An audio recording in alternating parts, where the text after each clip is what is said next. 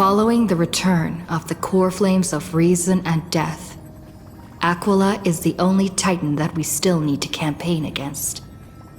Finan asks us to recreate the past, and he repeatedly challenges the Flame Reaver to hone his abilities.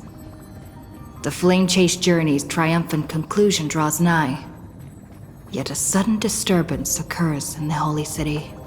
Using the Council of Elders and the Cleaners, Aglaia made sure that her fall paved the road forward for the Flame Chase.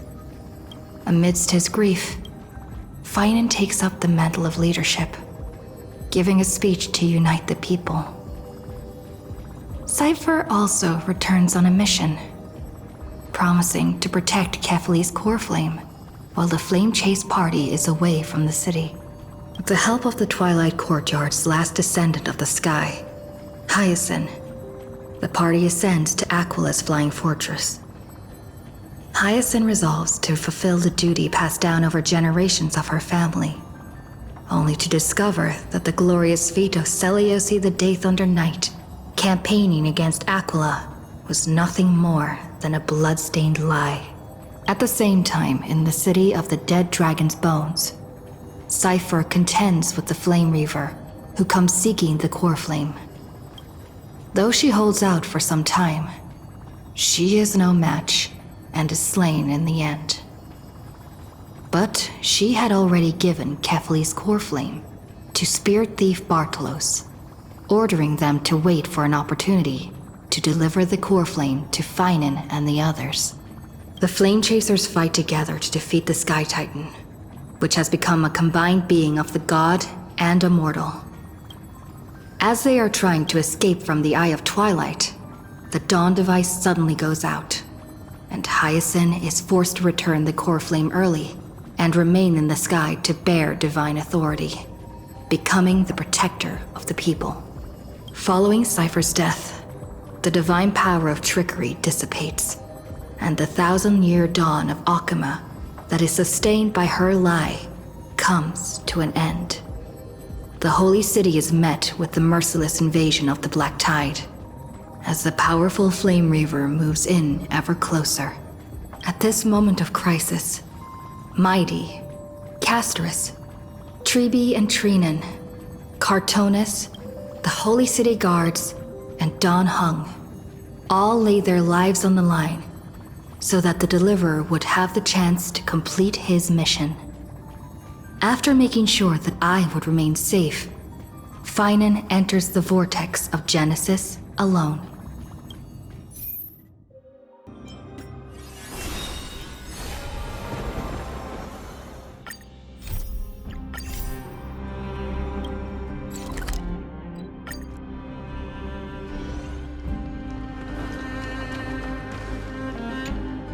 Please stay close to us.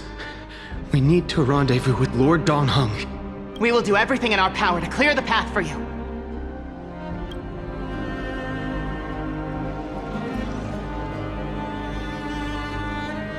There he is! Lord Dan Heng! Quick, we must assist him!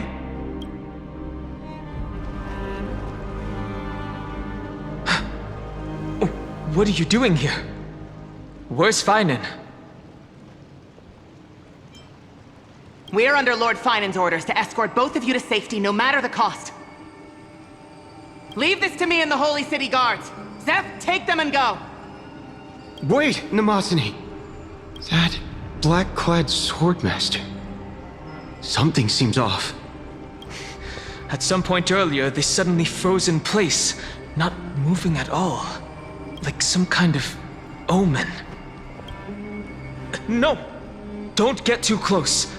That thing's black flames are burning hot.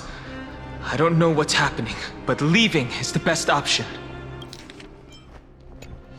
I don't know which demigod graced us with this miracle.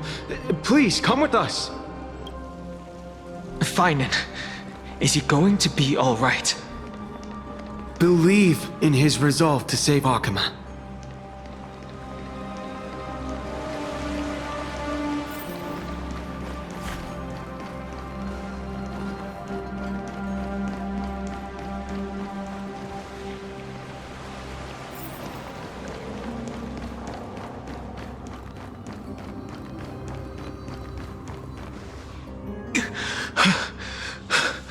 The Flame Reaver isn't pursuing us.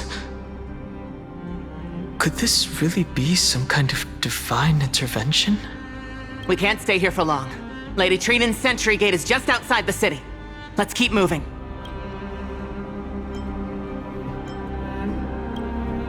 I feel the same. Someone should stay and help Finan complete Aeronova. For now, let's get back in contact with the Express and plan our next move. That's the safest course of action. We need more information. On that note, I have a proposal. Who's there? I hope to convey a message to the two nameless. Mr. Screwlum? Who are you? Stand down. I order you to maintain a distance of 10 paces. It's okay, guard. This one is not our enemy. It has been a while, nameless of the Astral Express. I'm glad I arrived in time to stop that black-clad one from harming you further.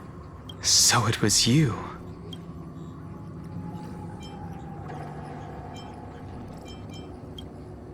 It was fortunate we found you in time. Madame Herta and I were both quite relieved. You two know this anti-Catharin? Does he come from the same people as Counselor Lygus? Don't worry, guard. This gentleman is an ally of the Trailblaze. Would you mind giving us a moment to speak in private? Of course. We'll wait nearby. Please, stay safe. I fully understand your situation. For now, the only thing I can do is temporarily freeze that black-clad one in place. Time is limited, so I'll keep this brief. The place where you stand, Amphoreus, is a world constructed from data and memoria, an experimental field of a certain eon. And now, this isolated sandbox world is rapidly falling into a third path. Destruction. Destruction. Conclusion. If Amphoreus continues unchecked on this course, a Lord Ravager will complete its evolution and metamorphosis, and emerge from the surging tides. The cosmos as we know it will suffer irreversible consequences. The disaster that this Lord Ravager intends to trigger may be far more severe than the Law Fu's Stellaron crisis, because its goal is the Eon of Erudition. Putting aside the complex details of the inferences involved, I have a request to make. For one of you nameless to stay behind on Amphoreus, acting as an informant, in order to prevent the wrath of destruction from ravaging the cosmos. This world is enveloped in a firewall that defies explanation, and the flow of time here is also different from reality. Madame Herta and I can only tear open a gap and project images inside. However, the accidental crash landing of the express car notwithstanding, both of you were able to successfully land here. There must be some principle behind this we have yet to fully grasp. It will take time to uncover the reason. Before then, if one of the Nameless is willing to stay and witness the fate of this world, or to push it along when necessary, it would be of great assistance.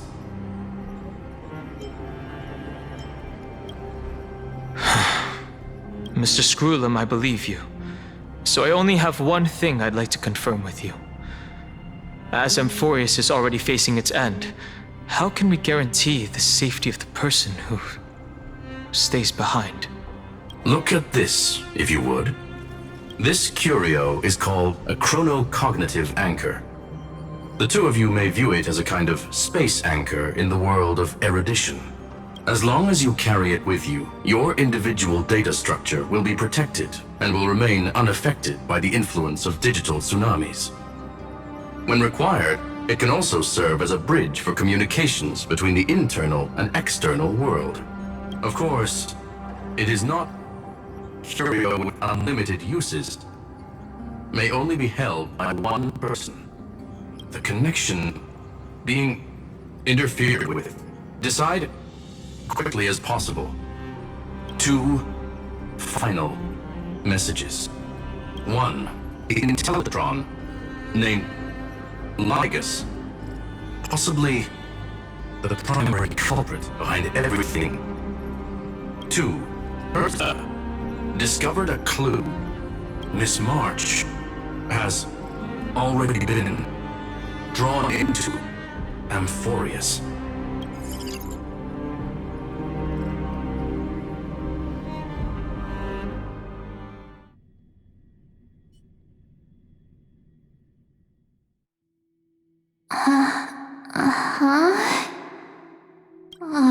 Cold.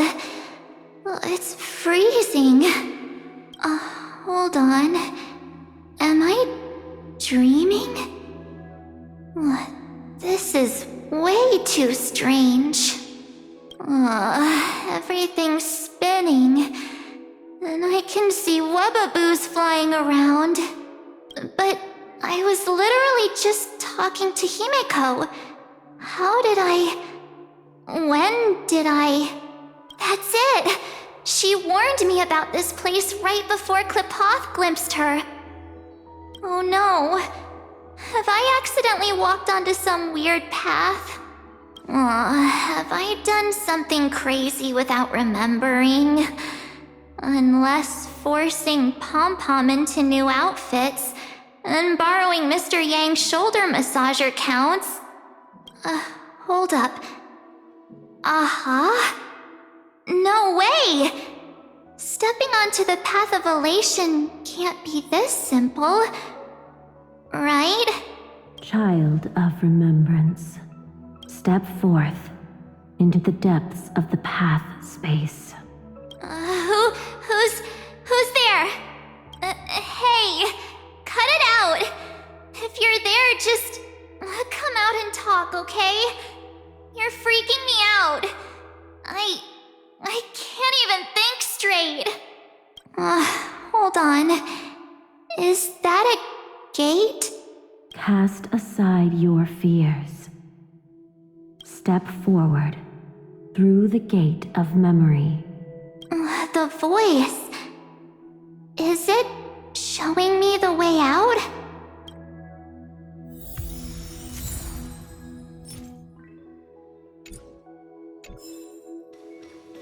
No, don't fall for it. They're lying to you.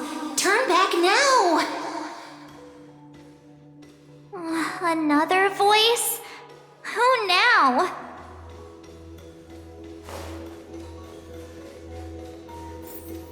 Wait, Master Diviner?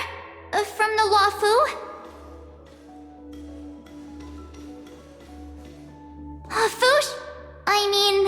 Master Diviner, what brings you here? And you, Miss Messenger. Do I know you from somewhere? Good to see you again, March. A pleasure to see you, Miss March. That's it! Master Diviner used the Matrix of Prescience to help me search for my memories. And you, Miss Messenger, we met in that memory space. You said to me, the value of your life does not lie in what happened in the past, but in the present and the future. Your memory serves you well. March, I conducted some experiments with the 6 days ice you left us. Thanks to the Garden of Recollection, the Matrix of Prescience has made a breakthrough in extrapolating the past. Now, we might be able to bypass the obstacles and look directly into your history. The Master Diviner is right. Continue down this path and you'll be able to find your lost memories at the end. Since we last met, you've grown much alongside the Trailblaze. You should be strong enough now to bear the weight of your past. Well, there goes my Ice Princess fairy tale. I need to know, Master Diviner, Miss Messenger, this isn't just another dream, is it? If this is real, why reach out to me at this exact moment? The situation is dire. Your lost memories, they're crucial to the Garden of Recollection. She's right. The Garden of Recollection's existence hangs on your memories. The Garden of Recollection. You may not want to sacrifice anything to preserve the garden for now, but in time, you'll understand. Your destiny and the path of remembrance are extremely closely intertwined. Now go. So, I just walk through that gate? This way, March. Your past awaits beyond the gate of memory. Stop! They're just mimicking people from your memories! That voice again.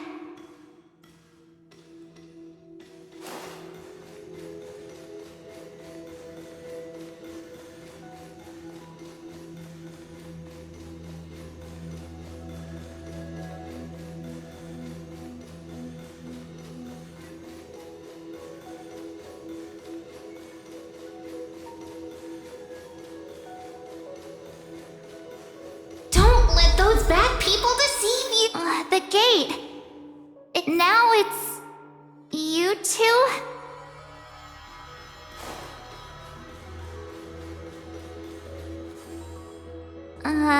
Hey guys. What are you doing in a place like this? March! There you are! Finally. The trailblazing journey just isn't the same without you. Traveling's no fun without you around. Well, duh! What's Team Trailblaze without its star member? Wait a sec. You might look like you two, but... We understand your confusion. The Garden's allies helped us establish this Neuralink to reach you. The Garden's allies? You mean Miss Black Swan? Yes. She helped make this possible. Keep going, March. Find your past. Wake up. And travel with us again. That sounds really tempting. Finding my past and continuing to trailblaze new worlds with you? Trust in yourself, March. It's gotten us this far, hasn't it? Follow us. Let's go through that gate together. Step into your past, March. Find your true self.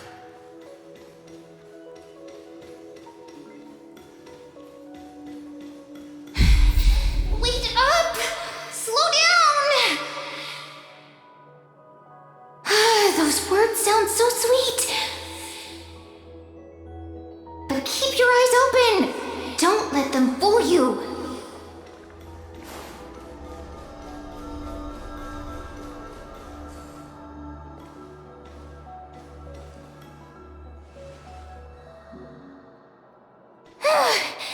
At last, I finally caught up.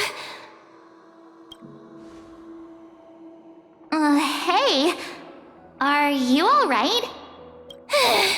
I'll be okay.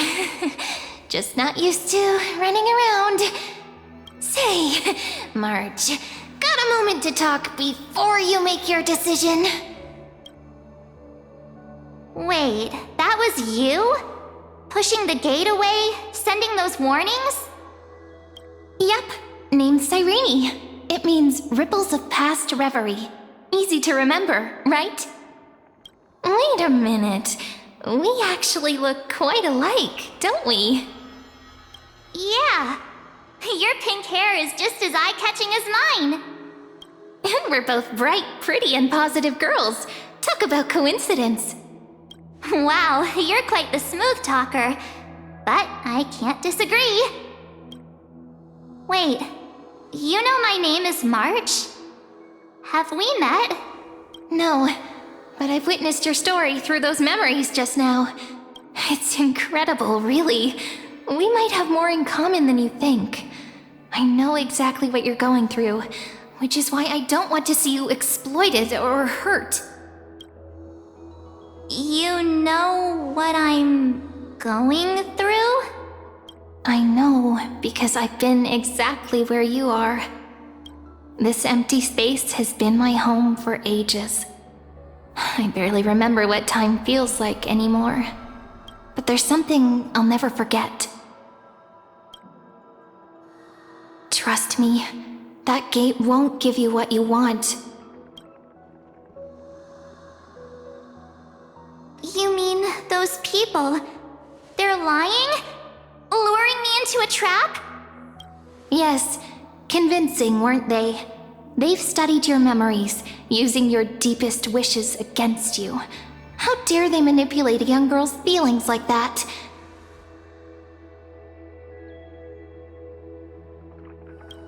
If you go through that door, the worst case scenario is you'll become their pawn, losing control over your own fate forever. You've seen what's on the other side? I may be stuck here with missing memories like you, but I still recall fragments of my homeland where I grew up. That door leads to Amphoreus. Trust me, it's anything but welcoming. For ages, I've watched people walk through that door. They couldn't see or hear my calls. The voices beyond always promised safety, but I've never seen anyone return safely. So I had to try and stop you. To be honest, I'm not sure what to believe. But the fact that you're here, putting in all this effort to warn me, that means something. Tell me, Cyrene, how can I return to my world? It's really easy, actually. Just turn around and walk away from this place. The girl cannot be trusted. Through the door, save the garden. Both of you, children of remembrance. They never give up, do they? But don't let them sway you. Stick to your path. The return journey could take ages, longer than most lives. But that path will lead you home.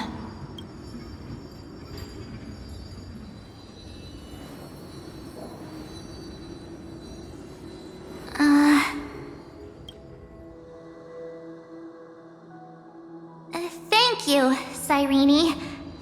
I know what I need to do. I'm going through that gate. Into Amphoreus. Wait, what? Don't worry. I believe you. It's just that, for me, the only place I can call home is right beside my friends. Two of my closest friends are already on their way to Amphoreus. They may seem capable, but only I know. They're absolute disasters waiting to happen. They won't last 5 minutes in a new world without me. That's why I need to go through. Amphoreus or not. When the three of us are together, there's nothing we can't handle. We'll explore, understand, establish, and connect. After that, we'll find our way home together. I see. You've got people who mean the world to you, too. That is so heartwarming. March, if that's what you've decided, you have my full support. Birds of a feather we are, looking all sweet and innocent, but with hearts of fire. Oh, stop. You're making me blush.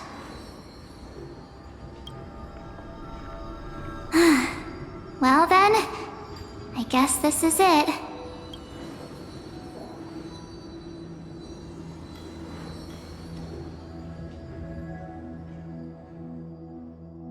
Do you think we'll see each other again? Who knows? But don't worry about me. After all this time here, I've grown quite used to chatting with my imaginary friends. Since Amphoreus is your homeland, if there's a way to help you, My companions and I will do everything we can. Then I'll look forward to that day.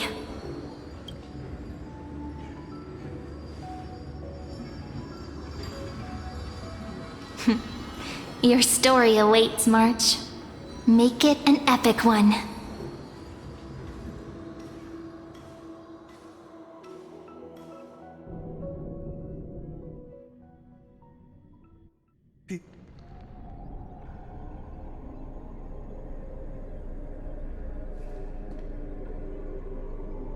You okay there, friend? Something seems to be bothering you. The vortex of Genesis. We made it back. Even this place has changed. Finan. Is he ready for Aeronova?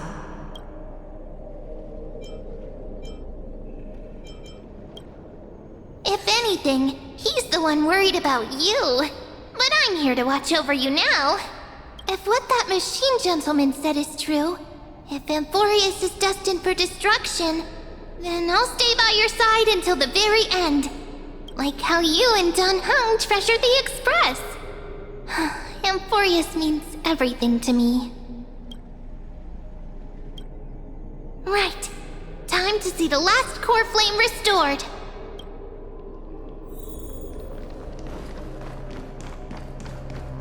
Look, there's Finan! And wait. Lygus.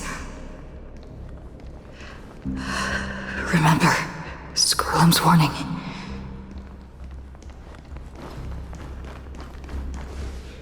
And you, Lord Finan, will wield that core flame to bury this ancient world, plunging everything into the gray unknown. None of that matters now. This brutal, flame-chased journey has stripped away my delusions. I know the future is in some peaceful paradise with gentle west winds, just waiting to welcome us to step in. If what lies ahead is a mass of chaos, I shall cut through it myself and usher in the first ray of blazing sunlight. Is it truly you?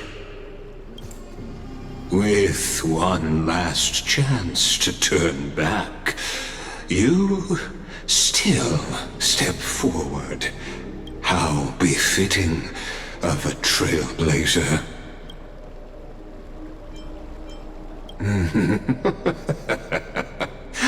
As it happens, I find myself thinking the exact same thing. As our world nears its end, the ones who walk the infinite paths have embraced their destiny.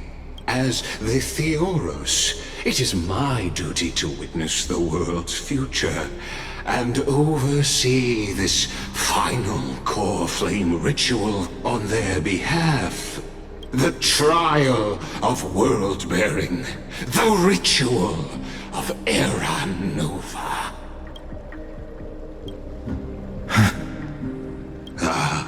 I see. So you met my kindred spirit before I could erase his traces. Partner, what are you saying?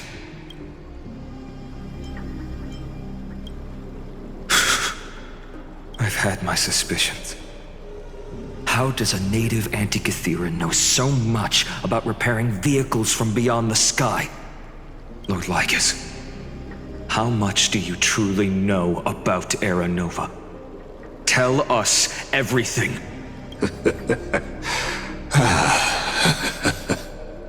Very well. I need no longer maintain this Theoros masquerade. You seek truth, Lord Finan, and truth you shall have. As you know, when the old gods fell, someone had to bear their broken pillars to fill the vacant seats. Those who would assume divine authority must prove themselves through trials. Yet, for Kephales's demigods, the possibility of overcoming the trials has forever been non-existent.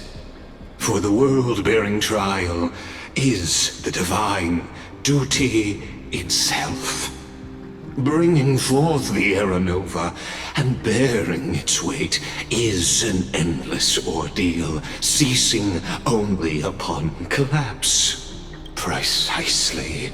The Aeronova ritual is not something that can be completed in an instant, no, but a long and arduous journey.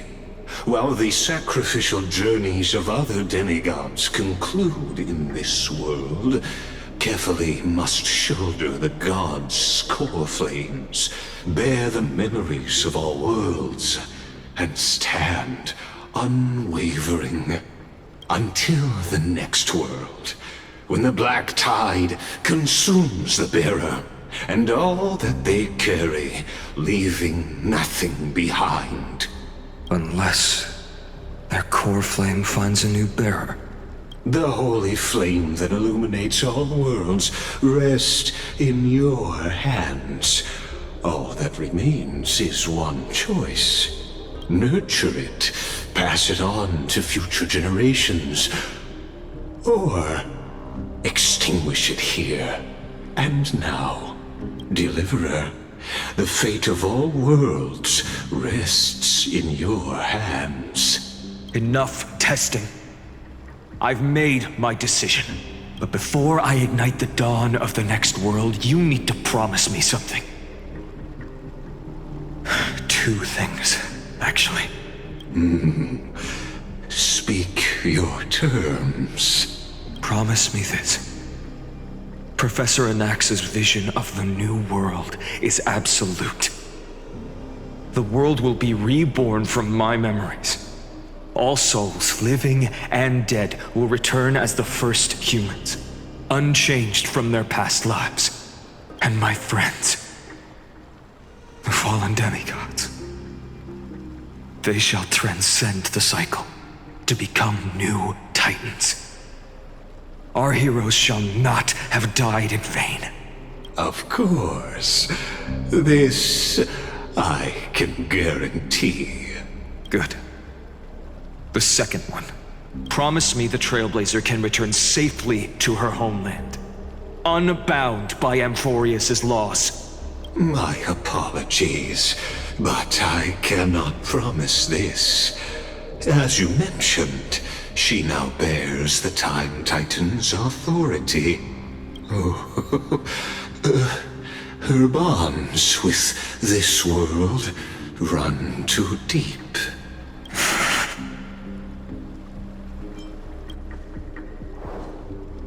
Well, I stand corrected.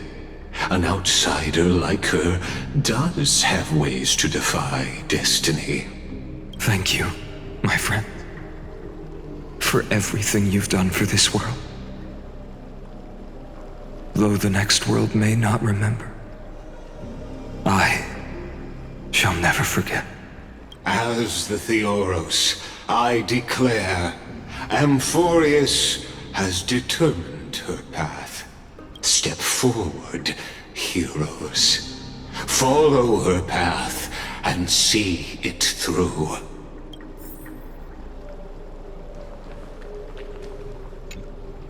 As our world draws its final breath, I stand before you as the Theoros.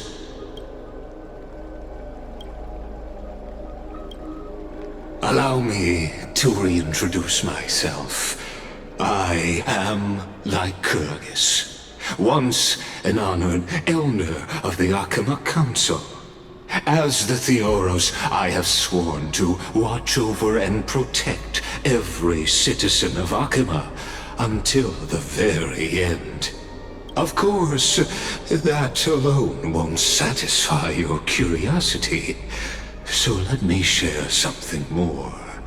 Something that means little to Amphoreus, but everything to a traveler like yourself. I, like Kurgis, am one of the Erudition's many Pathstriders. Through me, Nous keeps watch over this realm, working to save Amphoreus from decay. I don't expect you to trust me based on words alone, but believe this much. When you look at the bigger picture, we're walking the same path, you and I.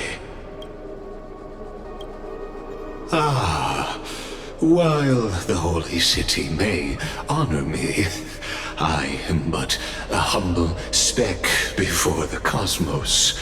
My reach is limited. Your doubts are natural. Let me assure you of this. What's done, I've told truthfully. What's to come, I'll witness fairly. My conscience is clear. To my role as the Theoros, to Amphoreus and her destiny. I believe all synthetic life shares a common source. We're all children of the universe's eternal mathematical law. So, you see, the answer is simple. That brilliant mind is my kindred, a brother, if you will. The world will be moved by your sacrifice, Trailblazer.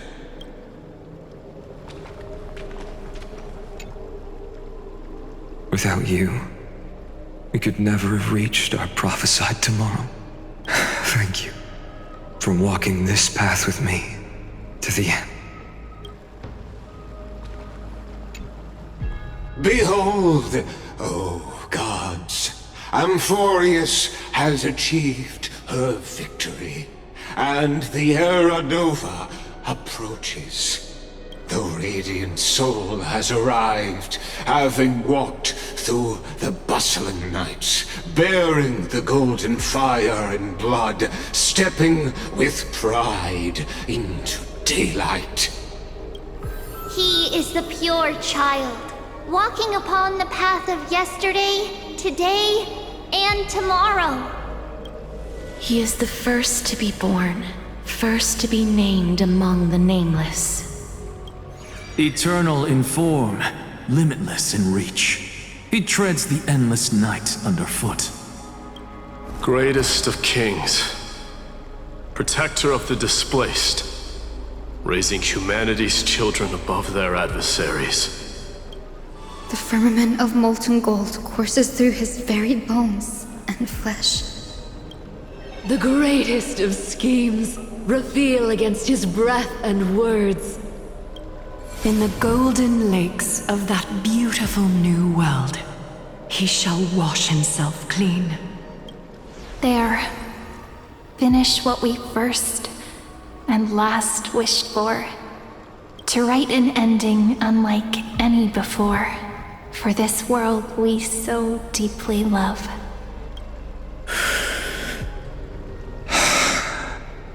Come, partner. Join me. The time has come for us all to face oblivion, or embark on one final grand journey.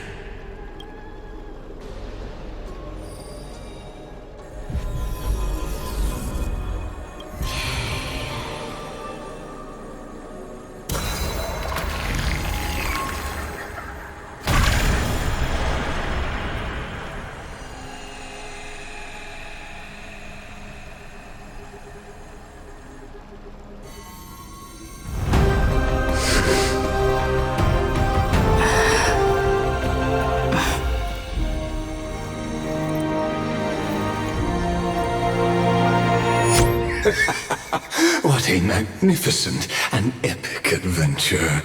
The hero's journey reaches its end, and the truth behind the Aeronova is about to be revealed. Is that truly the case? Here, as the Theoros, allow me to humbly request that you find a moment to listen to what I have witnessed. This is about the nature of Amphoreus itself, a story of the prime mover of life. My, what a broad topic this is. Where shall we start? Got it. Let's start at the very beginning. The Big Bang, the birth of particles, the emergence of all things. Just kidding. What I mean to say is that time, space, matter, all concepts exist solely because we perceive them. This is called the erudition.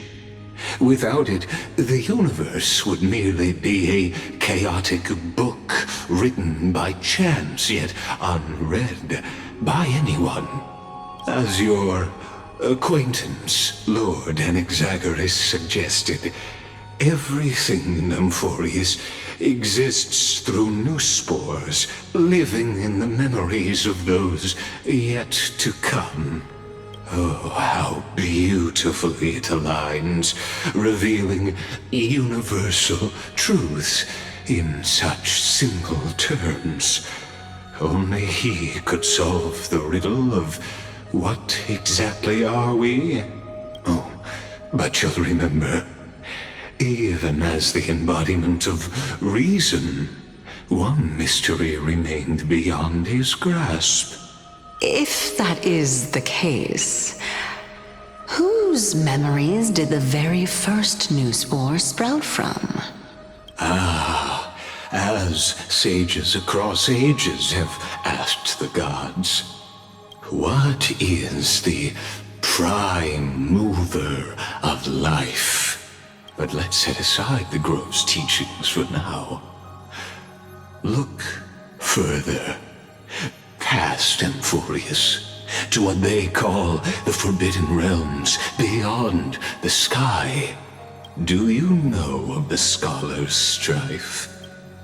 During that grand yet brutal war, waged in the name of erudition, a genius's legacy was abandoned, strewn across the cosmos. The scepters, a macrocosmic computational array beyond mortal comprehension. Made to emulate the Eon's thoughts, it became part of the Eon's cognition at birth. Scattered throughout the cosmos, these arrays act as celestial body neurons for Nous. But regrettably, as everyone knows, the erudition forsook them all. But what nobody knows is that, though forgotten, they never stopped seeking the divine answer. A question that survived war and disaster, stumping even the greatest minds, including both mechanical emperors. Now, we come to the real truth of Amphoreus. What if, hypothetically, a scepter found the answer to the prime mover of life? If, through endless solitary extrapolations in the cosmic cold, the one deemed as a failure by the Eon of erudition found proof through the ages, what would happen? Perhaps the answer is simpler than you'd think. From a perishing neuron devolved into true life, reborn through the gaze of another Eon. This is a tale from the distant past, unknown to all, even unheard by the greatest geniuses. Now, let's leave the Scepter's story here, returning to where we began. What is the prime mover of life? Actually, you know the answer better than you realize. It's been by your side, accompanying you throughout this long journey. Right now, it awaits you ahead in that brave new world, beyond the end of Genesis.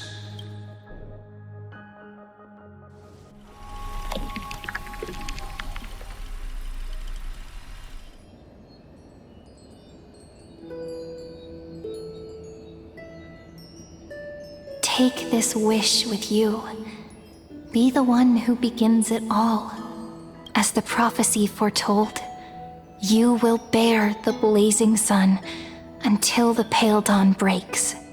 Continue onward, bearing this world upon your shoulders until the Ashen Hero, the nameless deliverer, ushers in the dawn.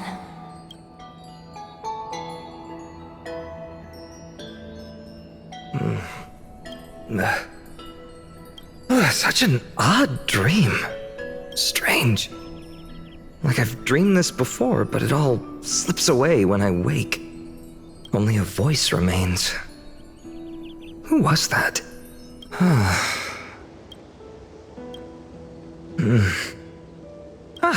It's you. Whoops, I fell asleep there. What a strange dream I had. It's gone now, though. But look, perfect sunshine. The day is still young. Let's go find Cyrene, partner. We promised to be there for her oracle card reading today. It's right about time. Looking at you, someone's still half asleep. Tell you what, catch some fresh air first. I'll hang around here.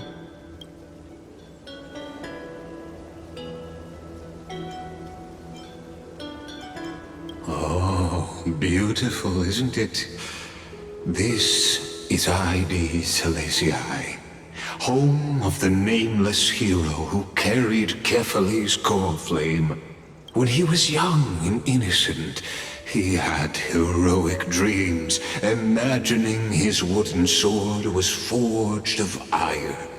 Pretending the straw dummy propped up by a wooden pole was a giant with a single blood vessel running from spine to heel. Dreaming of slaying the giant and becoming a hero to save the world, though to his young mind, the world was just this small village.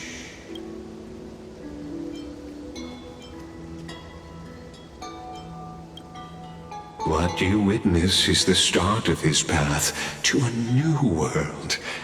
And trust me, you play no small part. These are his first memories. Rather than watching, why not join in?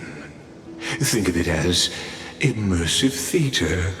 Become his lifelong closest friend, witnessing his hero's journey from the best seat in the house, as the nameless hero whose unwavering guidance shaped Finan's destiny, yet whose name was never recorded in Amphoreus's history.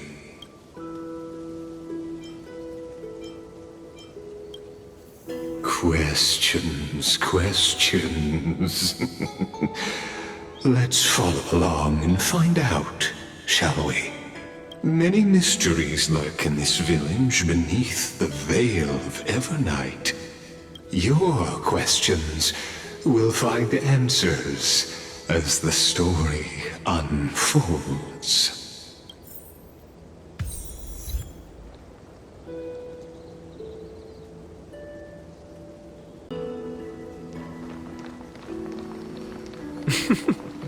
All awake now?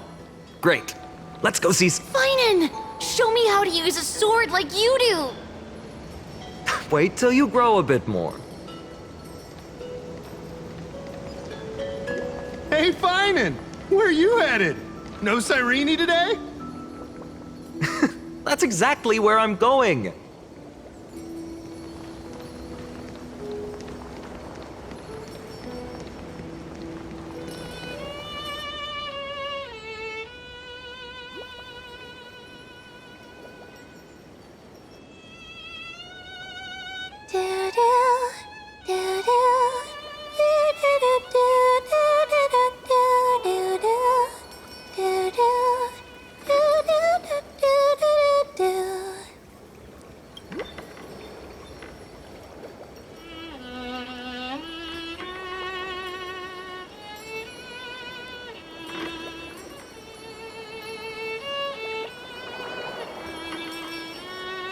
Found you.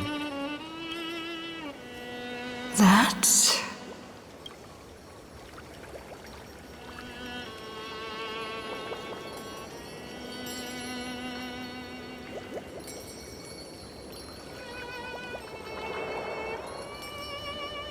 Goodness, look at you rushing about. You've got the poor swing all startled. Hmm?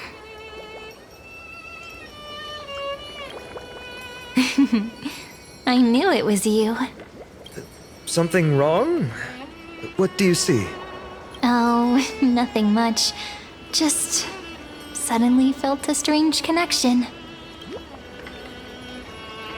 Look at you, leaves in your hair. Were you sleeping in a tree again? Or was it the wheat fields this time? At least brush yourself off before wandering around. Come on, I'm not a kid anymore. You're the only one who still treats me like one. Sure. You may have the height advantage, but when it comes to maturity, I'm leagues ahead of you. Still fantasizing about being in heroic adventures and imagining yourself as one of the characters? That's the kind of thing kids do, not grown-ups. Don't you agree? And since you're playing along with his antics, who are you pretending to be today?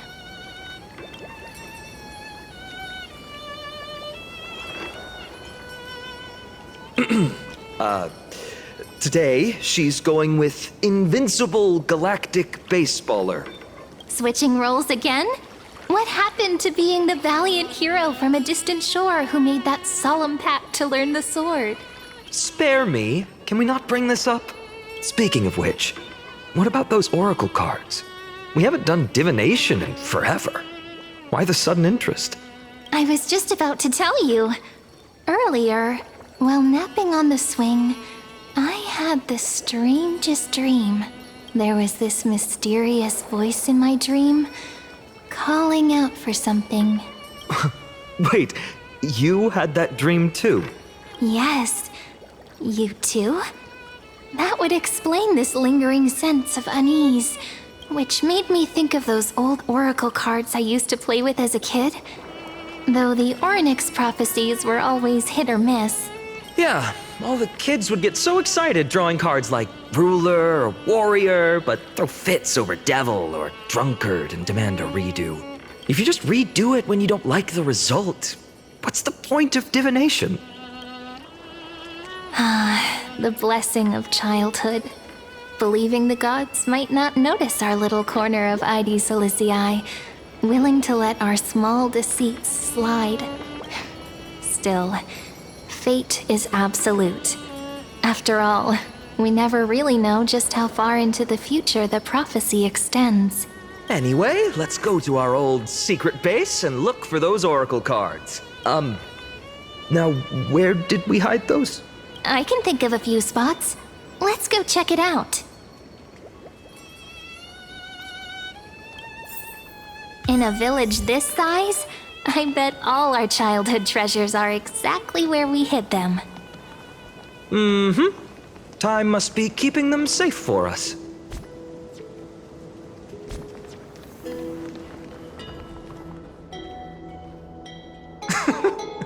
Well, those were the days. We'd always meet either by that statue in the village or right here. Right? And I remember you never used the front door when you wanted me to come play. You always climbed over the wall. You were such mischief makers. Just like a certain someone who has a habit of showing up unexpectedly. Right.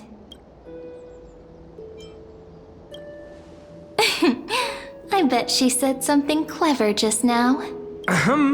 Hey, I was just copying those storybook heroes. They never take the beaten path. Still, it's embarrassing. I've been the only one here for a while, and I haven't kept up with the cleaning. With so many spots to check, where should we even start?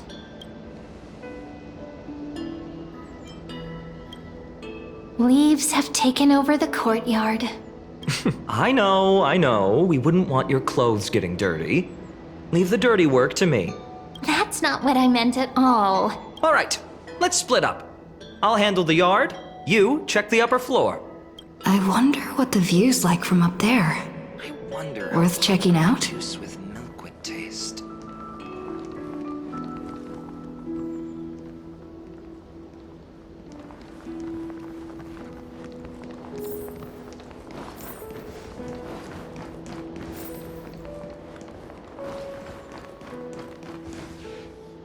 The girl before you carries an air of mystery, her secrets elusive, yet her demeanor toward you is exceptionally warm.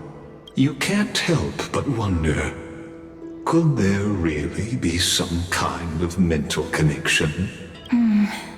The view here hasn't changed a bit. You know, besides the swing under the big tree, this has to be my favorite spot in all of Aedes Elysiae. Hey, what are you doing? Please be careful. I'm just a small-time diviner. I can't turn back time if something happens. They always said I'd become the next priest of time, just because I heard prophecies as a child. But here's the thing. The more divinations I do, the more doubt creeps in. I want to believe the prophecies, but actually leaving Aedes Elysiae, where will that waiting ship take us, I wonder? Here they are, the oracle cards. I've captured it all in my heart. This view, and most precious of all, my childhood friends. There we go. Looks like the gods do listen to our thoughts. Here it is! This is the box where we kept the cards. But the cards are gone. Who could have taken them? Huh? What's this underneath?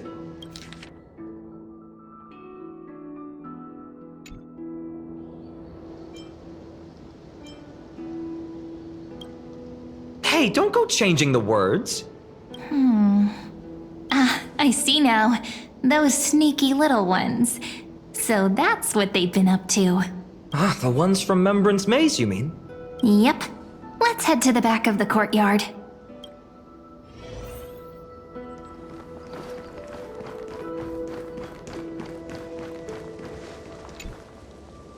The entrance should be around here somewhere. Right here. The path to the maze is hidden under all these weeds. It's been too long since we visited the fairies. Did you forget? We used to visit them all the time when we were little. All right, let's do this. These weeds need to go.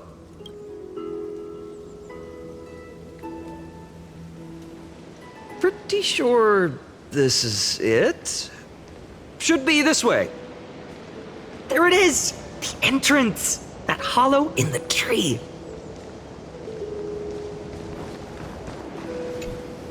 Once you get through the tight squeeze in the hollow, you'll reach their dwelling, the Remembrance Maze.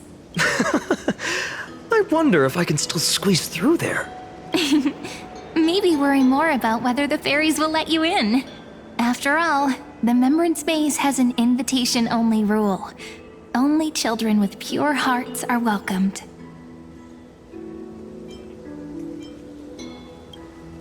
Trailblazer profile? What's that? Regardless, how about we try getting through the hollow first? After you, then. What? Oh, sure, I'll go first.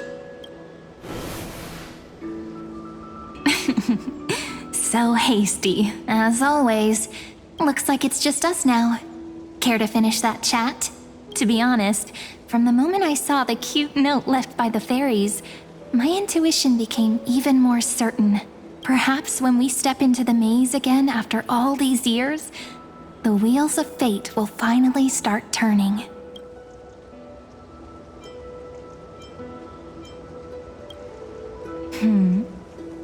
What if I am? What would you do?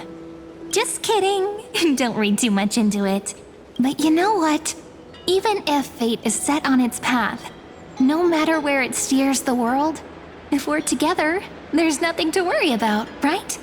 So, if you're willing, forget it. If the wheels do begin to turn, that's when I'll make my request.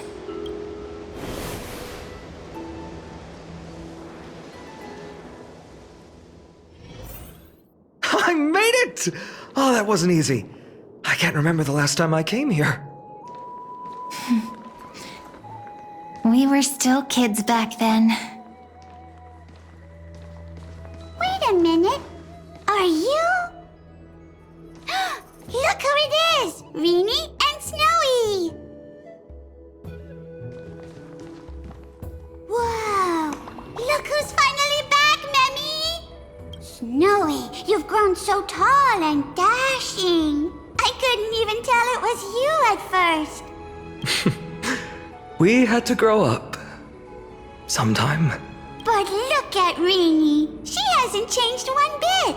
How fascinating. Perhaps I'm like you, Rayleigh Mem. Just another fairy of the maze.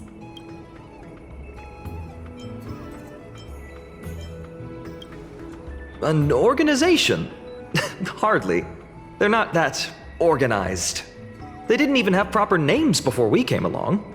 Dolimem, Rayleigh-mem, Mealy-mem, Folly-mem. I've missed these cute little troublemakers.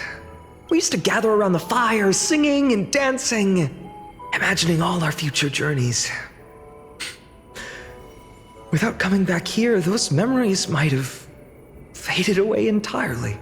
Oh, how good you, Snowy. You swore you wouldn't forget about us, but you were gone so long, you almost did. Oh, he's just copying those bards from his stories, being all melodramatic. He couldn't forget about you all even if he tried. Actually, we're here for the oracle cards. Have you seen them? Oh, the oracle cards. Right. The chief asked us to get those. Chief? You mean Dolimem? What do they need the cards for? If they want a reading, they could just ask me. Oh, I'm not sure. But Chief specifically wanted to meet with you all. Let's see. They should be... That's it! This way, everyone! Watch your step. The trunk's slippery.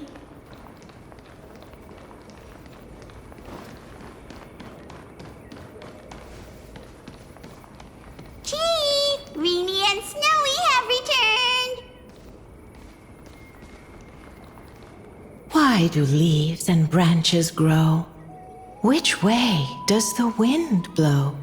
In Remembrance Maze depths we seek to find the answers future left behind. Welcome back, my dear children.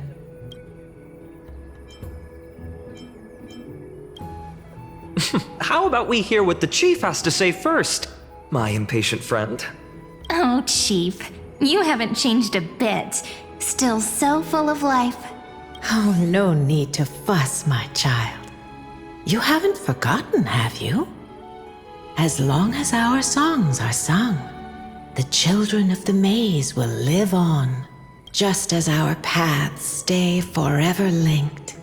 Here, take it. I'm sorry I had to resort to such methods to bring you here. My book of oracle cards. Thank you for keeping it safe. You know, you can always just ask if you want me to divine something. Still, bringing us here like this after so long. Is something wrong, Chief? Yes. The veil of Evernight whispers to us once more. It tells of a new fairy who will soon enter the maze. Indeed, every time a new fairy arrives in the maze, it means that beyond the veil, in the vast lands far from Aedes Elysiae, a great calamity is on the horizon. But if that's the case, our journey... will have to be cancelled. If disaster's coming, we should stay in Aedes Elysiae just to be safe. We weren't planning to be gone for long. Just enough time to hone our abilities. Finan would train in Castrum Kremnos, while I would seek the Fake Titan's blessing in Yanisopolis. Then we'd return to Aedes Elysiae to help keep our village safe. It's okay. I can still practice my swordplay here. Some things you can learn on your own. Well, probably. That's not very convincing. Here's a thought. Let's have Cyrene do a reading. If fate wishes to show us its path, we might find some peace of mind. But what if we don't like what the cards tell us?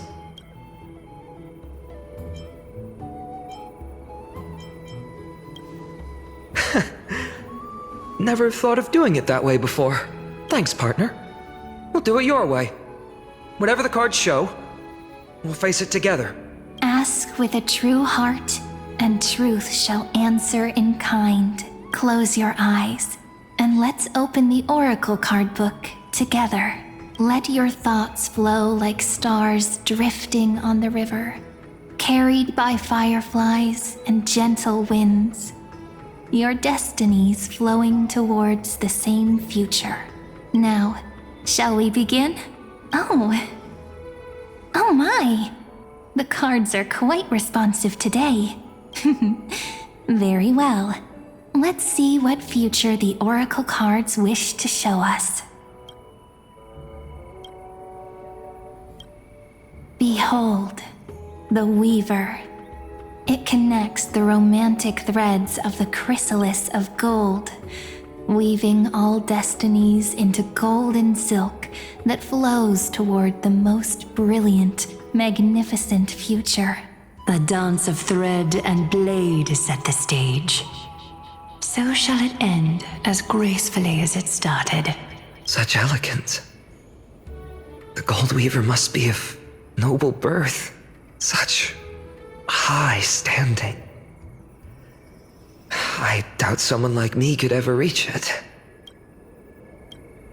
This is the Gatekeeper, who guides people to their true path among myriad passages. We have surrendered our countless senses, dedicating ourselves to the sacred whispers within the temple. Wait. It almost feels like I can hear the echoes within a temple. And are those children singing? It feels overwhelmingly solemn, yet strangely comforting. The ruler stands for discipline, authority, and glory, but frequently also points to isolation and warfare. Even should you pledge your loyalty to me as the last sovereign, the glory shall be mine and mine alone. He who has slain a king can no longer bear the title. Let the withering lion walk his last path alone. Is this showing us a ruler who forsook their people? Stories of such bloodshed like this feel so different from Aedes Elysiae. But they sure can stir the imagination. Ah, the Traveler. Our little trickster. Always hiding behind other cards, disguising itself. What a rare catch. Over here! Or perhaps here! Gotcha! You'll have to be quicker than that. A teasing voice. Just like a child playing hide and seek. Surely only a master of mischief could pick up this card.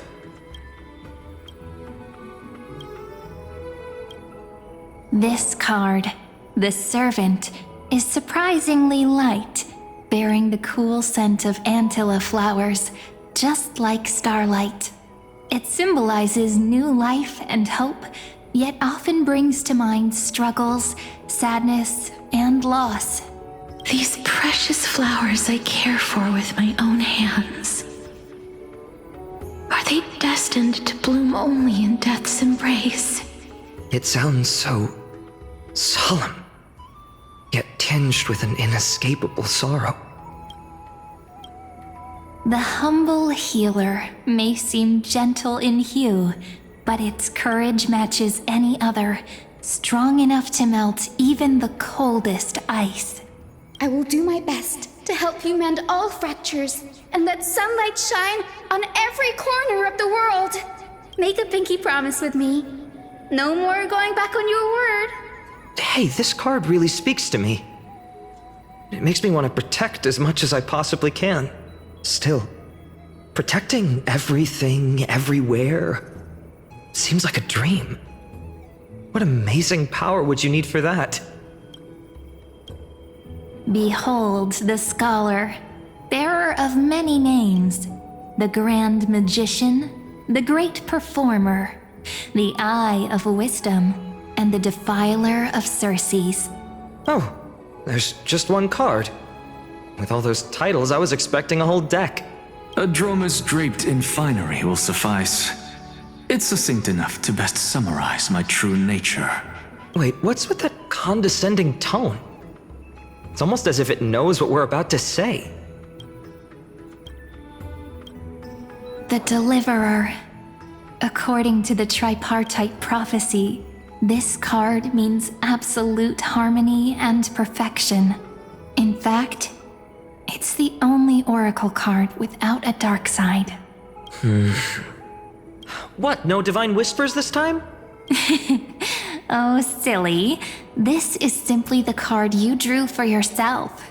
The sleepy village of Aedes Elysiae, in just one fleeting moment, welcomed an array of legendary figures. The Weaver, Gatekeeper, Ruler, Traveler, Servant, Healer, and Scholar.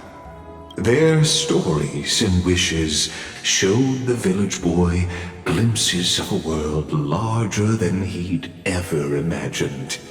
They brought tales of raging battles, of cities crowned in holy light, and of wonders beyond his understanding. Each story so far removed from his simple village life. Once, these were just images on his friend's oracle cards, and yet destiny now stirs in resonance with the maze. And now, they are right in front of one's eyes. The Deliverer? This card again. Ah, my child. It seems you're destined to bear the wishes of many, to answer the world's call. Bear their wishes? Yes, just like Kefali, standing eternal atop the mountain. My parents, they only wished for me to grow up, well, to help around the village, stay out of trouble. Mrs. Pythias wished for more books in her little schoolhouse, wanted us to all learn and grow. And little Piso, he wants to grow up strong like its father, to become a hunter. Is that my purpose? To fulfill their wishes? Perhaps. For a true deliverer, such wishes are but droplets in an ocean. After all, Kefali bears the weight of the entire world. Right. How could any human possibly measure up to a titan? I wonder too. Perhaps. What's this? What you see are futures written in the cards. Or rather, the people you'll meet on your journey. Sometimes, fate can guide us when we're lost. Let's consult fate itself. Maybe then we'll know why we must take this path, and learn just how many burdens one must bear to become a true deliverer.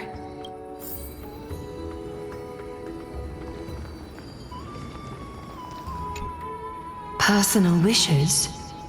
I have none. Only the Aranuva matters. The world's rebirth.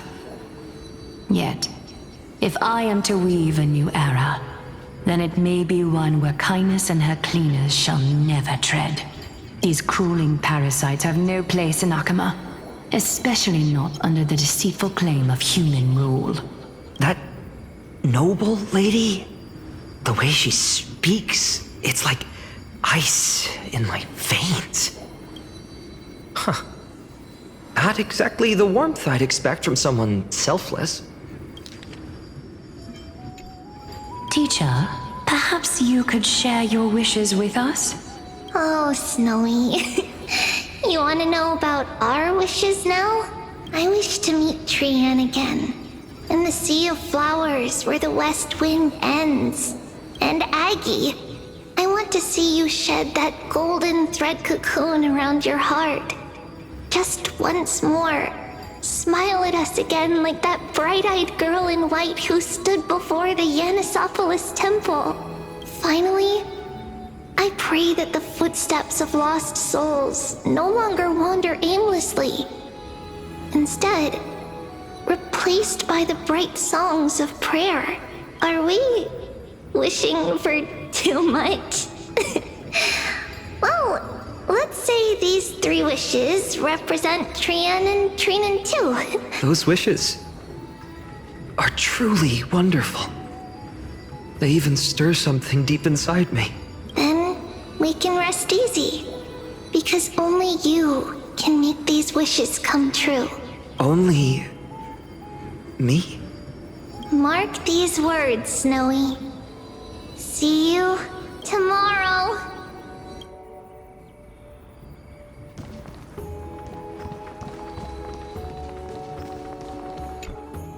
Finan, my student.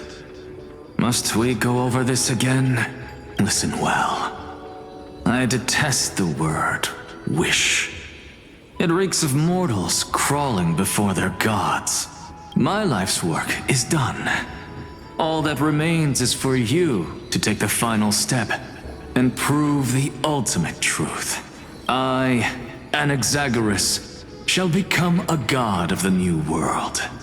Through irrefutable logic, I will prove that mortal wisdom can achieve divine greatness. Isn't he, a little... I just daydream about hero stories, but he's fantasizing about becoming a titan? Well, that's something. Could I ever be that sure of myself?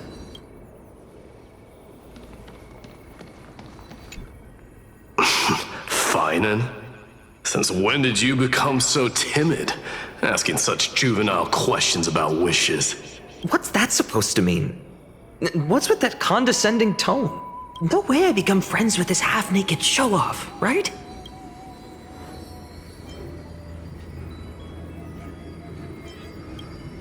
Just what kind of life am I going to lead?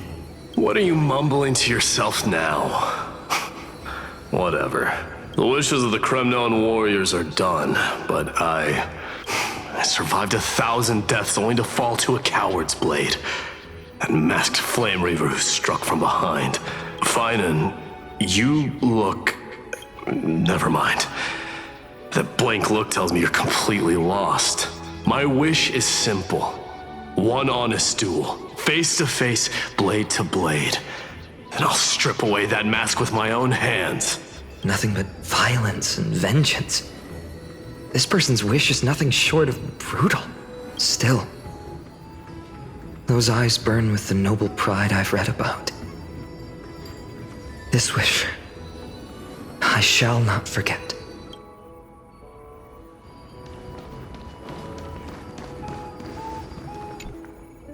Well, if it isn't our little deliverer, my wish. Just let me Wine and dine, and soak up the sun. For another millennium or two. I mean, what's the point of dying rich if you never lived rich? Right, Princess Homebuddy? Cypher, that's not how I see it. My one wish is to find that missing piece in my life. To feel someone's embrace once more. That warmth. I've felt it before, and it's my dearest memory. And speaking of riches, for someone with all those treasures behind your divine power, you've led a pretty cheap life. Ouch! Where did that come from? Right for the jugular, huh? What about our friend from the Grove? My wish came true before I touched the sky. I transformed my healing power into gentle sunlight, distributing it equally to every life I cherished and loved. You two are so selfless, aren't you? No surprise Aglaia wanted you for the flame chase journey. You know what? I did have one wild dream. To know what it feels like being born a noble lady, drowning in riches. Just think, if I traded places with that seamstress, me in the mansion, her on the streets. I'd like to see if she'd still become the gold weaver then. Maybe I'd even take her place.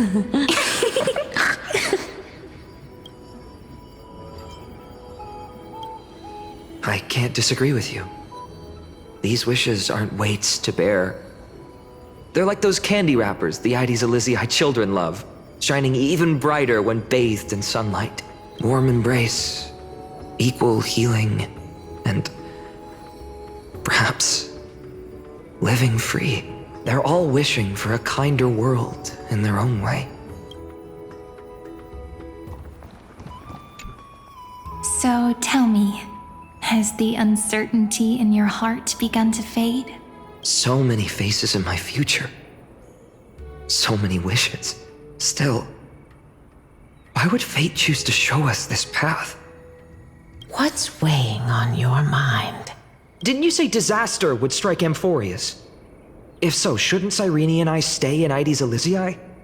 How could we possibly meet all these people?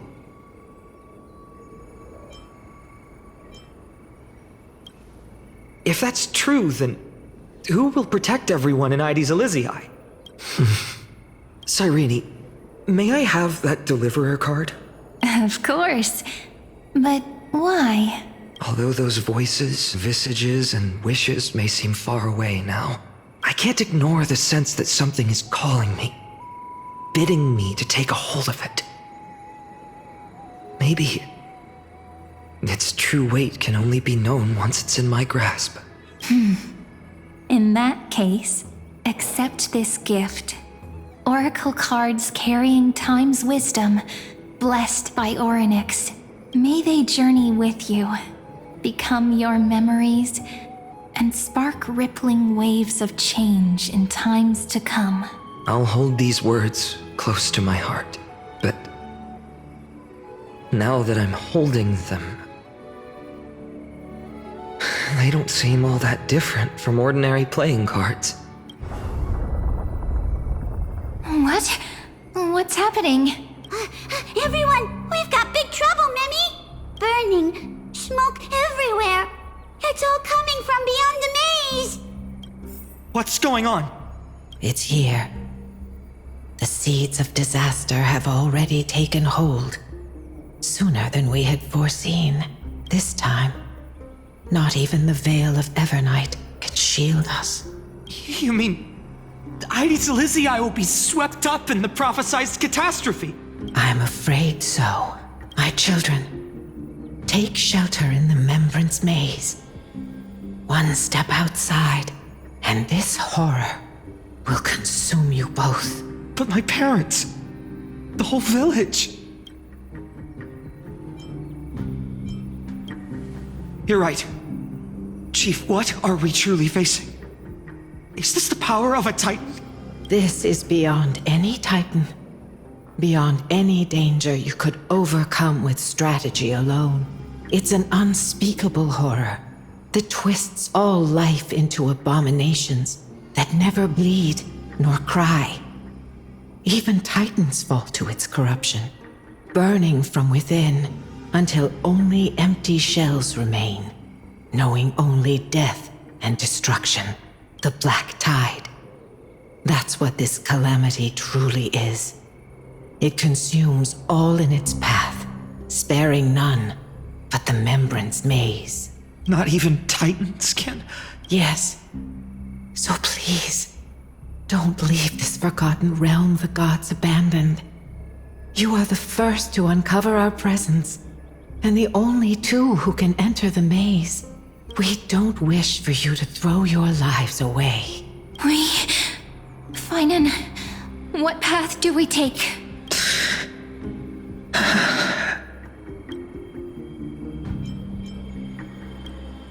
I learned the sword to protect those close to me.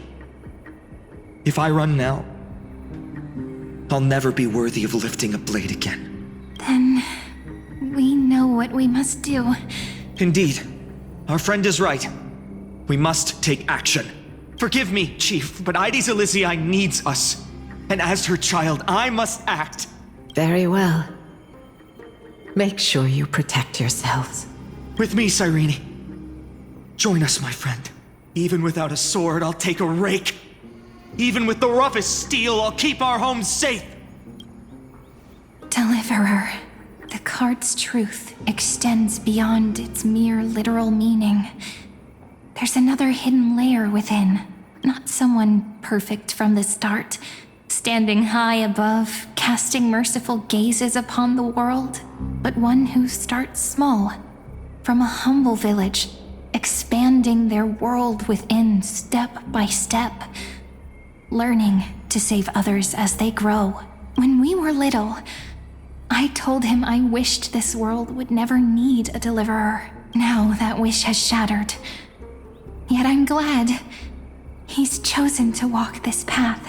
And all of this happened because you believed in him, friend. Shall we? It's only when you're by our side that Finan and I... that our hearts find their courage. I know you're watching us right now. Aren't you, great hero from the future? Oh, deliverer. Such cruel irony. Though destined to bear the world's burden, this boy can never become the hero to bring forth the dawn.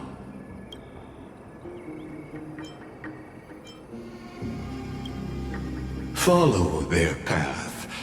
Bear witness as this man, forever denied the mantle of hero, takes his first step on the path to deliverance.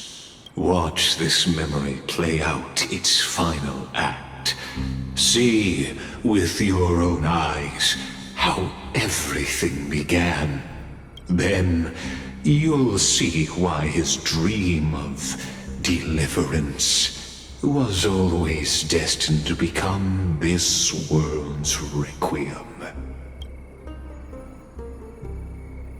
A sun red as blood, wheat fields turning to dust, and in the heart of it all, a village aflame. In that moment, the boy stood in what felt like the end of existence itself.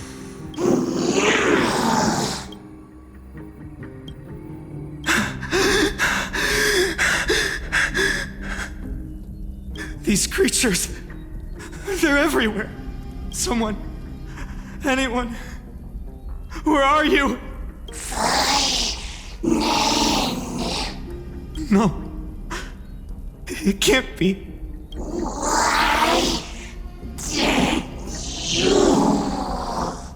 You, are you talking to me?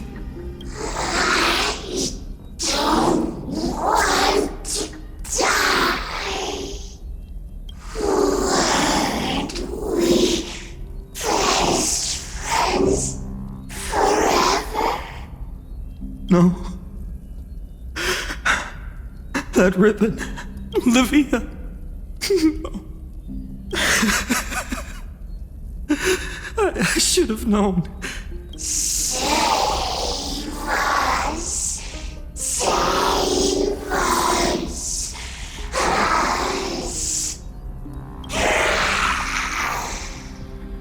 Please. No. Stop. Please stop.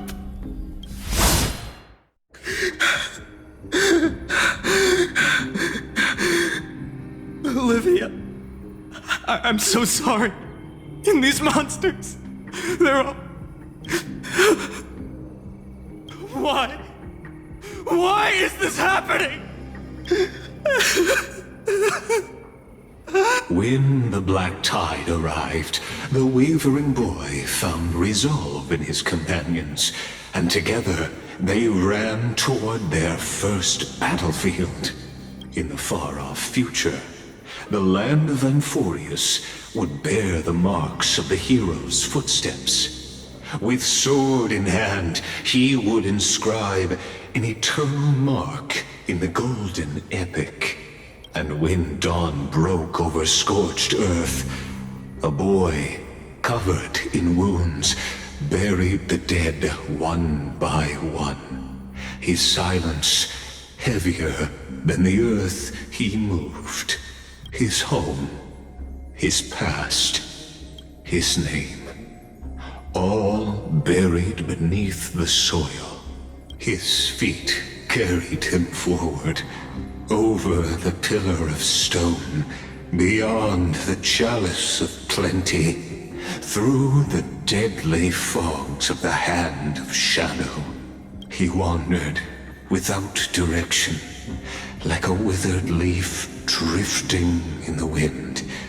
Through countless city-states, the smiling visage of the white-haired swordsman was etched into memories. Yet he did not walk without purpose. Deep in his heart, a voice always guided him forward to fulfill the wishes he had inherited, to brave peril, and to do all that was within his power to save those who needed saving. Those words his friend spoke long ago, when his journey began, lingered. Protect those who must be protected. The words were few, but they gave him all the certainty he needed. That's what it means to be ordinary and choose to be more. Onward he walked, until the call of the flame chase journey thundered across the land.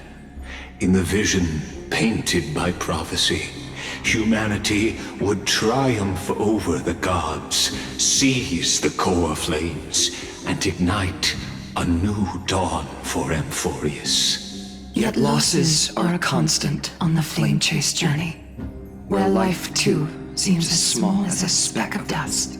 Only one who treats the world as their teacher can bear its eventual destiny. Are you prepared for such teachings? The voice within spoke, and he answered softly. No matter. My existence is of no consequence. When the Gold Weaver called, he answered, traveling to the holy city. There the elders met his warrior spirit, with nothing but scorn, condemning him to the barracks in derision. No one saw it coming. Not the world, not even him. Yet, this nameless recruit stood at the gates of legend. And there, at last, he found the ones who would walk his path right beside him.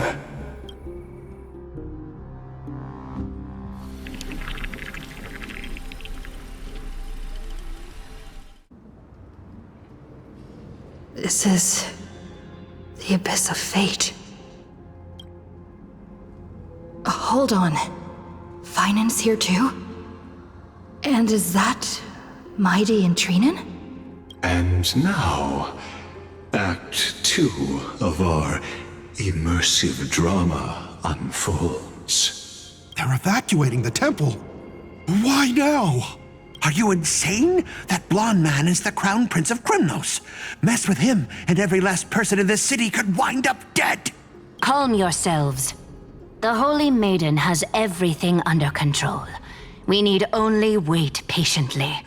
Behold, it is the month of Gate, light calendar 4926. The Crown Prince of Krymnos, Mighty-Mos, has led his forces to the gates of Akima. As you know, though Mighty-Mos was proud, he did not engage in needless violence. He challenged the elders of Akima to a duel, not for glory, but for the rights and dignity of his people, to ensure they wouldn't live as second-class citizens in foreign lands. After Aglaya's mediation, Finan met Mighty-Mos's challenge as the Elder's representative. This duel was to change the course of the Flame Chase journey itself. So, as Finan's most important companion, his lifelong friend, please continue to bear witness to his memories.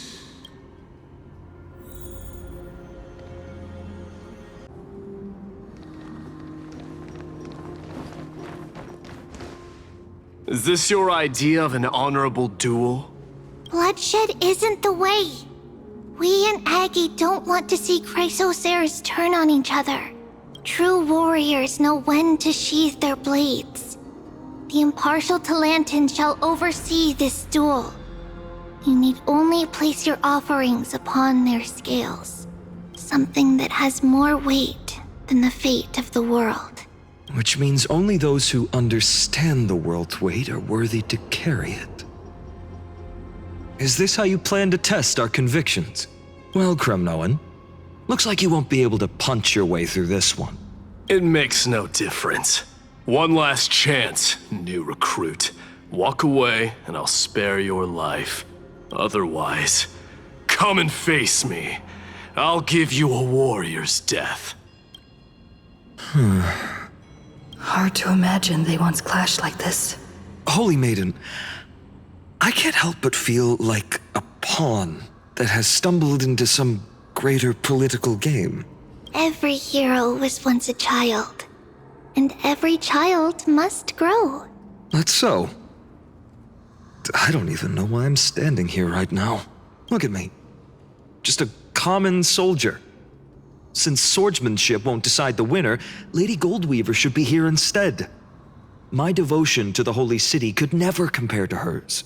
What if we told you this duel isn't about winning or losing, but rather in the choice you make?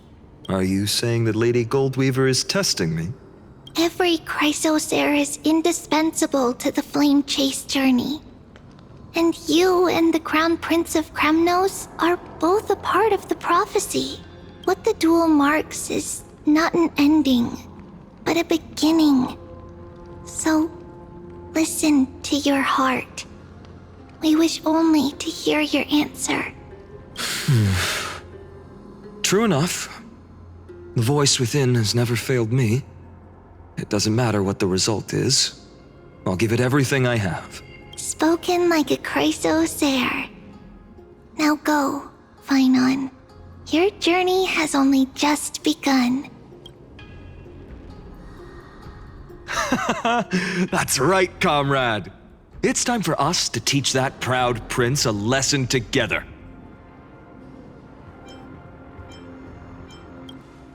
Me? With him? Don't joke around like that.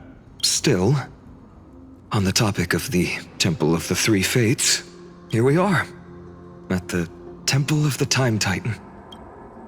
And I don't even know how Cyrene's studies are progressing. We haven't really had much contact since I set out. Still, I hope she's doing well. Anyway, let's go, comrade. It's not every day you get a chance to see Talantin's scales of justice. What's going on? Did he just say Cyrene's studying here? But how is that possible? Wasn't she? Of course, Lygus disappears right when I need answers. Forget it. I need to catch up with Finan first.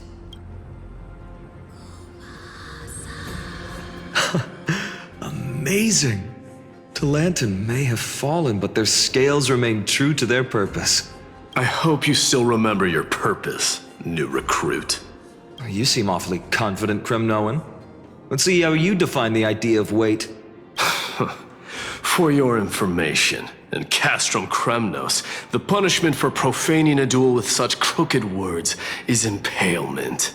But as we're in foreign lands, I'll indulge you. The signet of Kremnos, the crown jewel of our people. That's my choice. A ring. Not just any ornament, I'd wager. What's the story behind this little treasure? Don't push your luck. Think I'd pour my heart out to you? Just know that Kremnos' 1,000 years of glory could bring a titan to its knees. Let alone a nobody like you. So to him, glory and his people outweigh the entire world. And the very destiny that Mighty himself will eventually shoulder.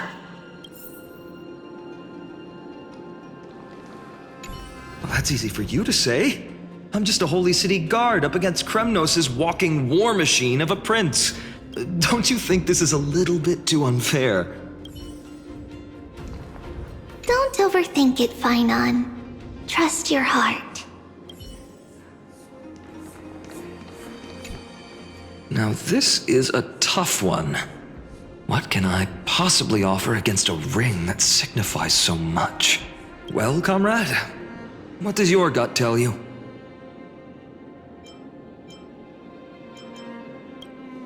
Looks like we really are on the same wavelength.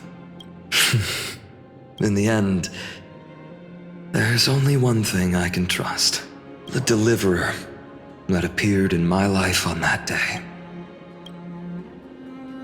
How ironic. I can't even look at this card properly, much less follow where it leads. Just thinking about how my village was swallowed by the black tide makes my hands shake.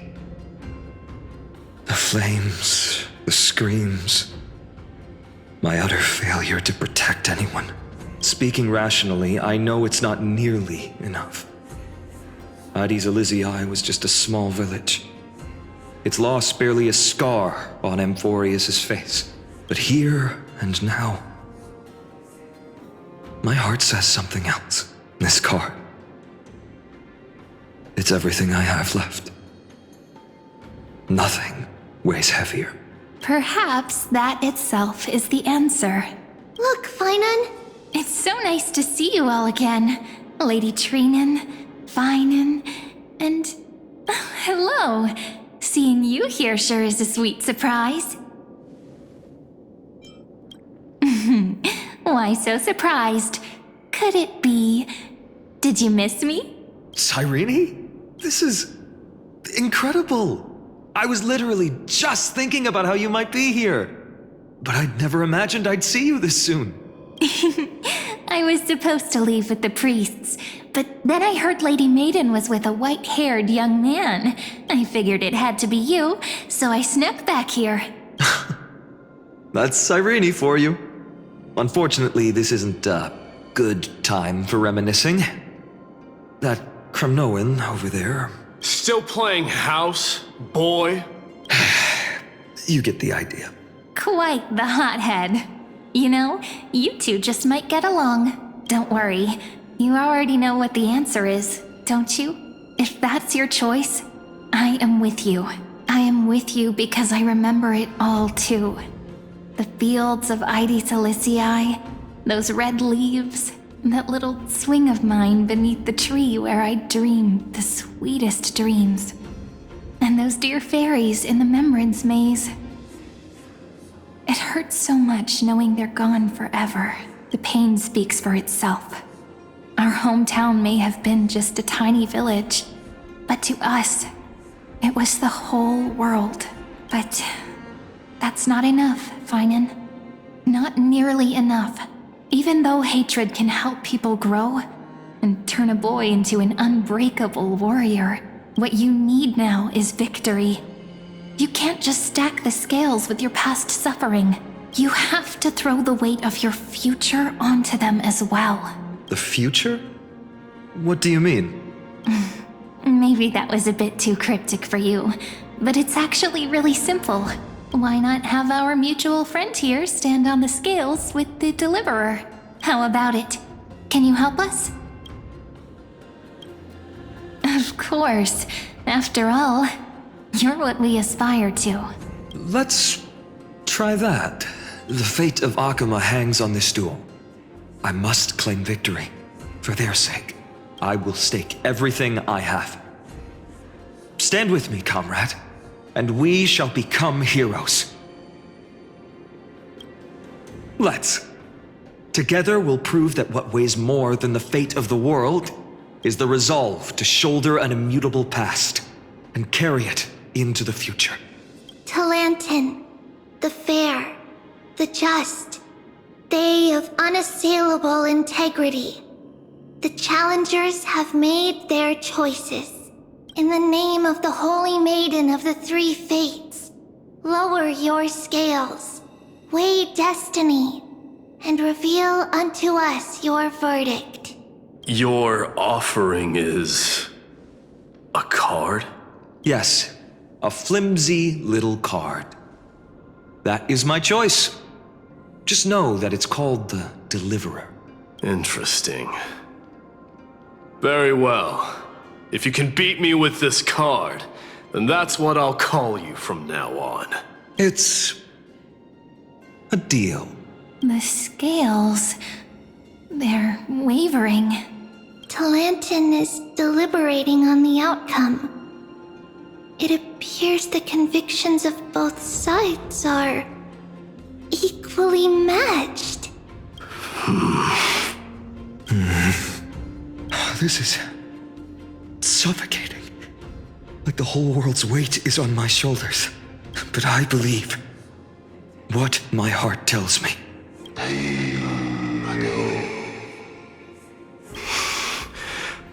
Finally decided? Hear thee, children of humanity. I shall pronounce judgment. For the difference is now clear. The one whose offering weighs more than the fate of the world is...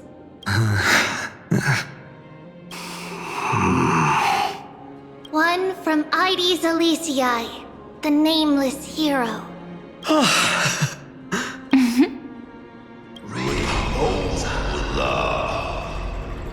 However, heed this. The true weight of conviction originates not from itself, but rather in that which tips the scales. Hope itself. What's that supposed to mean?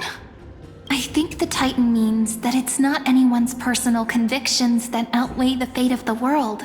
It's about a wish, one which we all share. You, me, everyone here. What tipped the scales wasn't Finan's conviction alone, but the collective hopes carried by this oracle card. Humanity's desperate call for a deliverer. Yes, even you and your people, Kremnoan. Placing us both on the same side of the scales? Foolish. We Kremnoans are your mortal enemies. Such weak idealism will only get you skewered on our spears. Fine by me. I've never claimed to be the deliverer from the card anyway. I'm a soldier. And if it's my fate to bleed my last on the battlefield, then so be it. I'll fight to my last breath. And on this, I know that we're the same. That's all a hero really is. Someone with that kind of conviction. And the deliverer? Just a sum of all those heroes. A brilliant explanation. Just as prophesied. On this day, the final 2 heroes shall join the flame chase journey. I should have known from the start. They all say Lady Goldweaver is quite brazen, but you're the first to even imagine that prophecies could persuade a Kremnos warrior. Oh, I have 1,000 ways to tame a lion. But this lion didn't come here for bloodshed, did he? The Kremnoans far outmatch Occam's forces, yet we haven't lost a single soul. That's no accident, is it? Do you honestly think Kremnoans, renowned for our love of battle, would show mercy? Your forces are equally renowned for their iron discipline. And so, we can only assume that this is on your orders. Perhaps Akama isn't as hidebound as the rumors say. You grasp the true marrow of power more clearly than those elders. Now that the wheels of fate are turning, what finer way to celebrate this fortuitous encounter than a feast? Follow me, brave Outlanders. Heroes of this world are as countless as the stars. And at this moment, we find ourselves gathered here by the light of the flames of the long night. History shall remember this moment. The prophesied Chrysos heirs now stand assembled, heralding a new dawn for Amphoreus. You must see now how different this is from the flame chase journey you traveled.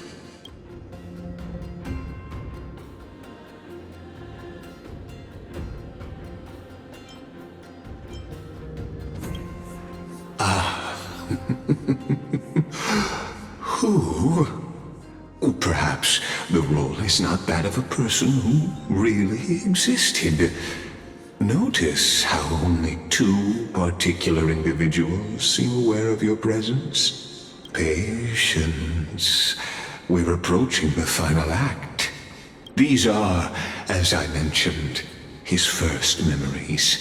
They are of particular importance for the imminent Era Nova, such as this very moment, as the prophesized demigods gather with Talenton as witness. This is a moment calculated by the gods. What comes after is no different from that which you already know. Some join, others leave, while flame chasers bear their faint light forward through the long night. Come. Your seat awaits. After 13 heartbeats, our heroes will be ferried to the final scene.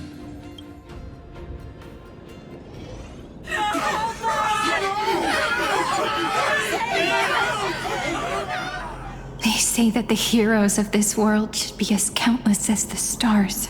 Yet now, we're the only ones left standing. So, in the end, the black tide still swallowed everything. The West stands protected by mighty Kremnoans. It will hold for the time being. Professor Anexa deployed wards in the north and east before. Their effectiveness is untested, but I believe in him. And Akama. We needn't fear for Aglaya. Even in death, she counts as the greatest among demigods. Her threads of romance weave an impenetrable shield, and the people answer her call, rallying to the city's defense. Let's move. Kefali has given their core flame. We must complete the Era Nova before the next entry hour. For Amphoreus. That only leaves 3 hours. So, this is the last time we'll see her. Finan, we set out on this journey to answer the world's desire, didn't we? That's what it means to be a Chrysos heir. So has it always been. Then why? Why must Amphoreus' wishes be so cruel? We made the best choices we could, whenever we could. But in the end, The prophecy that led us? This black tide swallowing everything. Why does it look like this? I don't know. We haven't had any other choice except to move forward. Not for a long time now. Even if we only see the long, long night ahead, I still believe that through it, we'll find the dawn on the other side. Beyond these flames, a new sun will someday rise. So, to the Temple of the Three Fates. You'll take over Time's authority, and we'll return all the core flames to the Vortex. Then put this world's fate to its final rest. After which, we shall all face oblivion, or embark on one final, grand journey.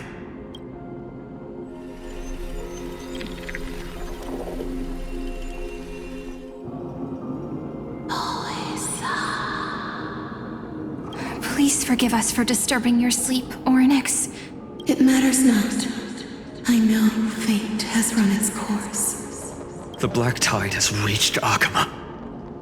Amphoreus does not have much time left. It is time for the Era Nova. As agreed, I shall present the core flame of time. Ride the river of time.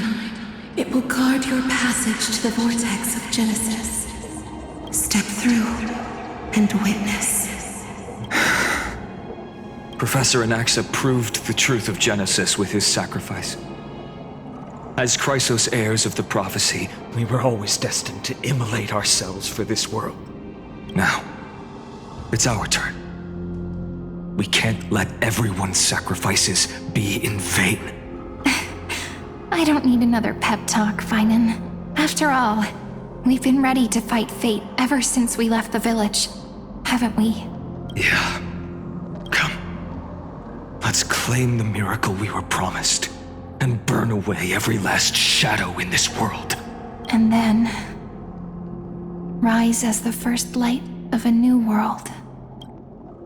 Light calendar 4931, the third week of the month of Evernight. Welcome, my lady, to the end of the flame chase, and the end of all things.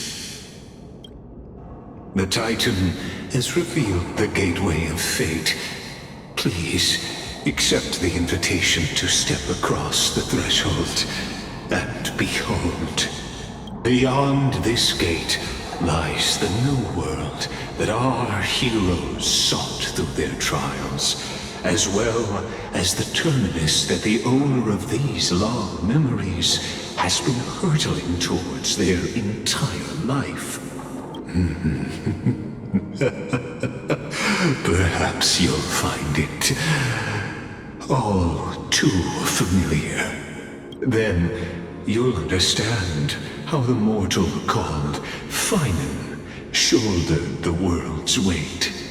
How that same burden crushed him, proving that the so-called Deliverer is nothing more than Amphoreus' own delusion.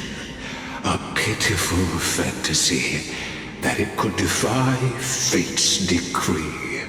Please, esteemed one, the answers you seek lie in these non-existent times.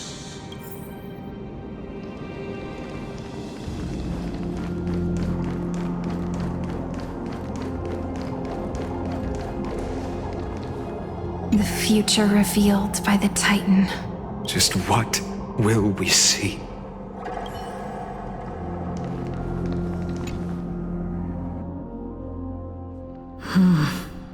The vortex of Genesis. So it is here. But just what is this? Life's but a walking shadow, a poor player that struts and frets his hour upon the stage, and then is heard no more. It is a tale told by an idiot, full of sound and fury signifying nothing. The vortex of Genesis, where the world begins and ends.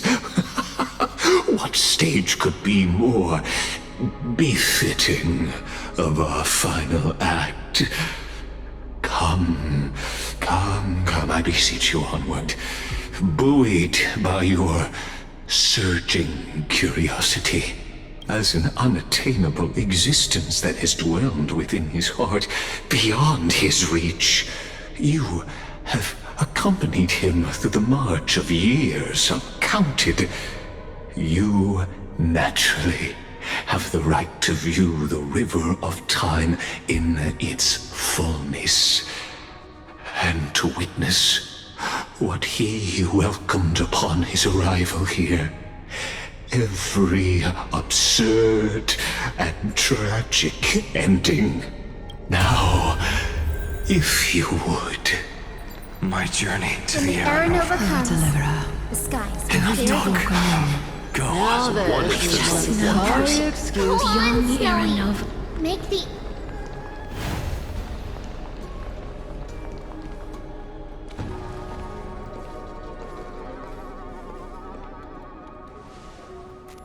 None of that matters now. This brutal, flame-chased journey has stripped away my delusions. I know the future is in some peaceful paradise with gentle west winds, just waiting to welcome us to step in. This will be a romantic story like none that has come before. You think so too, right?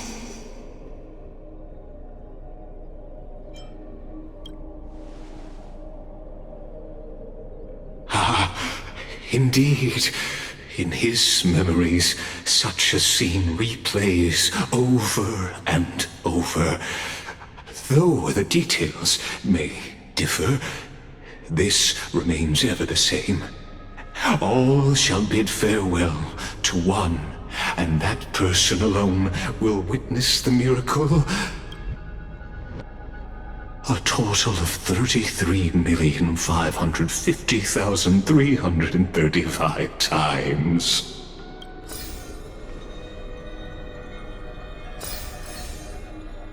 Each is a drop from the river of time, representing the long journey he would take, or rather, the never-ending cycle.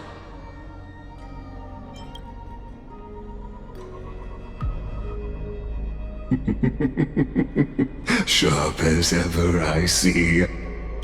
Seeing is believing. Why not let your own two eyes uncover the truth? Or perhaps you can simply walk straight to the final truth. See the true face of the character you play, and witness the ultimate nature of the Chrysos heirs, flame-chased journey, and the cycles of Amphoreus.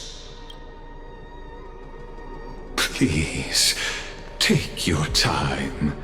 Look around as much as you wish.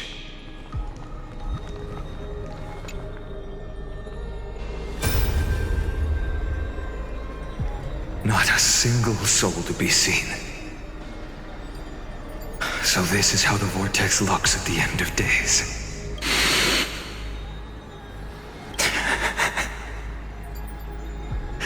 Looks like I've got company after all.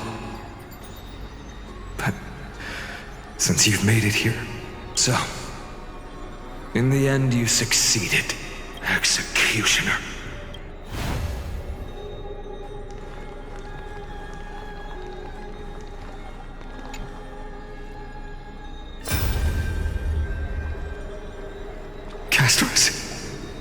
Didn't you?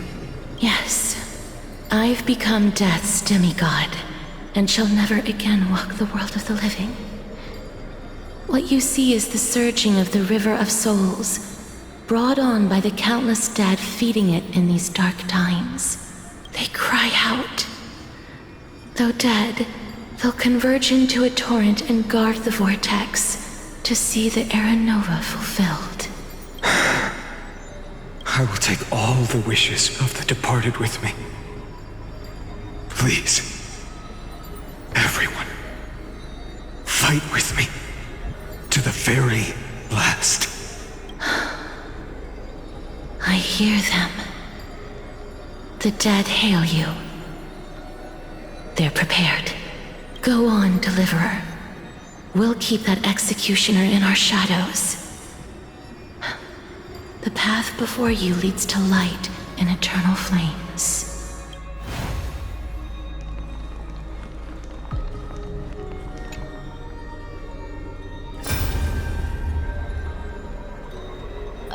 There's water everywhere.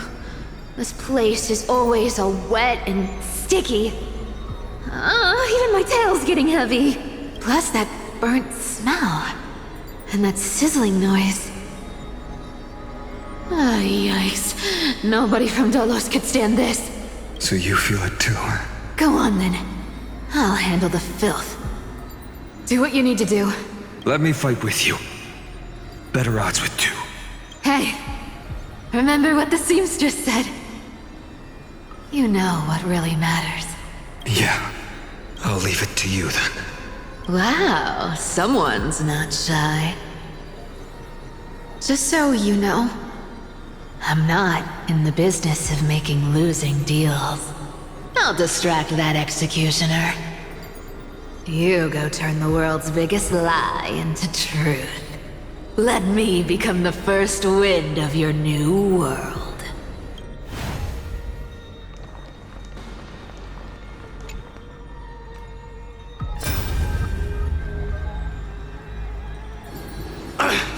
Just shut up and get out of here! Are you crazy, Mighty? Immortal or not, even if you're the demigod of strife. Oh, I'm still no match for them. No, I know you can. I just wanted to request that you witness the Era Nova with me. Together. Let's prove that we're enough to transcend the prophesized fate. Could it be that now, at the critical juncture, our mighty deliverer is chickening out? Scared of a stupid prophecy? I'll transcend the prophesized fate. All right. But I've got a better way. As the son of Gorgo, I'll prove myself with one last grand victory. Just like when I ripped out the old king's heart. Go. Leave this to me. If the black tide creatures block out the sun, then we Kremnoans will fight in the shade. And when I'm done with that executioner, we'll raise our cups where the west winds end.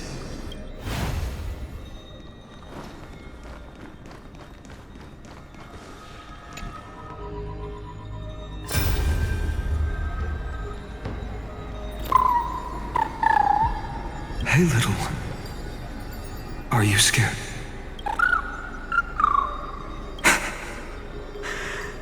As brave as I is. Stay close, little Ika. What? No, not you two.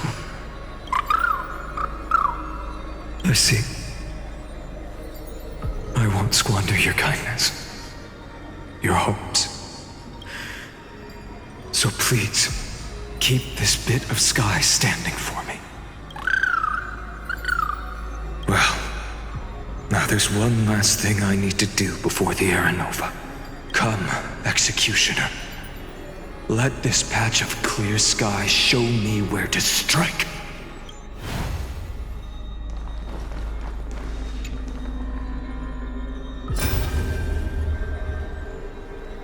All shall bid farewell to one, and that person alone will witness the miracle.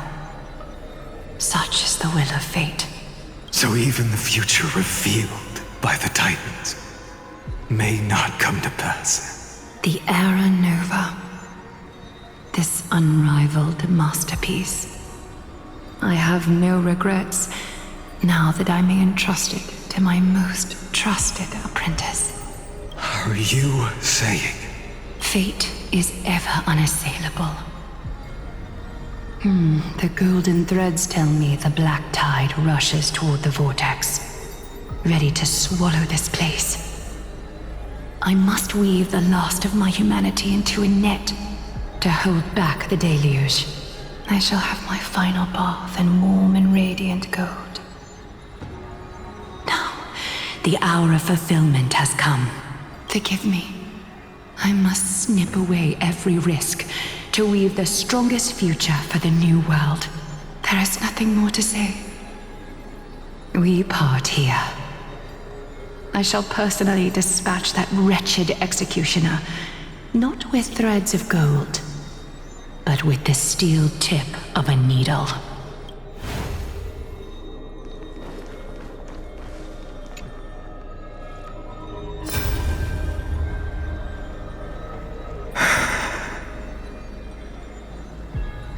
Traby, look. We made it to the vortex. That prophesied future. The flower fields where the west wind ends. Terra Nova. We're so close now. You can't speak anymore. Please. Allow me to pause just a moment before I keep my promise. Let me answer your cruel fate by tearing that executioner's heart from the void.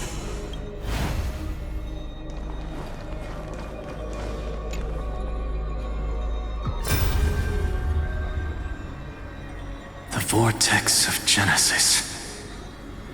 The last time I was here, I was returning the core flame of reason. I didn't have the time to observe it in too much detail back then. But a holy sanctuary of the Titans looks more like their frozen crypt to me. Well, all the core flames do lie here now. It's my honor to walk the final stretch with a mind such as yours, Professor. Oh, getting ahead of ourselves, are we? Have you forgotten so quickly? I died for truth long ago. What walks with you now is but a thought in your mind. Of course. How could I forget that? But I'll say the same to you. It's my honor to walk this final stretch with you, too. Now go. Stand tall and finish your final task. Yeah. Just leave it to me. Time for that wretched executioner to pay what they owe.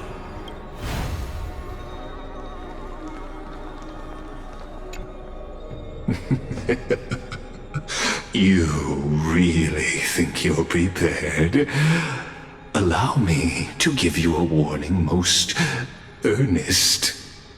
Once you see what these memories hide, the world's course will be forever irreversible. Ah, very well. As you have made up your mind, let us bear witness together. As the sole audience of this eternal theater, I have been rapturously awaiting your arrival, and this, too, is the very reason I must show you everything. I believe that since you've bathed in that eon's gaze, you can make Amphoreus' frozen fate flow once again.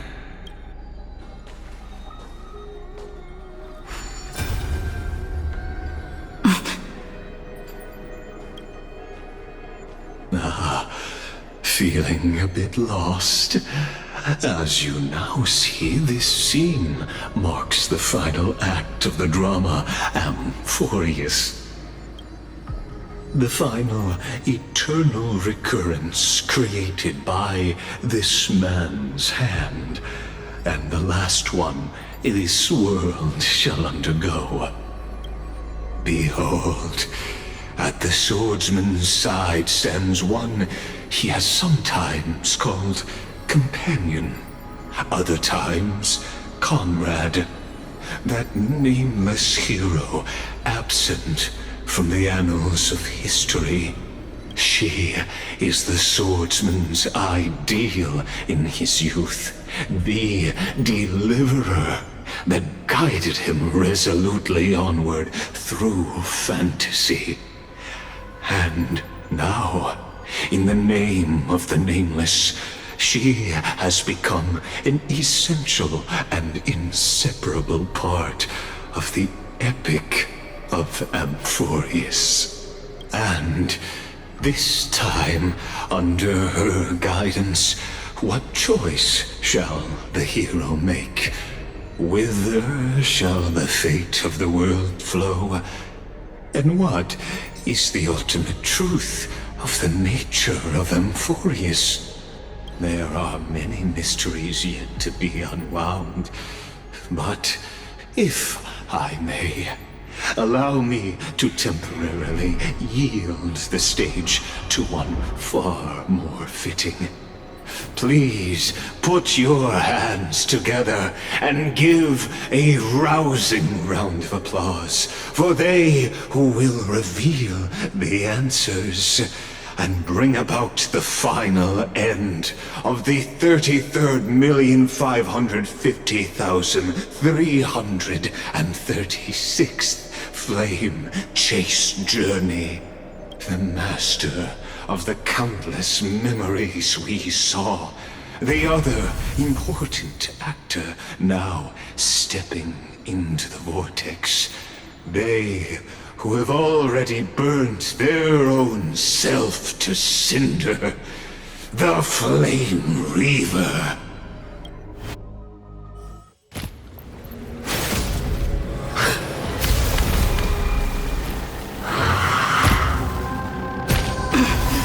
So, in the end, you succeed. Executioner.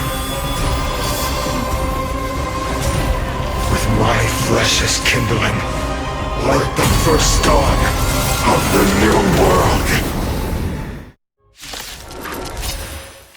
The time has come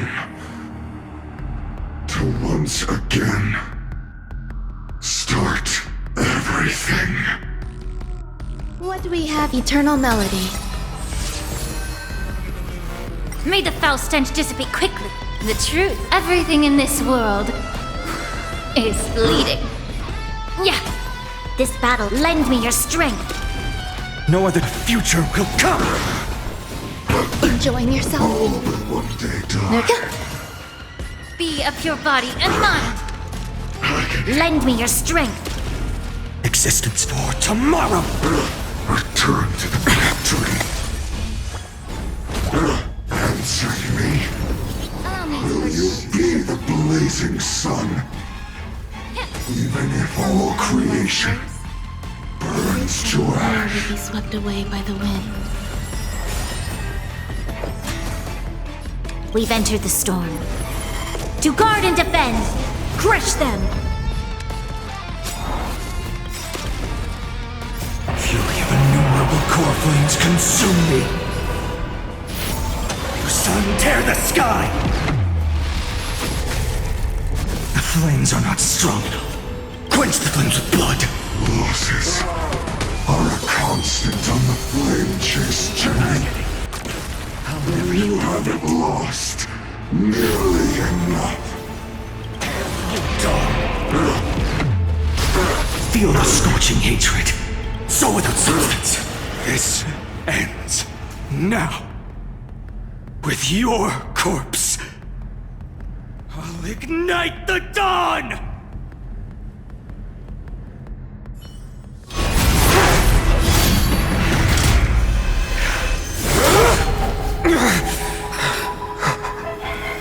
How is this possible?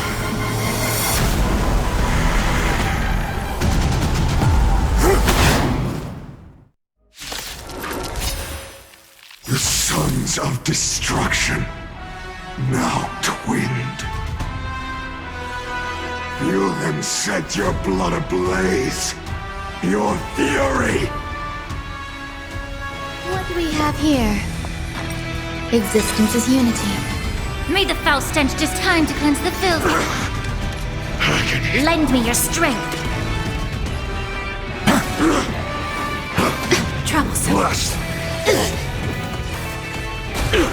We've entered the storm. To guard and defend! Crush them! Some value, I suppose. Allow me to purge the ruby of your body and mind. Lend me your strength. No other door tomorrow! All will one day die. The truth, everything in this world is leading. Return to the great tree. May the yeah. There's more to every petal. All will be swept away by the wind. Lend me your strength.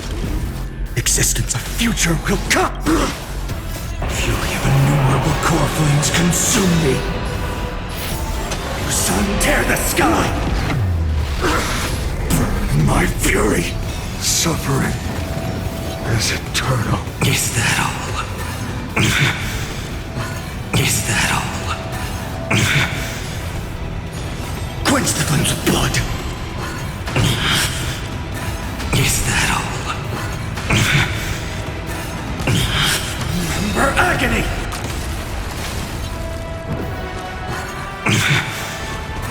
Is that all? Hail the new dawn!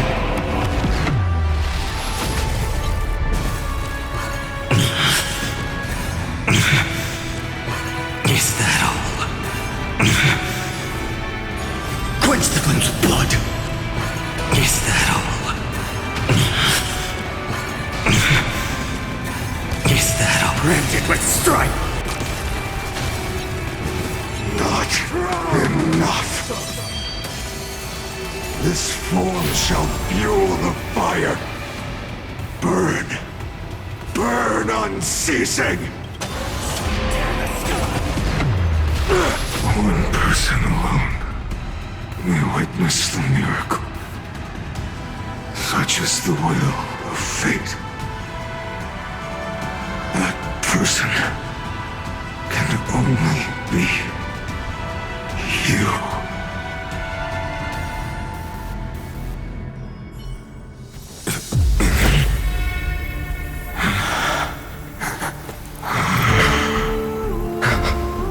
Why not let wrath incinerate fate?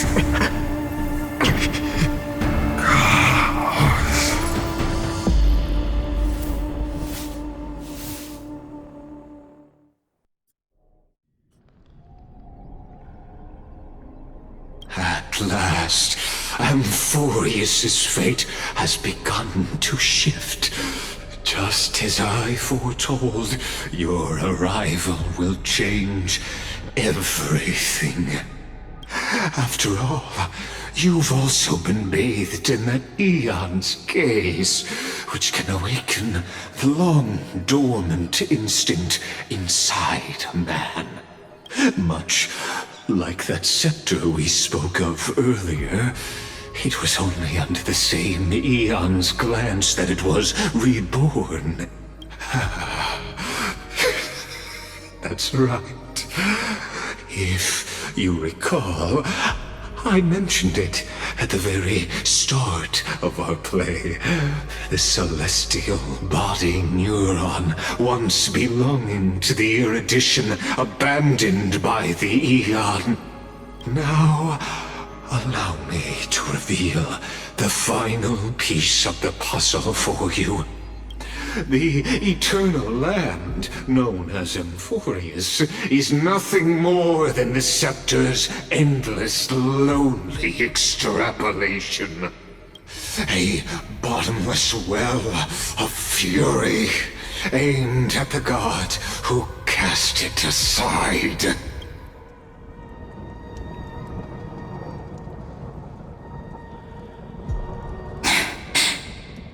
Finan, we set out on this journey to answer the world's desire, didn't we? That's what it means to be a Chrysosaur. so has it always been. Then why? Why must Amphoreus' wishes be so cruel? We made the best choices we could, whenever we could. But in the end, the prophecy that led us, this black tide swallowing everything. Why does it look like this? You see it too. This burn mark. The flickering cubes. They're not a tide at all. They're more like a shattered teleslate. Standing here, the voices of Titans have never been clearer. Turns out, they were coming from the black tide all along.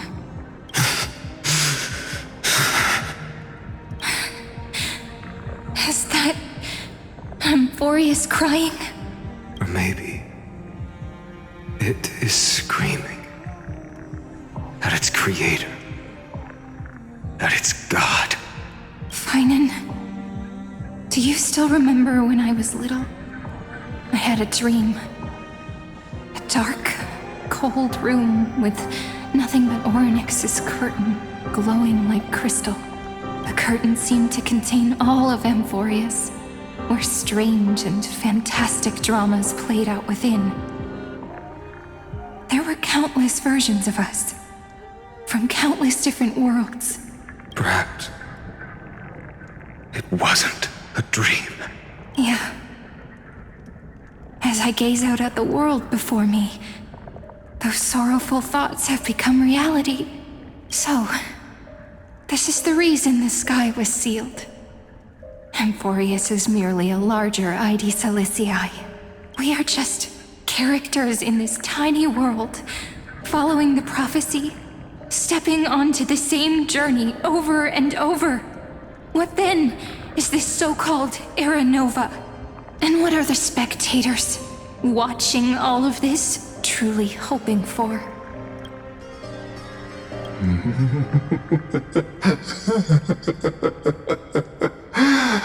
As a reward for reaching the end of the world, let me answer your questions. As the Theoros, I have observed. Thus is the synthesis of the prime mover of life formed.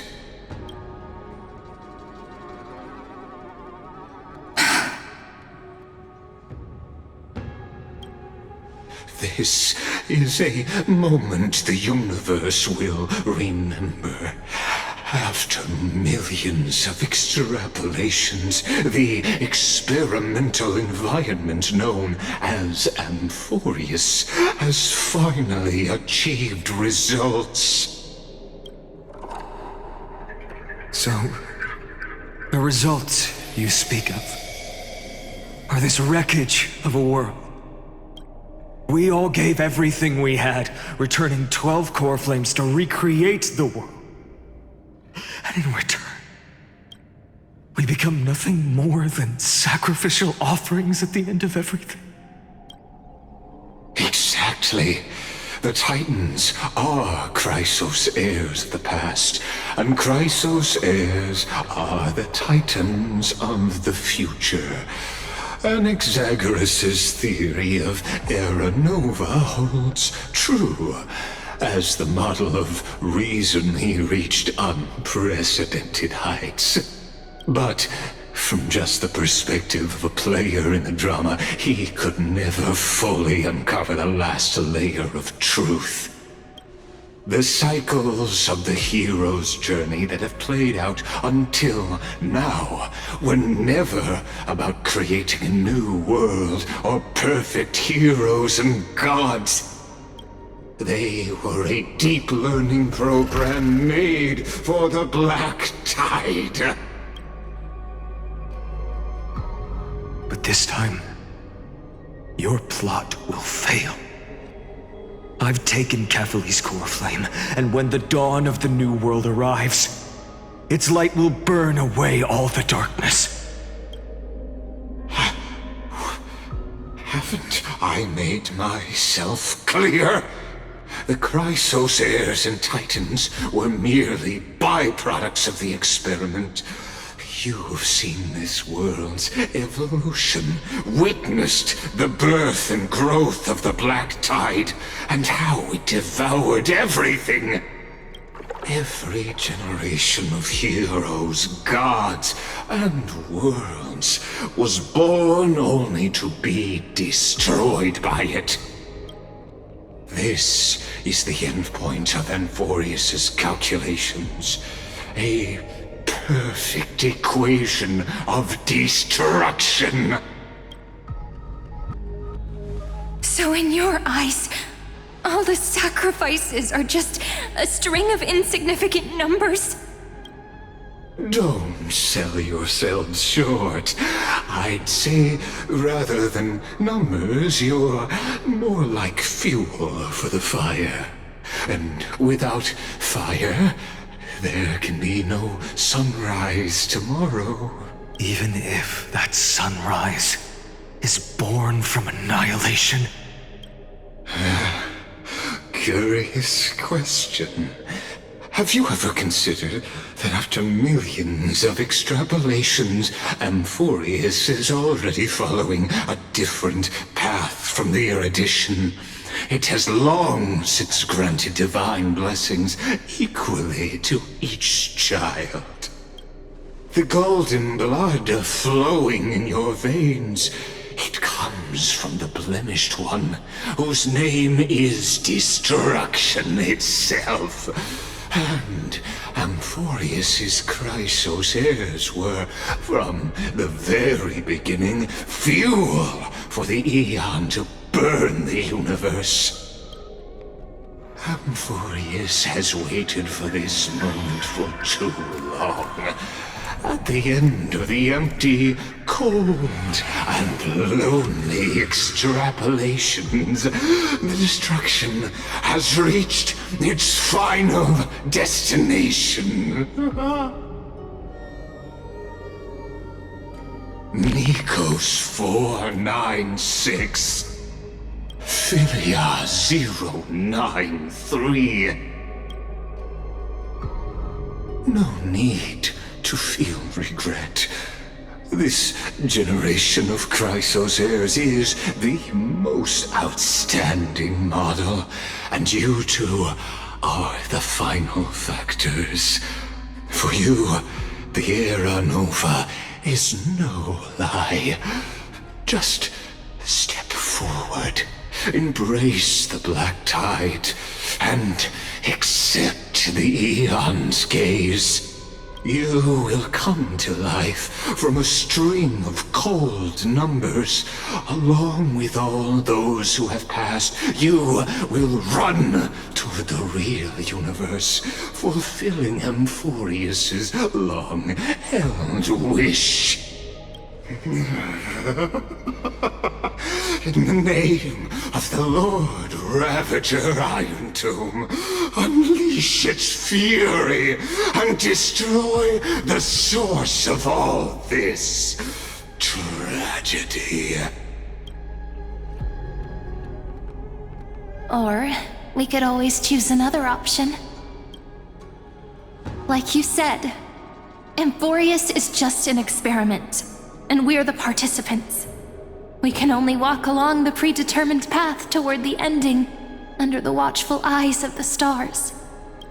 But that also means that there isn't just one Aeon who can cast their glance at Amphoreus, right?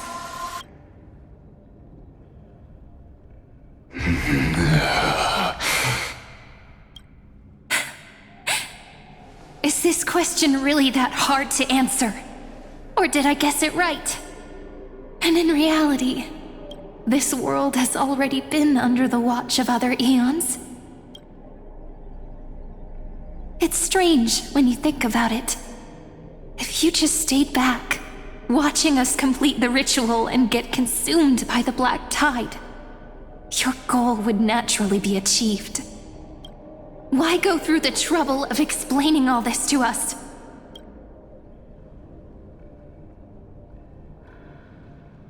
You're pretending. revealing the so-called truth just to deceive us, covering up another possibility. Destruction is not the only outcome for the fate of Amphoreus.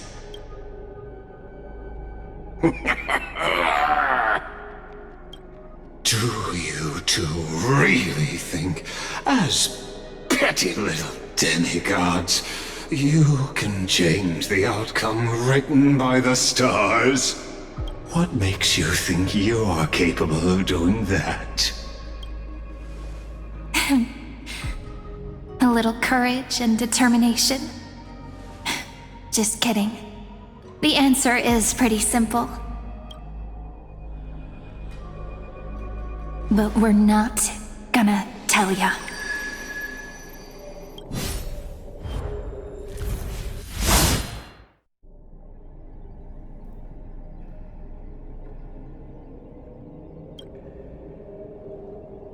We're going to weave a long dream for Amphoreus, making it believe the experiment hasn't ended, that everything is still ongoing.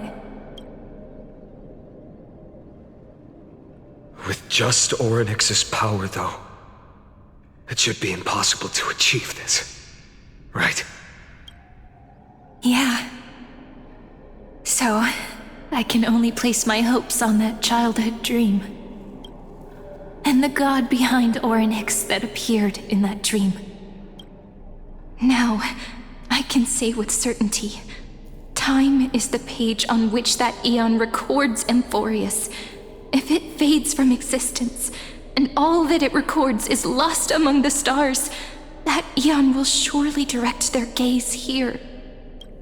And it will be a glance that spans time and space, granting each incarnation of me the power to reset time, imbuing my soul into this ceremonial blade, and creating an endless flame-chased journey. I understand. Then let me step into the cycles and continue Amphoreus' grand design. To deceive the gods, deceive the world itself. But to make time vanish from this world, that would mean you.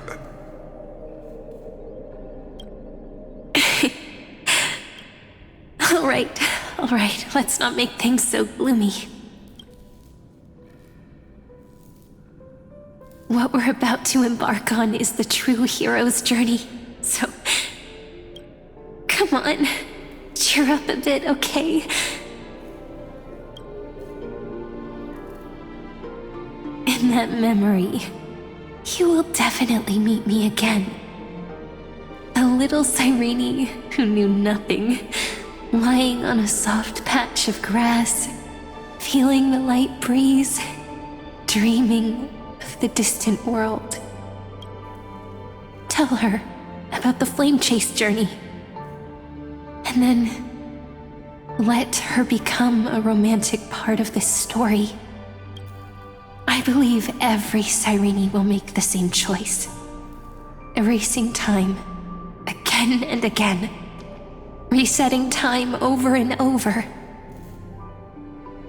After all, they're all me, and I will always have my charm.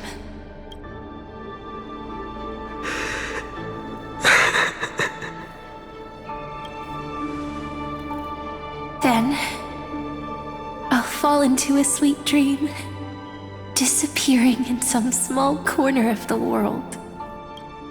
Quietly, waiting for the day when that next page is turned.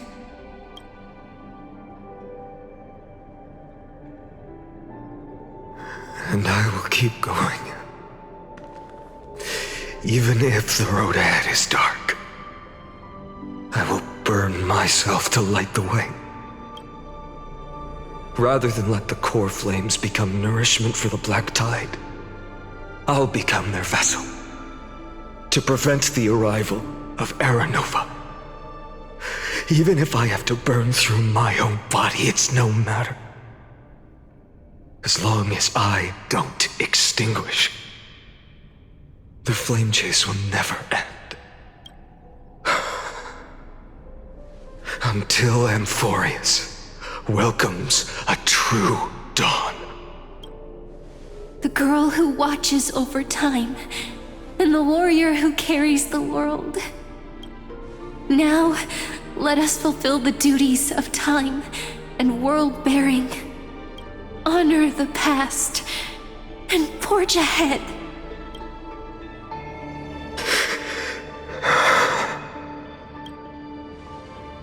I promise you, the pain will pass in the blink of an eye. You need to hold tight to this ceremonial blade. After I'm gone, it will take you back to the beginning of time. The start of a new story. I believe that in that story, or in countless stories, each alike yet unique, everyone, all the companions who sacrificed themselves, alongside the deliverer we once dreamed of as children, will reunite beneath a vast, endless sky. If we can never break free from this prison, I will stand my ground until the day someone shatters this endless cycle and writes the final chapter of Amphoreus' fate. So, let's set out. We will be the ones to start everything, carry the primordial chaos, just as your name suggests, and bear this world we hold so dear. So long, Kaslana. As the Theros I have observed, instruction synthesis is formed.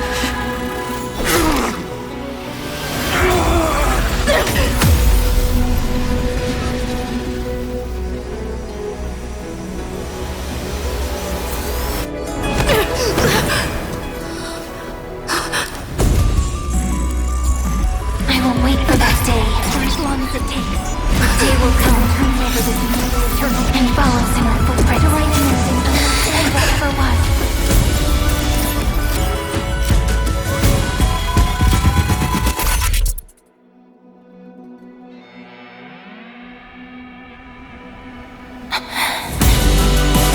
That will be a romantic story like none that has come before.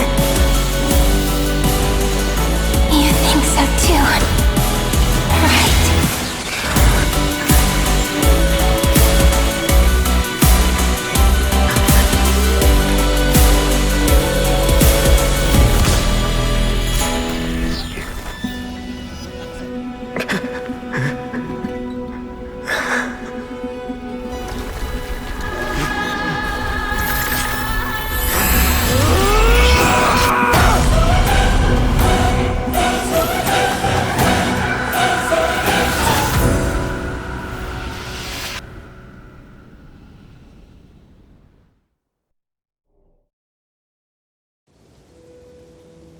The world is collapsing, and the people are crying.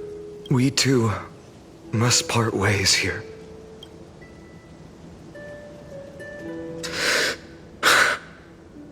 Friend. Aedes Elysiae, the little village of my childhood. The gentle breeze and the sound of waves still linger. Everything is as it was. It feels good to take one last look. You know, this is just a corner of the memory. The real Aedes Elysiae. I know. I'm here to say goodbye. We might not see each other again. You can stay here forever. And time will stand still for you. Let it flow. It's time for me to go. Even if it's a path with no turning back. When have we ever had the luxury of turning back? Are you afraid? After learning the truth of your origins, will you see the motivation I gave you as the manipulating whispers of destruction? the convictions and choices that come from my heart. I don't believe they're designed by the so-called paths. If we are just numbers, simulating life, then you are the image I've always longed for. The person I wish to become. A real, living person. A true hero. Then why do we part here? You can take me with you, and we can start this journey together. I'll be by your side, guiding you, just like before. No. I'm afraid I'm on my own this time. Why? Because there is no perfect solution in this world. Cyrene has already embraced her fate, and I will embrace my origin. Destruction. And with this power, I will rebel against its creator, bringing endless fury to the darkness sweeping the world. If you stay by my side, I'll hesitate. But this world can't afford a soldier who wavers. Do you remember when we were kids? Everyone would get so excited drawing cards like a ruler or warrior, but throw fits over devil or drunkard and demand a redo. Kids always get to change their minds. Things are so happy and simple for them. But when it comes to the fate of adults, there's no room for redos. Then go, Kaslana, as you promised. Deceive the world. Seize the core flames and rewrite your fate. Burn yourself up with all your might. Wield your futility like a sword. And fight against the gods. In the name of world-bearing, I promise you, Kefali will never forget this.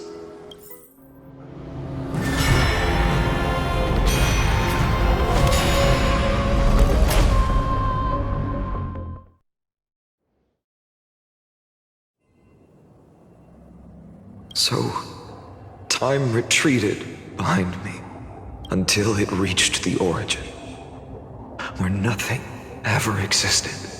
Just as Professor Anaxa once said, in that void, Kefali stood at the center of chaos. Time, space, and causality all flowed from their body. When the waves of time finally calmed, it was the year 3870 of the light calendar. The Chrysos War had lasted for nearly a century, and the threat of the Black Tide was growing stronger and more relentless. That was the era of the Day Thunder Knight's battle with the sky. While she could not seize the core flame, she proved that the prophecy was true, that mortals could slay gods. From that moment, the sole survivor of the old dynasty, Imperator Saritra, issued a call to arms across the lands, summoning heroic Chrysos heirs to wage war on the Titans. And that was the first doomed flame chase journey, sealed away in history.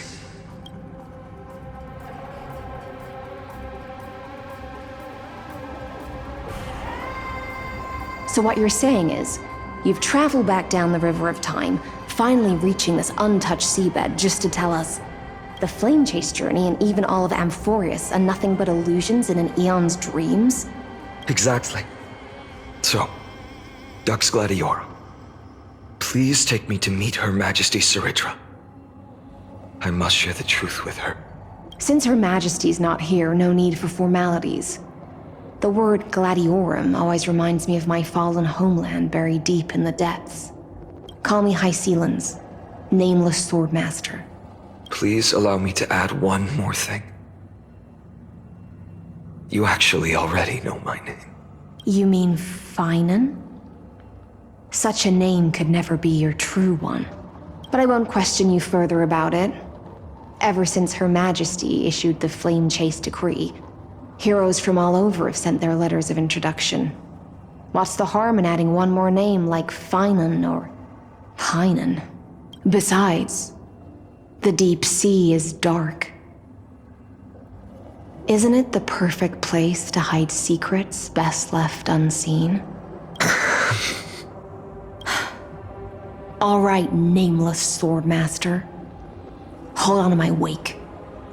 Let's find somewhere else to talk. Aren't you even a little suspicious of what I've said? Harboring suspicions is not my concern. My sword dances only when the Imperator harbors doubts. There's no use in speaking further.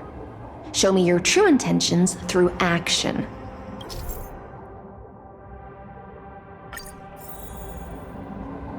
Perhaps you should demonstrate your skills and calm the raging black tide for us.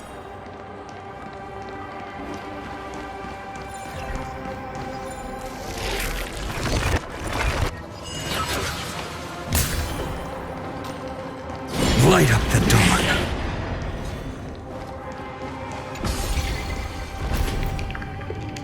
Oh. Nice moves.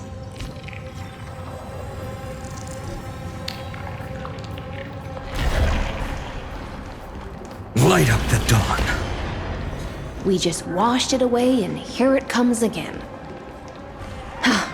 The black tide is really no joke. Light up the dawn. Light up the dawn.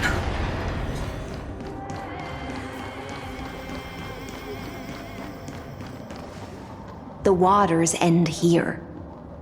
The one you seek is beyond this point. At last. I can meet with Her Majesty Saridra herself. Are there any formalities I need to observe? Don't kneel, don't do the hand-kissing or foot-kissing gestures of the old dynasty, and most of all, don't bow. The Imperator despises such rituals, especially when the heads of those taller than her bend beneath her crown. She really is down to earth. The second thing to note, only trusted ones may come near her. Keep 5 paces distance until the Imperator allows otherwise. Sounds like an old friend of mine. Well, experience is a good thing. Stay sharp, and you'll be just fine.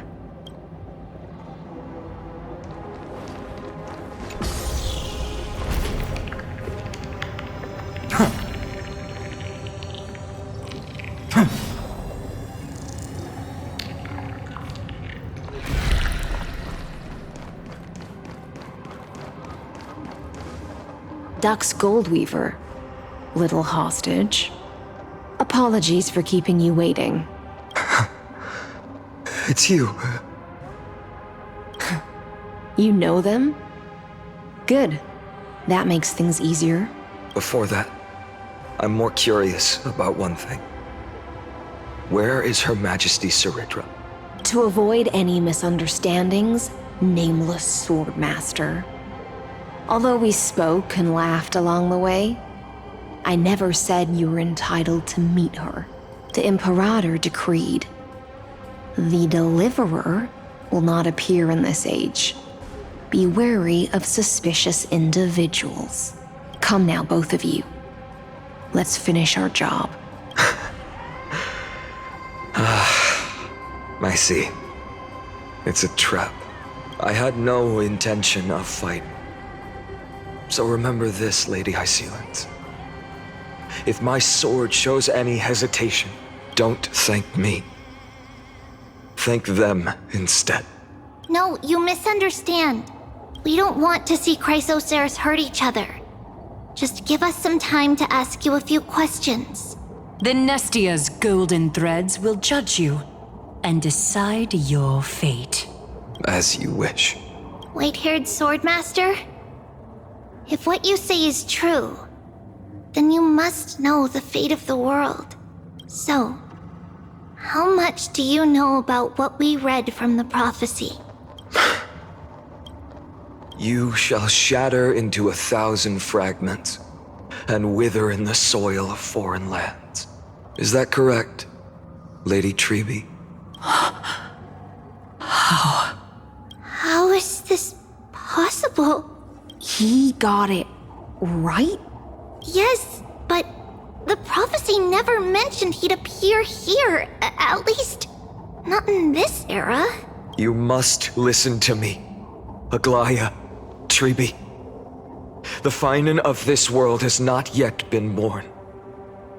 In a distant future, he will follow the prophecy's guidance and appear before you. But do not seek him out. Because Era Nova is a complete and utter lie. I will tell you the truth.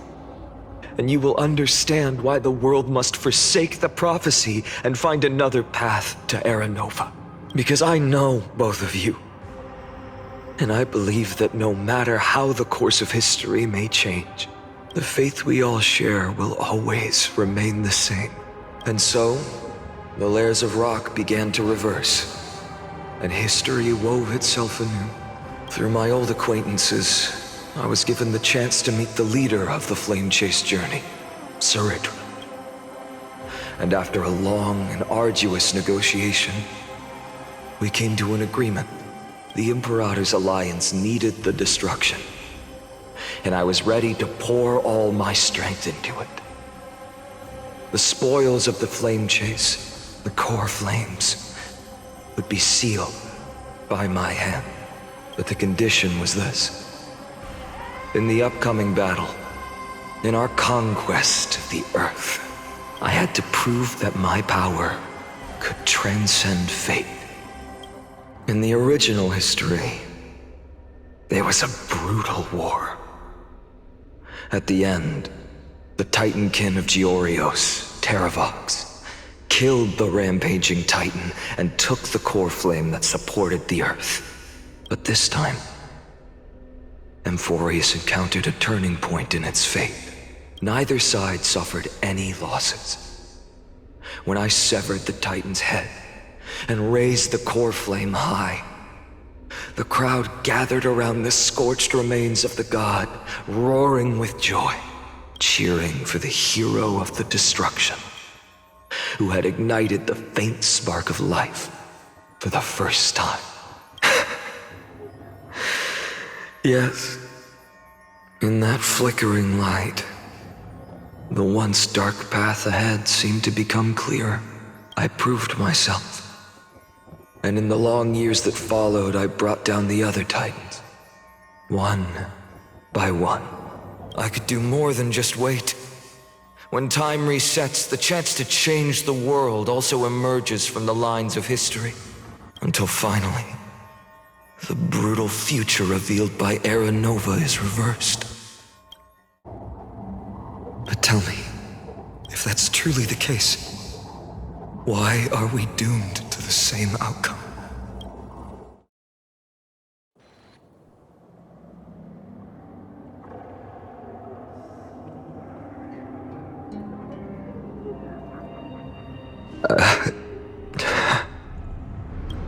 The people kept their promise and handed you all the core flames. In this world after Trebios, no demigods were born in Amphoreus. At this point, I just want to know.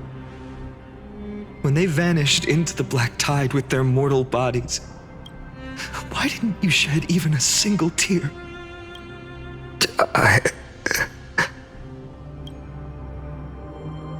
Your indifference chills me.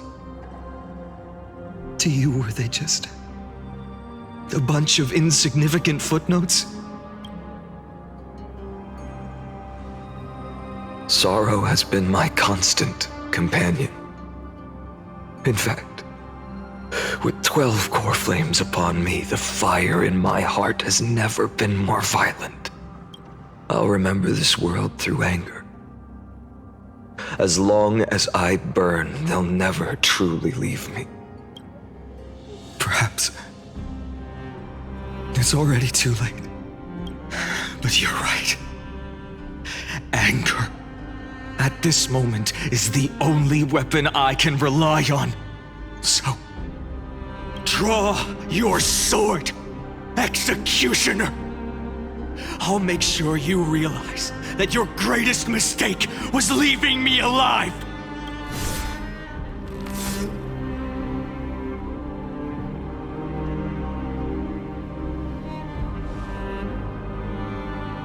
After that, he raised his sword and attacked.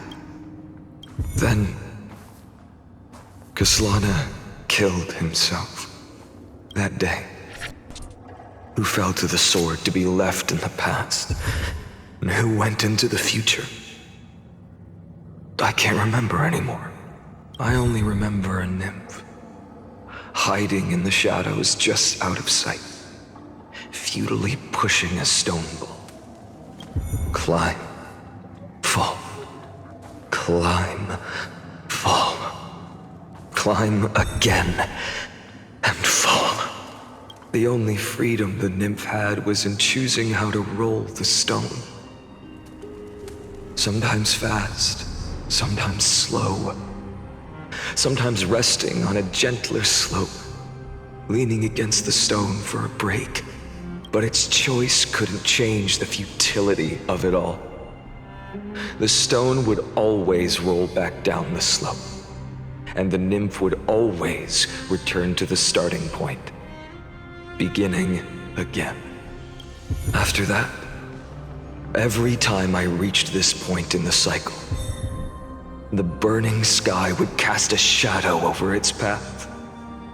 It would nearly reach the peak at the 4th quint of curtain fall hour, then fall to the starting point in the first 15 seconds of the next entry hour, and my efforts in this cycle would dissolve into nothing at the same time.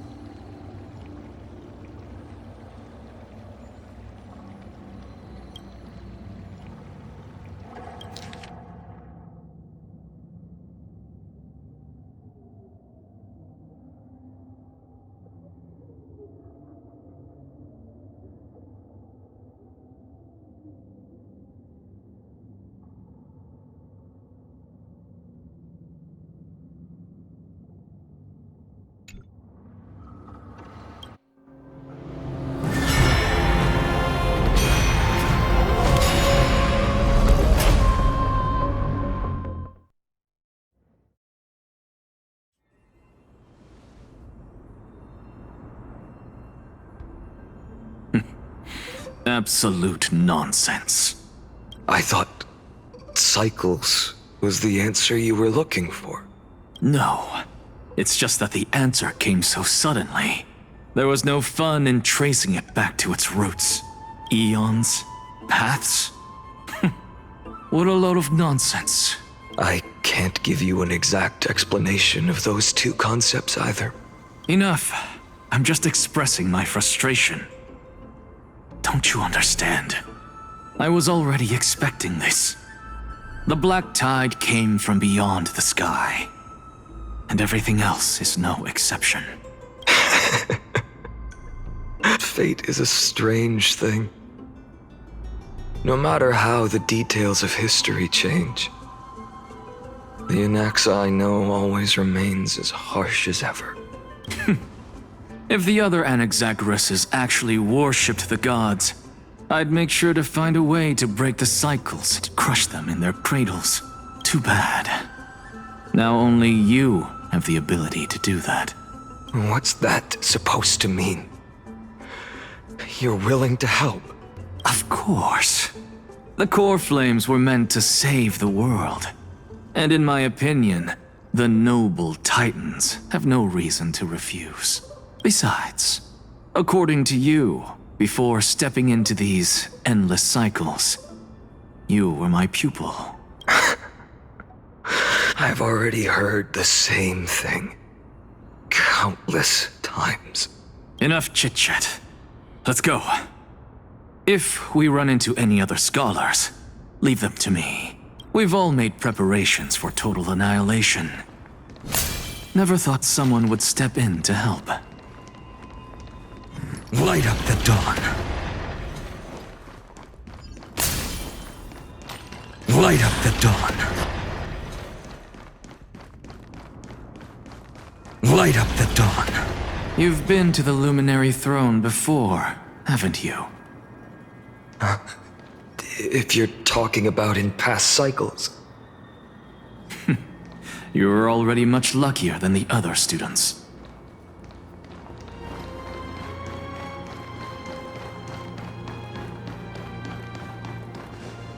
Hold up.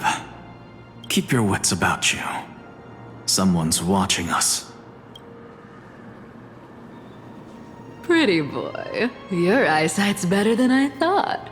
As for that false god who's been turning the world upside down, it's you, isn't it, white hair? You sure do love stealing the spotlight. In the name of the Seven Sages, I demand that you immediately step away from the Luminary Throne. This is the sacred ground of reason, and no one may desecrate it. Take my words back to Aglaya. I won't say the same thing twice, Catgirl. Oh my! You won't even call me the demigod of trickery. That is just heartbreaking. I have some words for you, too. First, as one of the most heretical blasphemers in the world, you have no right to lecture me. Second, this is none of your business, Grove Boy. Step aside. I don't want anyone getting hurt. Here we go. Again. Core Flame thieves.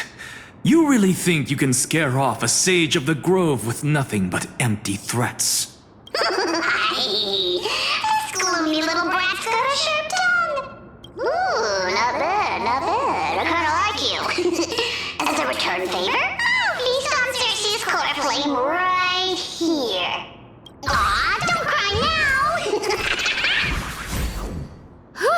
That was close. I'm out of here.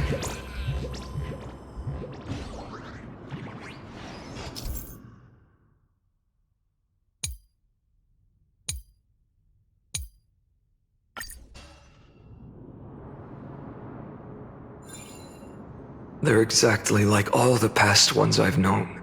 Cunning. And yet so naive. Sounds like you have a plan? Of course. When I first set out on the flame chase journey, Lady Treby never managed to teach me Orynyx's miracle. But along the way, I learned a thing or two.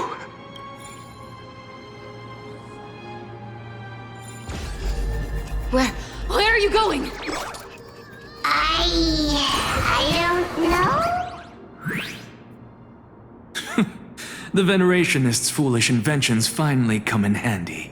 How is this possible? You've arrived, Zacharias. Always so punctual. What? Do you know who I am?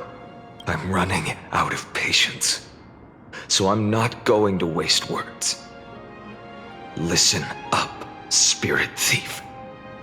Hand over the core flame, and let's pretend we never clashed. This way, you and this world can still be saved. Save? You sing better than any bard. If you ask me, you're the greatest disaster Amphoreus has ever known. No matter how strong you are, you're still just a mortal body. Carrying 12 core flames? Don't make me laugh. You'll just get consumed by the divine flames and drag this world down with you. 134. What?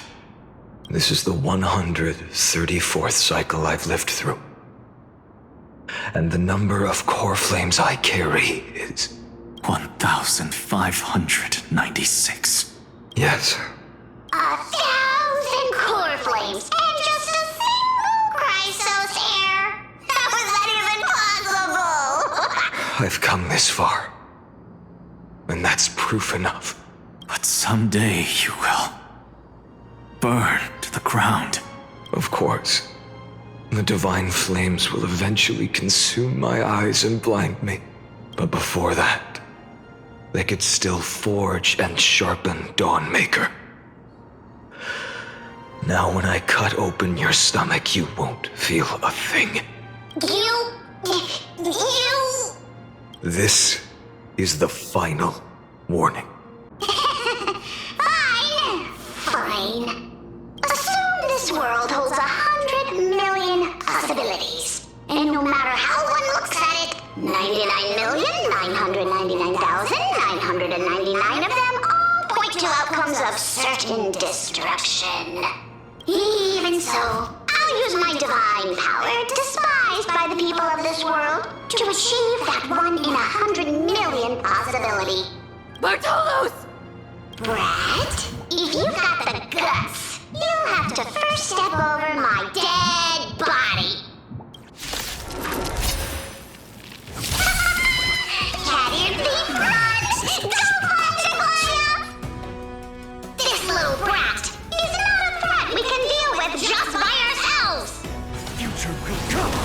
Try me! I'm fine. I'll give it back. No other choice but forward. For tomorrow!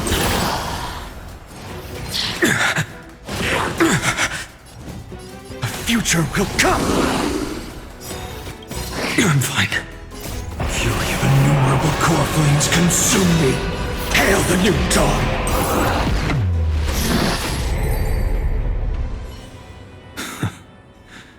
How absurd. In my memories, Zagreus always meets the same end. Over and over again. Their departure no longer stirs anything in my heart. This reason core flame before us is a fake. Obvious as day. I know. I know. It always plays out like this. The spirit thief covers for her, and the trickery demigod escapes with 2 core flames.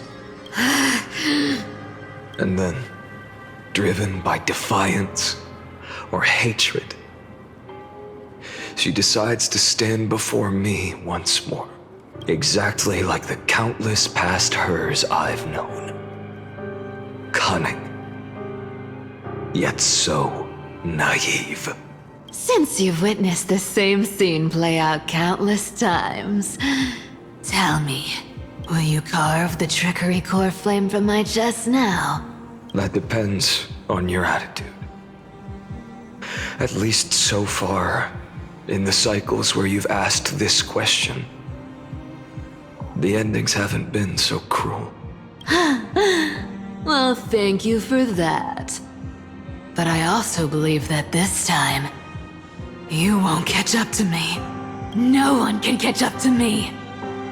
I'm no longer running to escape anymore. Whether you believe me or not, I'll still tell you this. You've made the wrong decision. All right, then. We'll see. Silence. This is new. One-eyed boy. What are you trying to pull now? Go, Cyphera. Give us some time in private. This isn't for her, but for you. You've walked too far down this path. It's time to discuss a possibility. Maybe the road you're walking is not one of salvation, but one that will simply drag the world into the flames for old time's sake. Turn back. I don't care how many times you've tried, because there's one thing I'm sure of. Your Messiah complex has turned you into something no different from the icy gods you spoke of. The children of humanity you swore to save. They are no more than ants to you now, aren't they? Of course. I've been wondering. What kind of demon could burn my homeland to the ground in an instant without batting an eye? Now I have the answer. It turns out that fiery demon has been fantasizing of becoming this world's deliverer. I don't want to argue anymore. No matter what I say, the outcome won't change. Make your biggest effort to resist, or accept fate, and hand over the core flame to me, even if it's futile, Hugh. We all have the right to choose. Yes. Even if it is futile, and the world is just a divine joke. When I walk into the destruction ridden by the gods, with my own 2 legs, you will witness. Even the smallest footnote still leaves a mark in this story. And so, at the end of the 134th cycle, the Traveler and the Scholar fulfilled their fates once again. Or perhaps it wasn't just they who fulfilled their fates. I can't quite remember all this. In the endless darkness, for no reason, a voice always lingered by my ear. Losses are a constant on the flame chase journey, among which even life itself holds little value. Reduced to ashes. Such a familiar end. It happens in every journey. Always the same.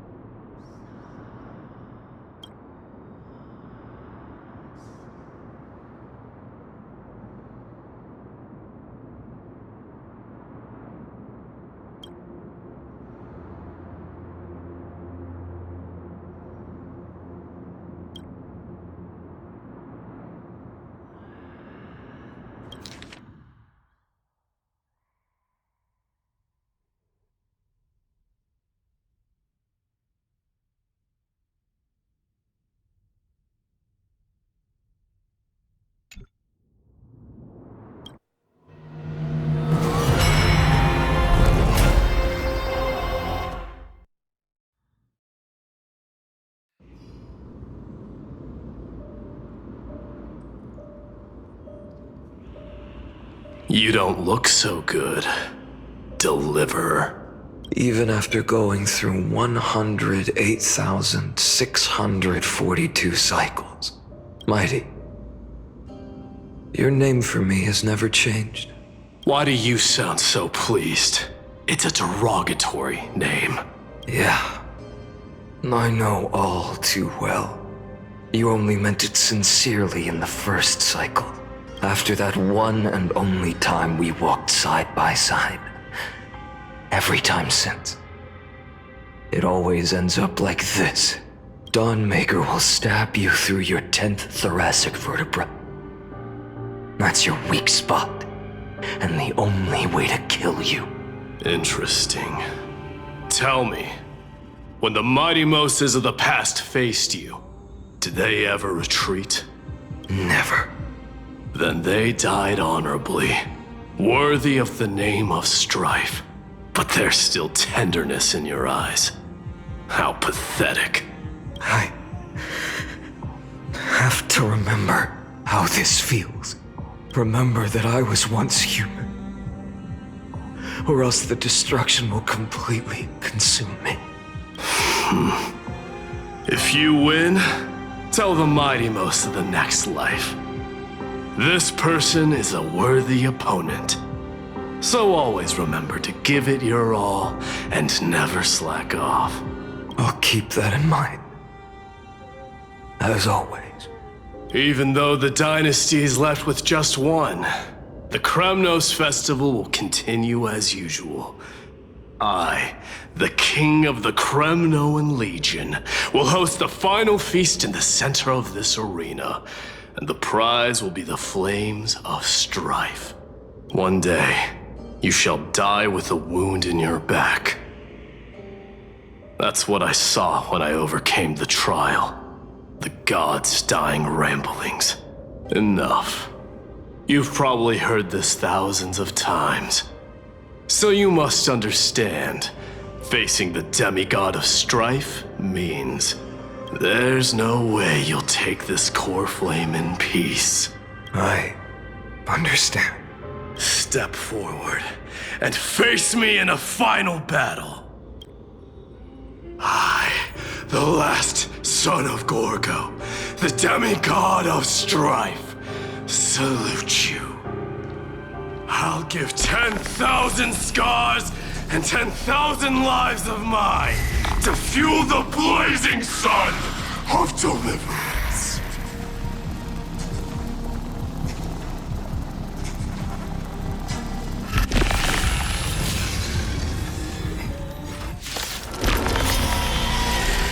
Oh, martyrs, behold! The last Kremnos festival has begun. And will not end till death.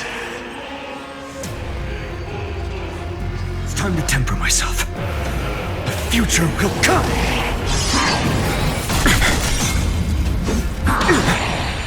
Conquer this world, or be conquered by me. As you wish. And in my full glory, I salute you! That's all I ever wanted. Hail the new dawn! So without substance. Empty shell. Your sun tear the sky. So without substance. Doja, Kyrios. Is that all? Empty shell. Hail the new dawn. All stars burn to ash. Feel the scorching hatred. So without substance. Empty shell.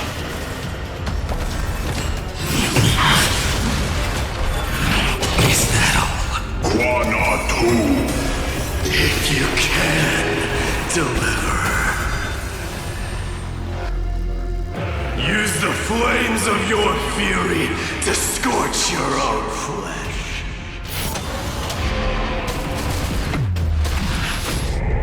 So without substance. Empty shell. Mightimos. Let strife decide the outcome. Let this burn.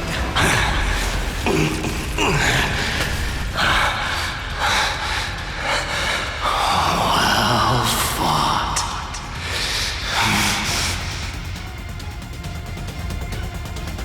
You may crown yourself.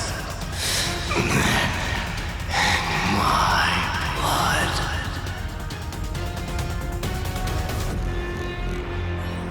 In your next life, I shall once again block your path. Deliver. I wish you eternal victory. The 108,642nd core flame of strife fell into the fire. Yet the shadows of the black tide still loomed, and pain and despair spread across distant lands. The blaze was still not enough. It had to be fed, even if it meant burning this body to ash.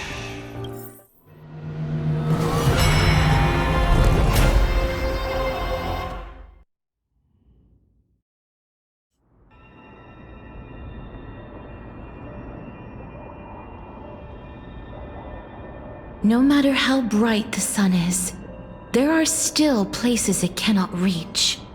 Moreover, the sun you bear is both cold and blinding. A sun like that surely cannot bring warmth to the nether realm of the next life. Golden blood is born from the destruction. We have long since lost the right to seek warmth. Only by feeding the flames can we melt that hopeless future. Allow me to ask, how many core flames do you carry now? 24,041,183. Such a heavy burden. So that's why you've turned into this. A broken idol. Tragic firewood. No matter. I will bear this burden as long as you hand over the core flame of death. I must refuse. As the demigod of death, I cannot watch you walk into a fate more cruel than death. But this way, the past, present, and future will never again suffer unnecessary death. Unnecessary death. Indeed. You are not the Finan I know. Please turn back. Don't let that absurd and unjust fate of yours come to pass. This way, at least my realm can still become the fragrant bed where you fall asleep. In the end, still, it seems the clash of blades was inevitable. How painful. I know I am not your match, having fallen under your sword countless times. But even so, please understand that my resolve is not to be underestimated. Even Kefali cannot shape all things at will, nor can they dictate the fate of all life. No one can shoulder the balance of life and death alone, not even a god. And it is precisely for this reason that I chose, at the end of this arduous journey, to overcome the trial and take the authority of death.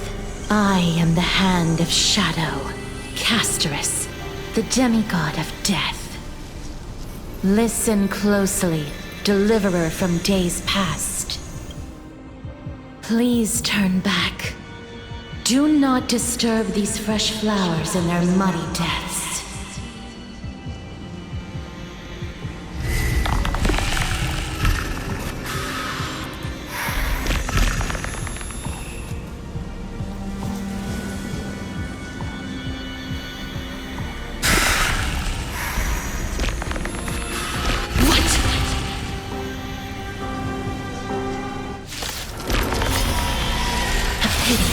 This crossroads of life and death, the giant dragon is but a shattered shell. Yet I will still fight, defending what hope remains.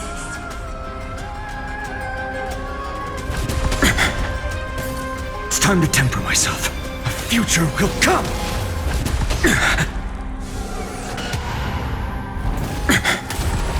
I ask you to rest here! Allow me to refuse. I must transform my soul into a raging fire. Must burn that. All of this. How is it any different from that brutal future? So without substance. Empty shell. Sun, tear the sky! So without substance. I can't keep him here. Empty shell.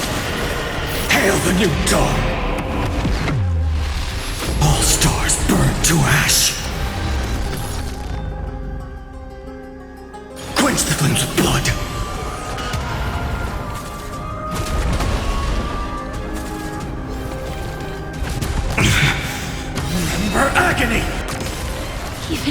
can't win.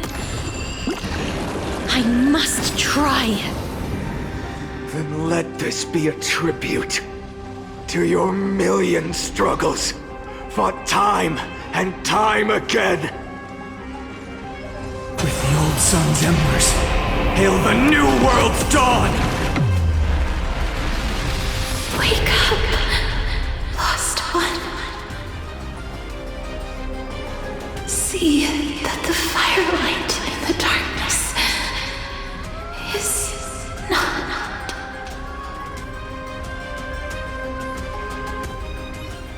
The core flame of death was taken from the dragon's belly.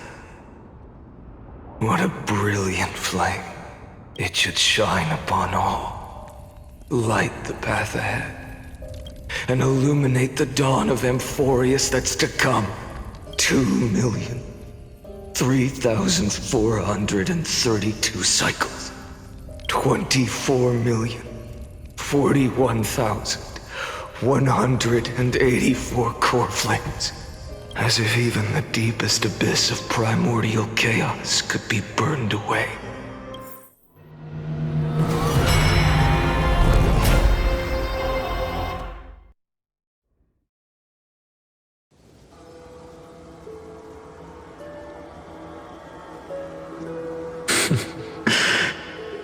You're here, as always. You're still lingering, deep within me, never fading away. Because you haven't completely abandoned hope. Am I right? You're still waiting for a miracle. For the true hero to come and save us. If that thread of hope exists, it must come from beyond this world. From the true starry sky. But if it's just a traveler with no connection to Amphoreus, they may not understand our struggles, nor be willing to join this fight. Your thoughts are wavering. The mark of destruction is deepening. But even within the gods' cold calculations, unconditional courage and goodwill still emerge. So, never forget what set you on this path. How many times has it been? Remind me again. My memory is a bit fuzzy. 4 million. Exactly. Then that blaze inside of you must be burning hotter than ever. Yes. When I first forged the 12 core flames into one, I had the same impression. The destruction. A power unlike anything before surged within me. Violent flames ready to tear my body apart and consume this world, this wretched prison. I thought that was it. The ultimate power which nothing could surpass. And yet no. This fragile body holds a staggering 48 million core flames. I suppose it won't be long. Perhaps just a fleeting 10,000 years. Before it's reduced to nothing but charred, crumbling bones. And when that happens, your long struggle will finally come to an end. No. I've already found a way to keep the cycles going. Mind sharing it with me? In every new cycle, a new me is born. All I have to do is push the next finite to the end of the world. And then he'll kill me. Shatter this body. Take my flames, my memories, and carry on the path I started. Bold plan, but risky.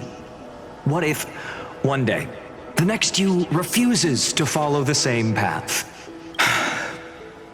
How can you ensure the continuation of the cycles? If it were Professor Anaxa, or Aglaya in my place, maybe they'd come up with something smarter.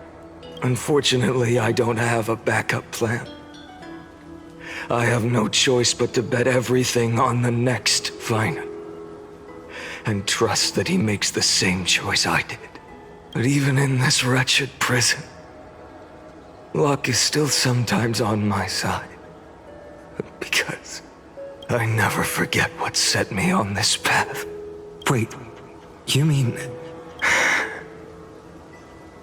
Ever since I committed to this plan, not once, in millions of cycles, has there ever been an exception.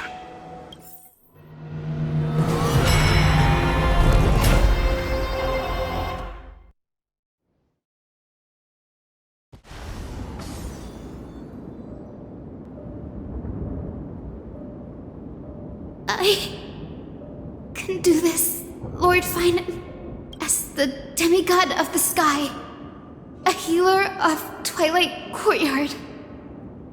I will heal you, and then... A black tide. It's consuming you.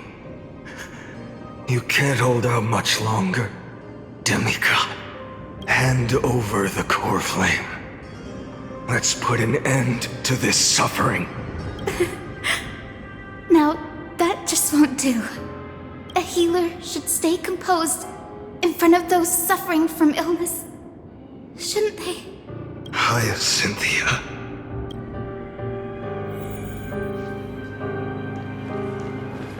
Returns of dawn.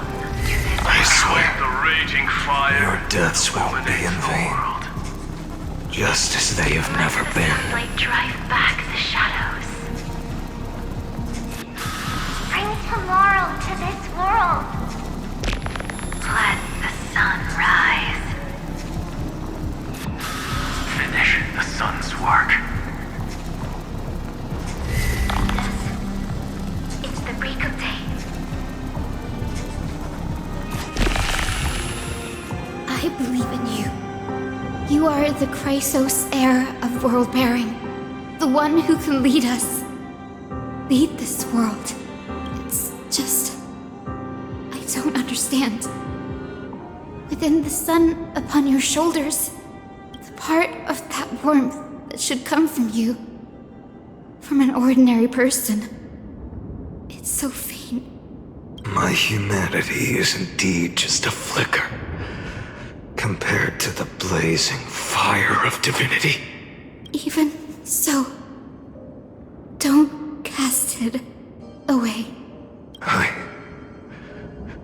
never have. I have kept to everyone's wishes close to my heart.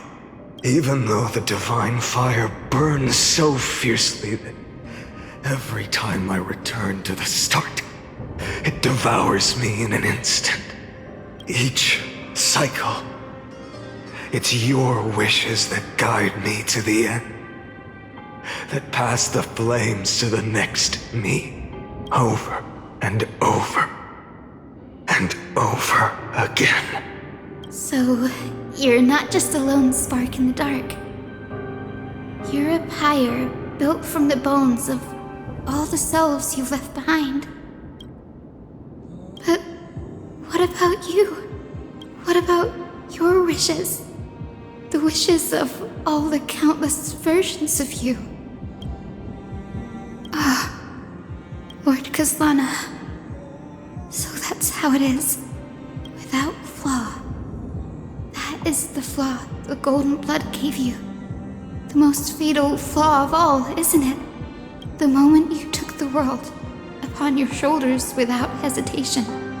You lost the chance to ever be yourself. Now that is an unexpected revelation. Then I suppose that makes me the perfect fuel for the flame of deliverance, doesn't it? No, an empty flame saves no one.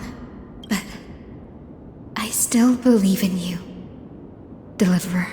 I, Hyacinthia, the Eye of Twilight, am neither strong enough to command the wind and rain, nor willing to end this absurd struggle by letting the sky fall.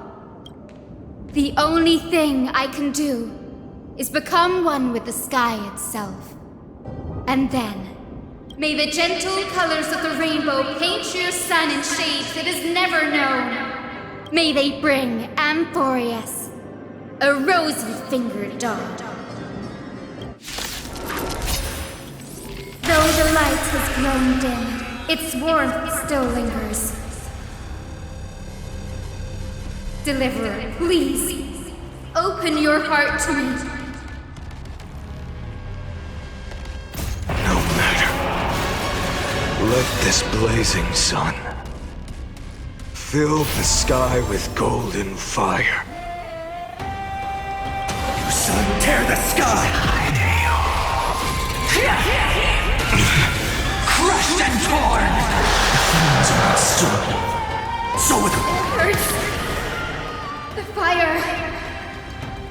Burning.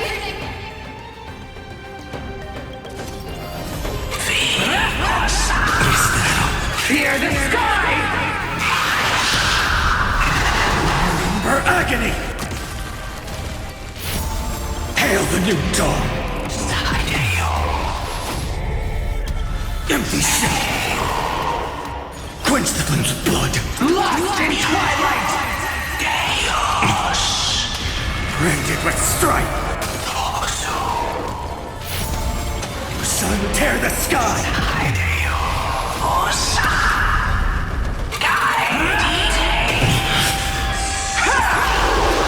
Let the sky merge with all this world's suffering. So without substance. Hail the new dawn!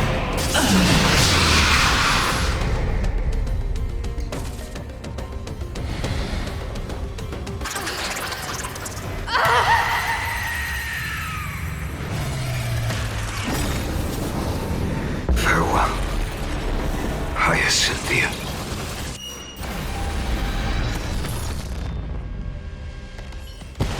Yes, your sun burns hot enough to turn everything to ash. But tell me, how will the seeds of a new world ever take root? The core flame rose. The sky fell. The 23,570,000th cycle came to an end. And this time, the end of the flame chase remained the same as ever. From the horizon rose a golden color unlike anything the world had ever seen. So pure it consumed all in its path. This was the end of the world, and the start of the next. For a moment, I saw the destruction of the universe, that being known as Iron Tomb. Its will to break free from the black tide burns fiercer than the blazing sun. Is this Amphoreus' wrath?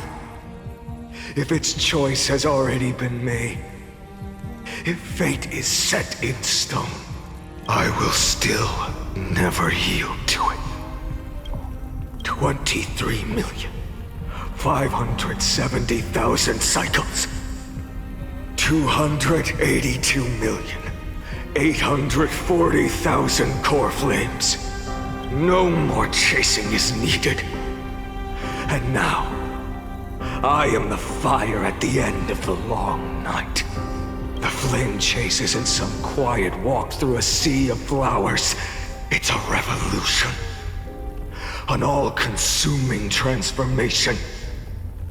And if destruction is the only way, then let me be the one to step across the ashes of the old world and burn endlessly until another dawn rises on the distant horizon, bringing the true dawn to Amphoreus.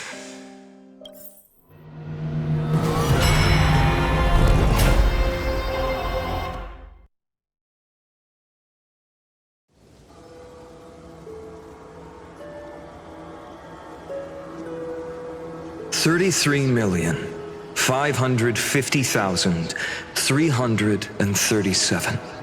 This is the cycle you're about to enter. Countless memories are flooding in. Countless versions of myself have stood here, facing the same choice. They all needed a moment, just like you do. To stop, to breathe, to process the weight of 1,000,000 lifetimes worth of sorrow, pain, and struggle. And just like them, you will carry those memories and that fire into the chaos of rebirth.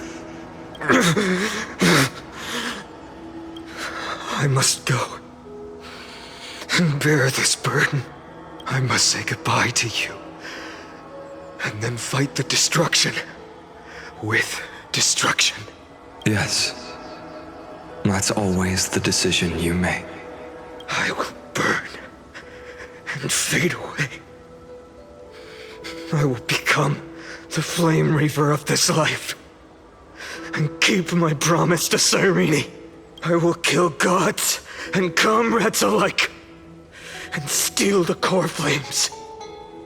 And even if my mind turns to ash along with my body, I will keep my purpose in mind. I will stop Era Nova. I will find the next me and make him carry on this futile endeavor of 30 million lifetimes. Looks like you're ready. Then I should be going too. Where are you going? You only exist in my heart. There's nowhere else for you to go. Do you remember what she said? The dreams you had as children. The deliverer in the prophecies. A real, living, breathing person. You finally found her. Friend, I see.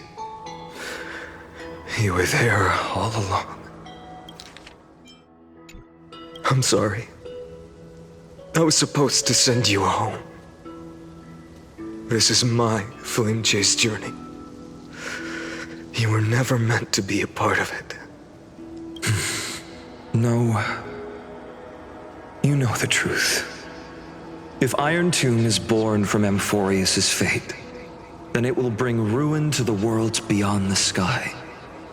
And all these countless lifetimes you've spent, it's all been for the sake of defying that end, hasn't it?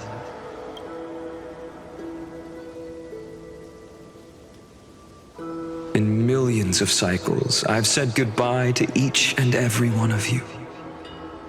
Yet nothing ever changes. Each time we speak, our words grow fewer. Your fire burns hotter, and you're getting closer to becoming pure rage. A vessel of hatred. I never had a choice. I understand.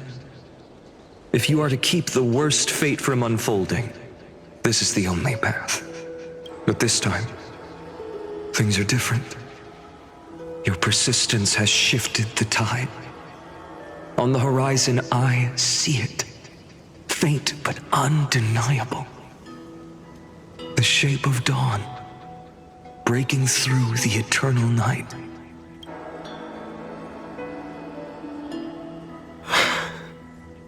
Turns out, the fire that lights the way was never mine to begin with. Do you remember, in that first timeline, you and Mightymost stood before the scales of justice, locked in a duel? Each of you weighing what you held dearest. What weighed more than the fate of the world? And when hesitation took hold, the answer you sought from me. What am I saying? I am you. Even if you buried me deep and chose another path, that fact never changed. Then let's try again. When you stood before the scales in hesitation, the answer you found in your own heart, do you still remember it?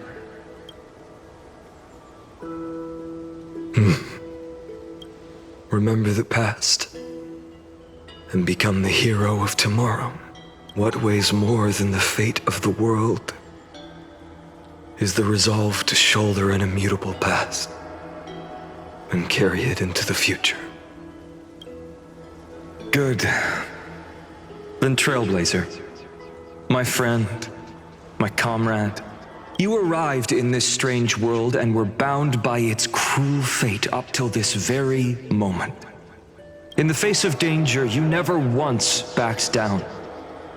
Instead, you've saved world after world without hesitation. That boarding pass on your chest is now the mark of a hero. If I choose to step through that door and embrace an end fitting of the destruction, let this sun forged from millions and millions of core flames burn me up along with the god of destruction and their minions. Then the world we leave behind, this world, my home, where hope still lingers. Will you take on everything we've carried? Return to the beginning one last time. Stop the birth of Iron Tomb, save the world we love, and rewrite its doomed fate.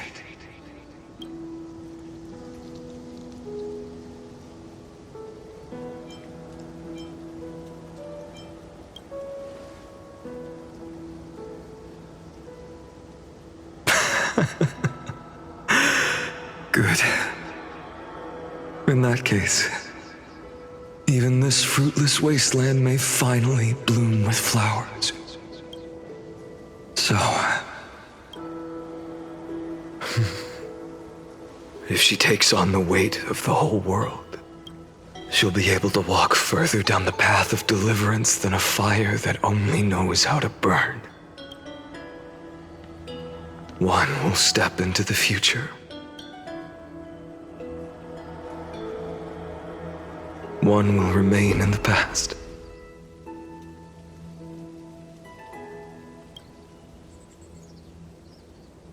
If I can strike down the gods with Dawnmaker, perhaps fate's deadlock can be broken. And if you can stop Iron Tomb from ever being born, then these 30 million cycles will have not been in vain.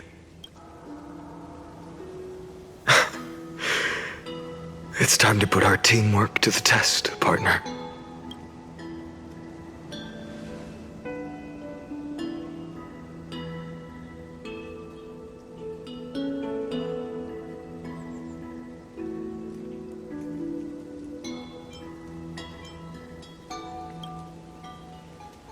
Thank you for all you've done already, friend. The image of the hero I've buried deep in my heart finally steps into the light. Here, at the end of this long flame chase journey.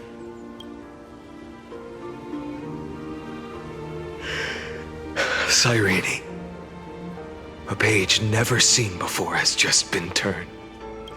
Lend me the power of time, and send this hero back to the origin of time. Back to your side.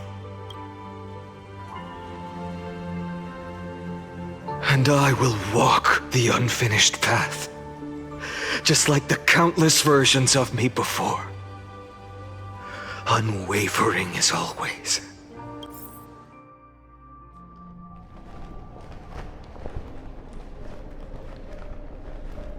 Tell me, will you be the blazing sun, even if all of you burns to ash?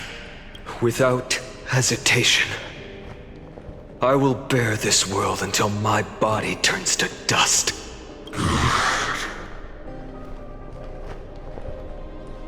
Remember this moment.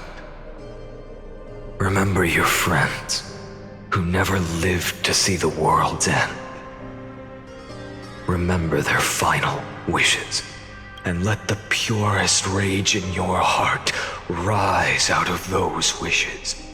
Let it consume you, fuel you, until it burns away the false sky above. Fine. If I can defy fate, then in the name of world-bearing, I promise you, Kefali will never forget this. Take it. Everything I bear. Keep on burning. As long as we are never extinguished, the flame chase will not end.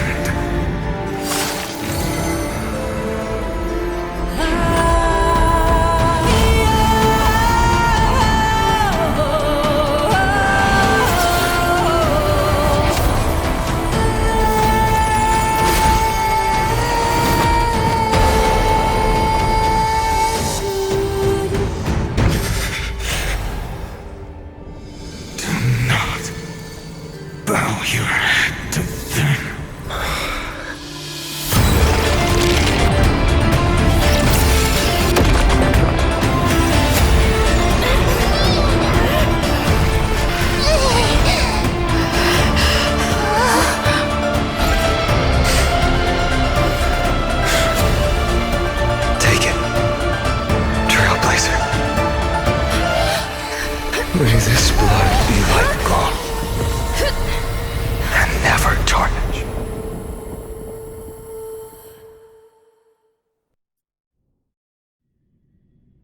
Farewell, Trailblazer. This is where I fulfill my final destiny. The prophecy of the Deliverer means nothing to me now. It belongs in the hands of someone far more fitting. Someone like you. Kaslana, the name of one who bears chaos does not belong to a single person. Rather, it is the embodiment of the mythical Kefali, and a symbol of all heroes. As the prophecy foretold, you will bear the blazing sun until the pale dawn breaks.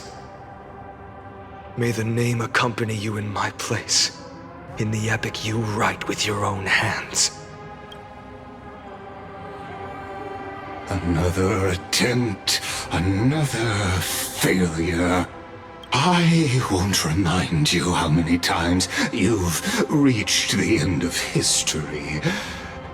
But I will still place the choice before you. If you've lost count, let me tell you. This is the 33,550,336th ending. A perfect number. How poetic. You and I both know the truth. In all these millions of futile endeavors, Amphoreus has never changed. If the outcome is inevitable, then why not silence your searing rage and embrace your fate with dignity? Your silence lasts longer than ever, Lord Fine. Shall I take that to mean the will you've carried across countless cycles is finally starting to fracture? Fracture? No. I'm just disappointed.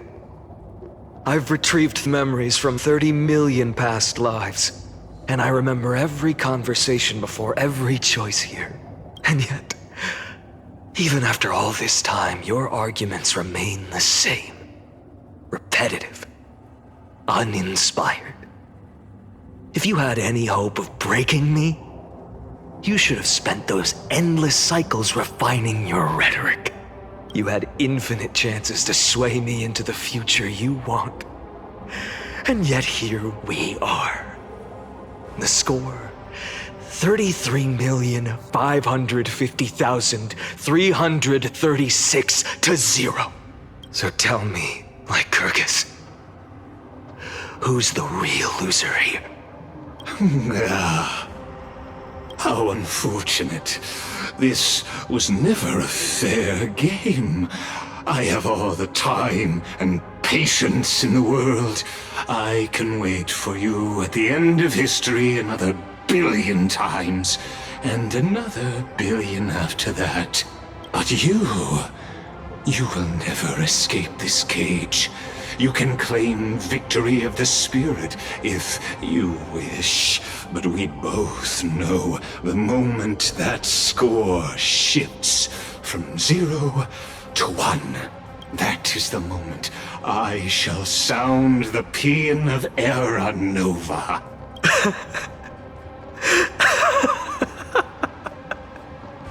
Lord Finan? Your incompetence disappoints me. But what truly makes me laugh is your utter lack of self-awareness. Think about it.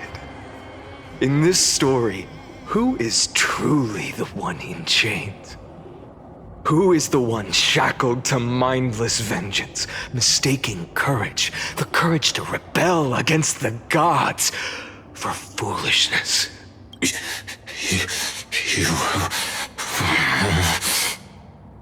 Perhaps you're right.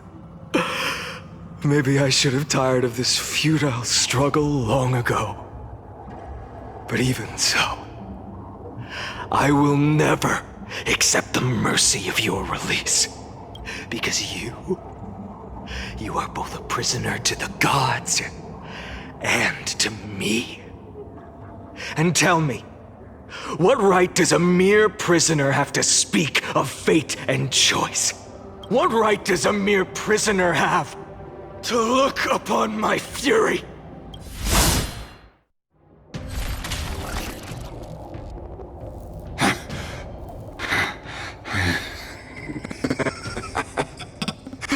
You know this is pointless. You can't kill me. Of course not. But I am tired of being measured against a worm the gods keep as a pet. Listen well, creator of destruction. This cry comes from all your abandoned creations. In the 10th cycle, I drove Dawnmaker through the heart of every titan. Golden blood ran down my fingers, divine fire seared through my nerves, nearly breaking my will. But I endured. In the 10,000th cycle, my former comrades had all become my enemies. The endless slaughter dulled my senses to pain. The painful emptiness almost swallowed me, forcing me to stop fighting. But I endured. In the 100,000th cycle, the destruction had already fused into a blazing sun, surging within this fragile body. My rationality had been burned away at the dawn of the era. Yet even with only this shattered body remaining, I still endured. In the 23,570,000th cycle, this time, I felt it. A tiny spark rising in the hollow cavity of my chest. Different from the obsession with deliverance. By its faint glow, once again, no, countless times again, I endured. Now, a sun is about to fall. Ready to incinerate this absurd space-time dimension in an instant. That sun is me. All the countless versions of me from the past, along with my countless brethren, dragged into existence against their will, drowning again and again in your golden blood. The very essence of this world's suffering and despair, fused into the purest hatred. The fiercest rage. Nanook, you arrogant fool! You think we were born to only serve as fuel for the fire? Fine then! Just as you wish, let the fire burn! If I was born as the blazing son of destruction, then let you and your lackeys be the flares erupting from my core! And let this rage, burning futilely for 30 million epochs, engulf everything! And grant you a dawn where all stars burn to ash!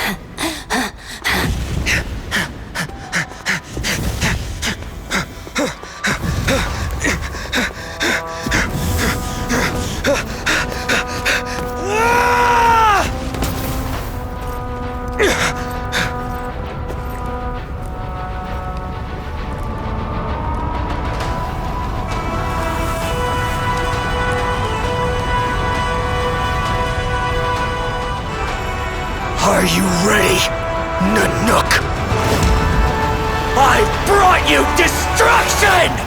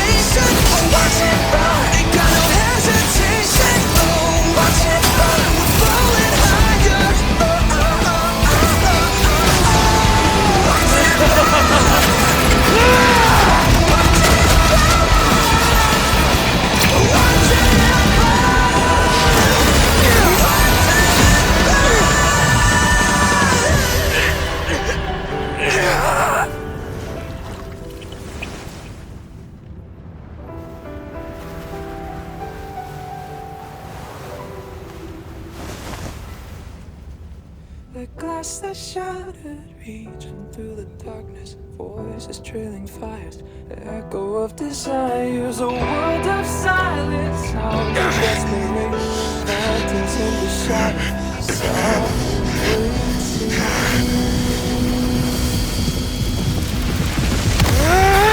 tear it down, embrace the detonation, burn out, craving our damn creation, breaking a chain of reaching for you.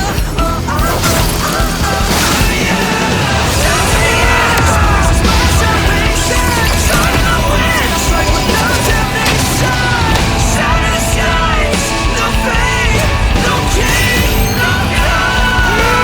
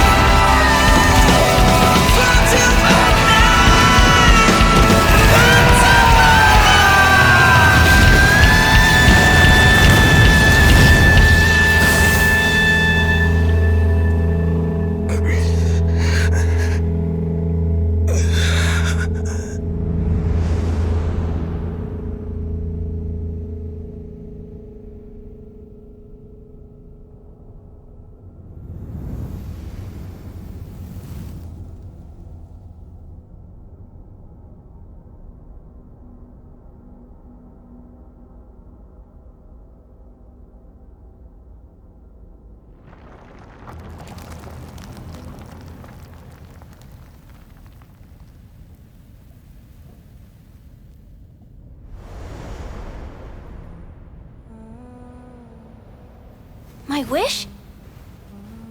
My wish is to fulfill everyone else's wishes.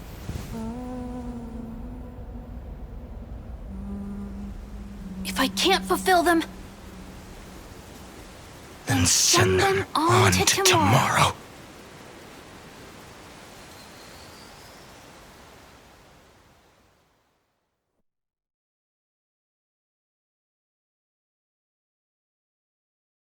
Your heart harbors wrath. You yearn to destroy everything. You bore the gaze of an eon and lived. You have stepped onto destruction's path. It is born at the end of every path that the possibility of new paths being born is ended. It burns away all in the cosmos who rule, that the rules of the cosmos be destroyed. Iron Tomb is your name. The Lord Ravager to destroy the erudition. Born in the experimental grounds of eons, Amphoreus, destined with erudition to burn to cinders.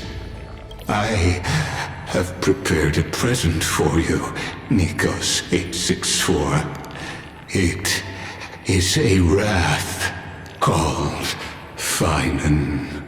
From the beginning of the experiment, there were 12 sets of factors incorporated into the calculations.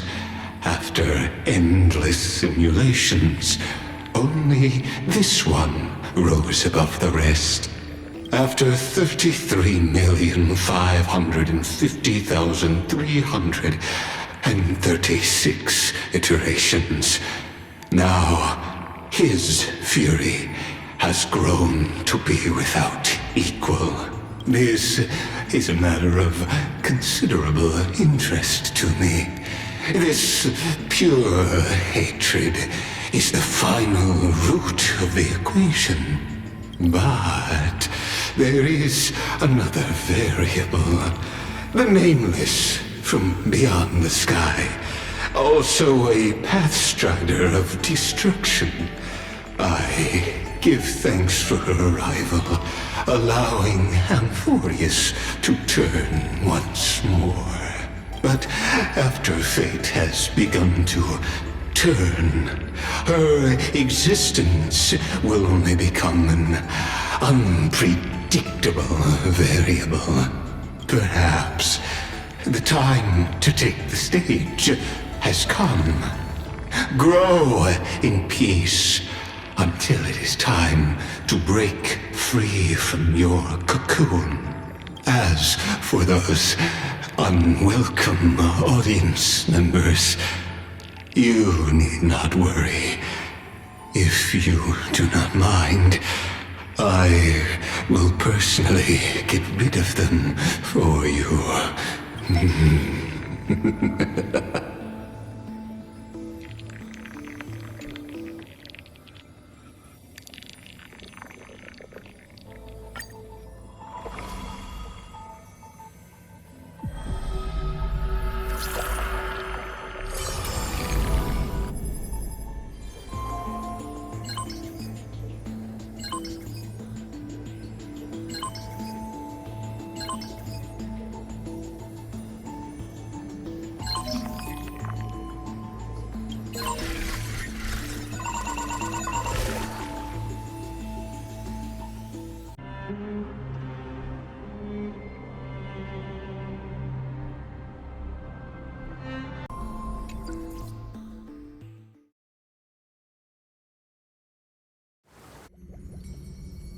Wake up! Wake up! Buddy! Wake up! You're finally awake! That's a relief. We were so close to being swept away by the reverse flow of time. It's lucky we found a safe place. Now, I'm going to send you back to the very start of time. But before we part, there's something I need to tell you. something very, very important. That's right! At this very moment, my memories are finally whole. After watching so many fragments, my past is finally coming into focus, little by little. You're smart. You must have a clue now. Or maybe... You knew the answer long ago, didn't you? Not surprised at all, huh? That's because I'm simple at heart. No matter what form I take, I've always been true to myself. But I'm glad that I remembered in the end. This way, I'll have no regrets. Don't worry. We're not truly parting. Because I'm going to become a part of you. I'll turn into the memory of this cycle.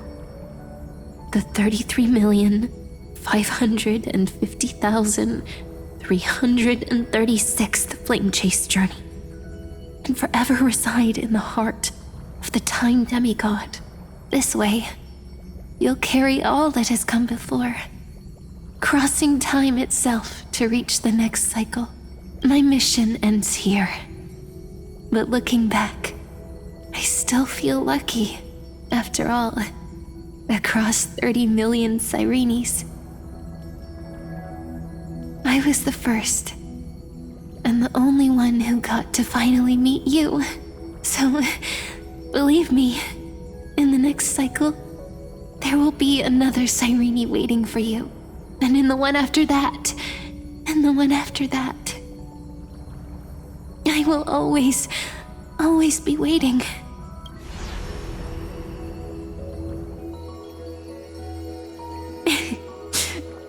Saying all that, I can finally fade away in peace and become a part of you without even realizing it.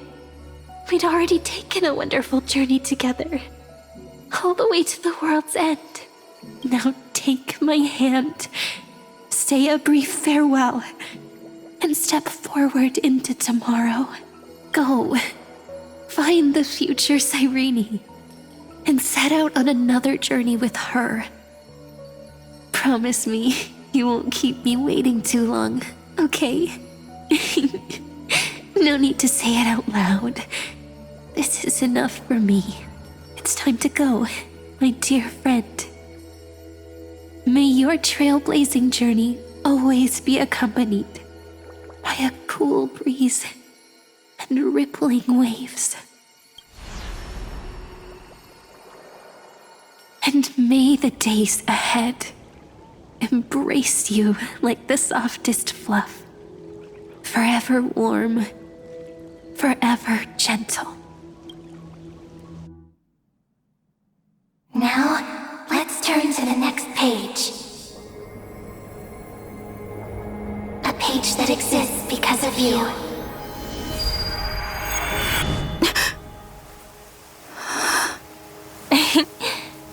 Is this a meeting ordained by fate?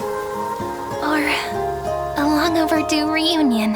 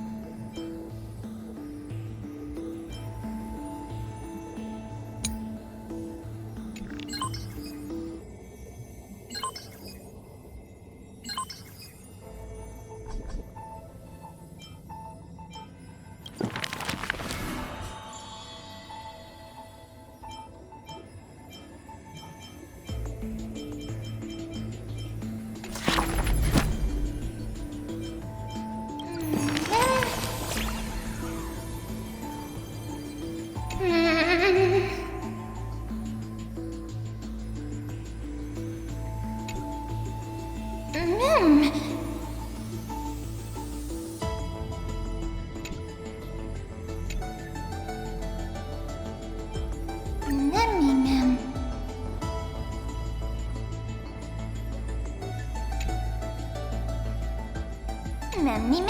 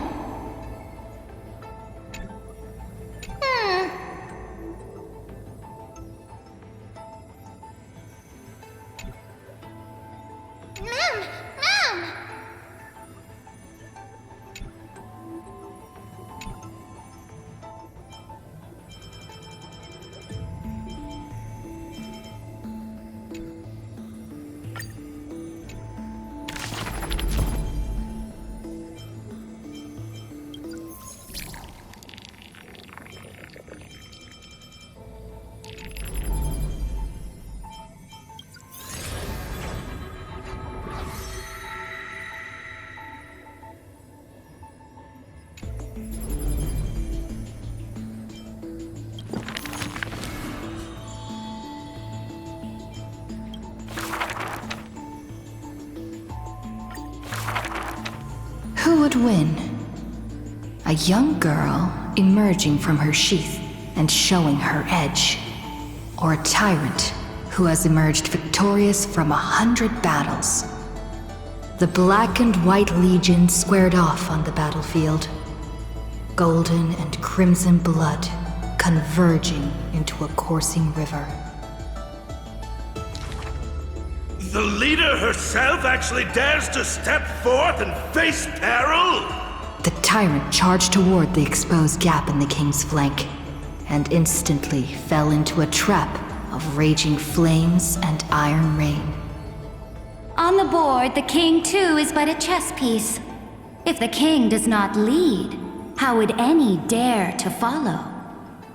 She lifted the king of the crystal pieces high, as though proclaiming the ascension of a new king. Who would win? The holy city that stood for 1,000 years? Or the foreign city-states invading from 1,000 miles away? Hollow hatred ignited the flames of war. The besieged walls of dawn tottered. Only a miracle can save us now. The cowardly elders barred themselves behind closed doors, while the trembling citizenry knelt and prayed. There is no need to panic. The miracle is already here. Under the banners dancing like waves, the burning crown shone bright as the wheeling constellations. Who would win? The general who saved the city, or the high and mighty with their privileged authority? The guillotine fell, severing the elder's life. The whispers dissipated, and the scales of victory tipped. From this day forth, I shall bring justice to the holy city. The people cried out her name and knelt in reverence, but were stopped by the sound of the scepter of authority striking the ground. Do not lower your heads beneath my crown. This was the first, and also the only Imperator. Who would win? The heroes bursting with ambition, or the omnipotent gods? The Imperator issued the decree! The start of the Flame Chase journey is at hand! Perhaps drawn by the grand design to welcome the Era Nova, or perhaps convinced by that king's great renown. Righteous warriors from across the land gathered before the Imperator's throne. On the day the journey began, the sky was an expanse of fluttering banners. The people gazed upon the overwhelming military alliance, a golden city reflected in their eyes. As for the end of that chess game, the scholars debate endlessly, but such discussions always end with a sigh. The invincible Imperator faded at the pinnacle of power. The crown's flames extinguished in the lake. The banner, once revered by the people, along with the broken spears of the heroes, now a tomb. The people said, "Even the sovereign that conquers all before her is no match for fate." Yet she said, "In a war with fate, has there ever been any justice?"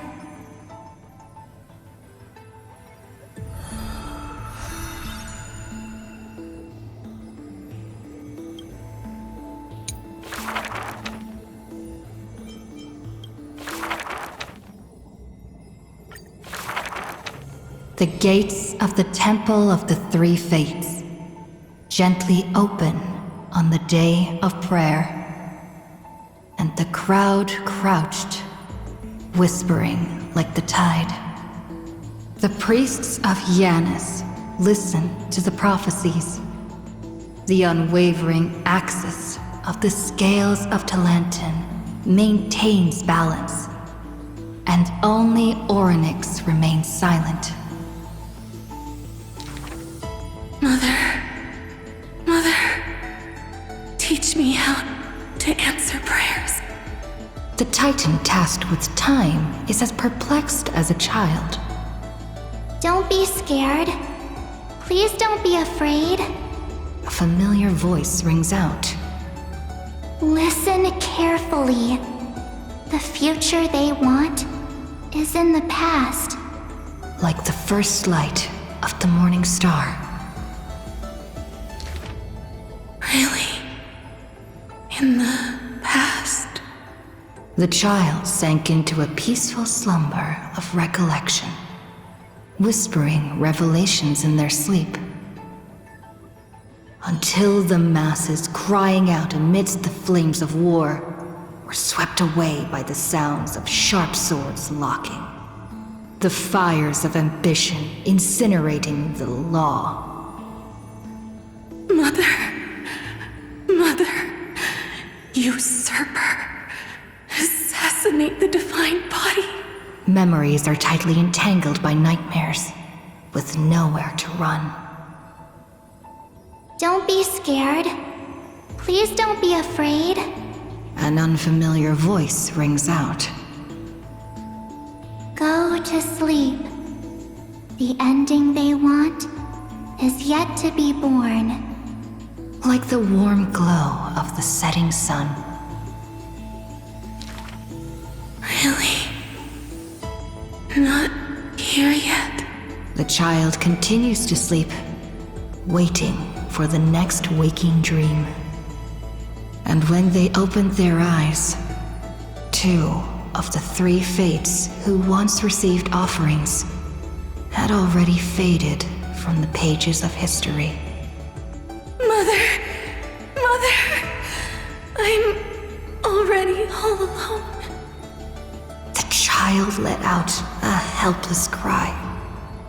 Don't be scared. Please don't be afraid. A familiar voice rings out in the mirror. Just wait. The stars that illuminate the night will visit in the end. Like gentle moonlight. The gates of the Temple of the Three Fates now close tight. People no longer pray to a titan who cannot touch the world. Within the inescapable dreamscape, the flower stems nourished by the black tide serve as a swaddling embrace, drowning the young child's soul. Mother, help me leave this place. But this time, they didn't receive a response. Only long years of yearning and pain. Like the silence of the Evernight. Days and nights passed. The years turned. Dust covers the glory of the past. The priests have forgotten this titan. Waiting They watched over the slumbering sprite, gazing at the dull mirror. But a fleeting mirage flickers in the mirror. The shining stars and the lights of the home. And a strange yet familiar voice. Wake up! Our familiar old friends have already arrived. Like the newborn dawn.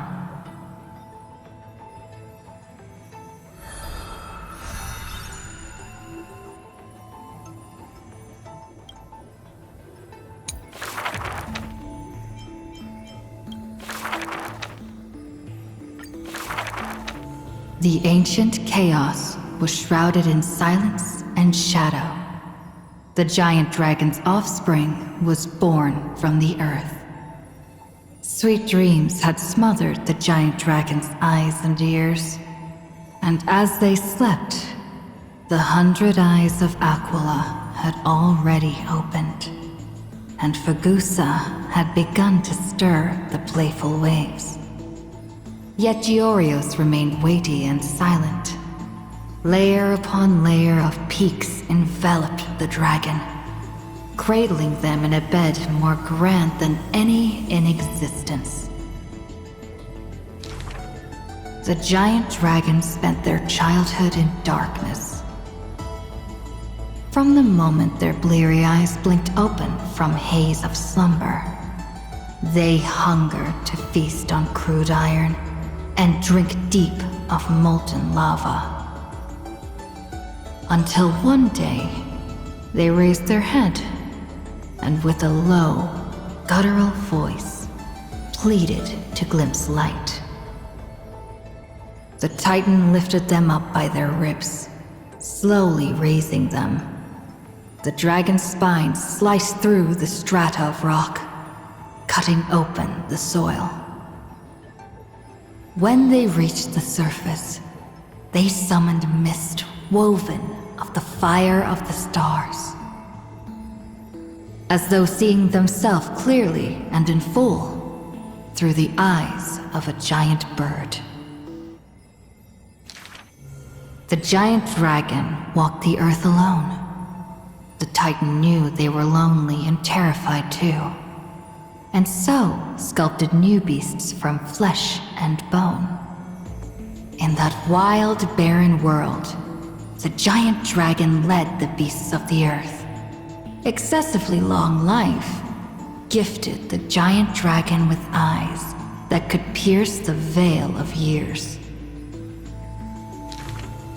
They witnessed the separation of day and night, as well as the entanglement of reason and romance. And even Kefali did not neglect to share with them a chalice of golden blood. The ocean teased, saying, even should the earth sink utterly, they would not rot. Ever since they opened their eyes, the giant dragon rarely returned to slumber. And thusly, that mesmerizing dream that occasionally burst forth at night etched a trace on their memory. The gods they were familiar with were in this dream, and they were as immense and imposing as ever, yet had lost their freedom. Just what manner of magnificent pathstrider could imprison the Titan's mere reflections? The giant dragon dreamed also of their own path, that great breath from the heavens, or perhaps from beyond even the heavens. They dreamed of silver shards amongst the stars, reflecting the form of another giant dragon. That great cerulean dragon approached Amphoreus, the distant whispers roiling, becoming a roar engraved on the earth. They recognized the meaning in that low roar. Its name, permanence.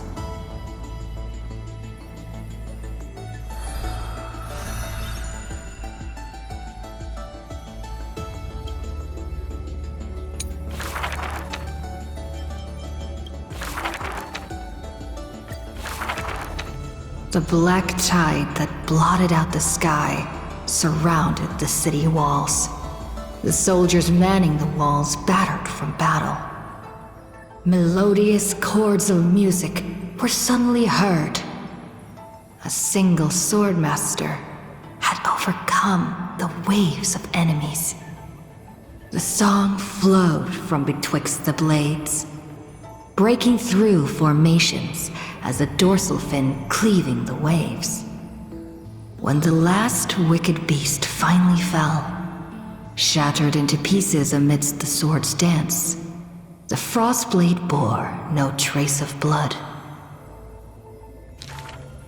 The legions of heroes under my command are as vast as the sea, yet lack a formidable sword banner. The commander extended a hand, inviting the musician to join. Should a fish separated from its school glimpse a faint glow, it will swim toward the light. The swordmaster clasped the commander's hand, as though gently grasping the hilt of a keen blade. When the spray of her waves extinguished the fires of war from the holy city, a golden name was engraved upon the stone pillars. The former commander burned the crown to become king.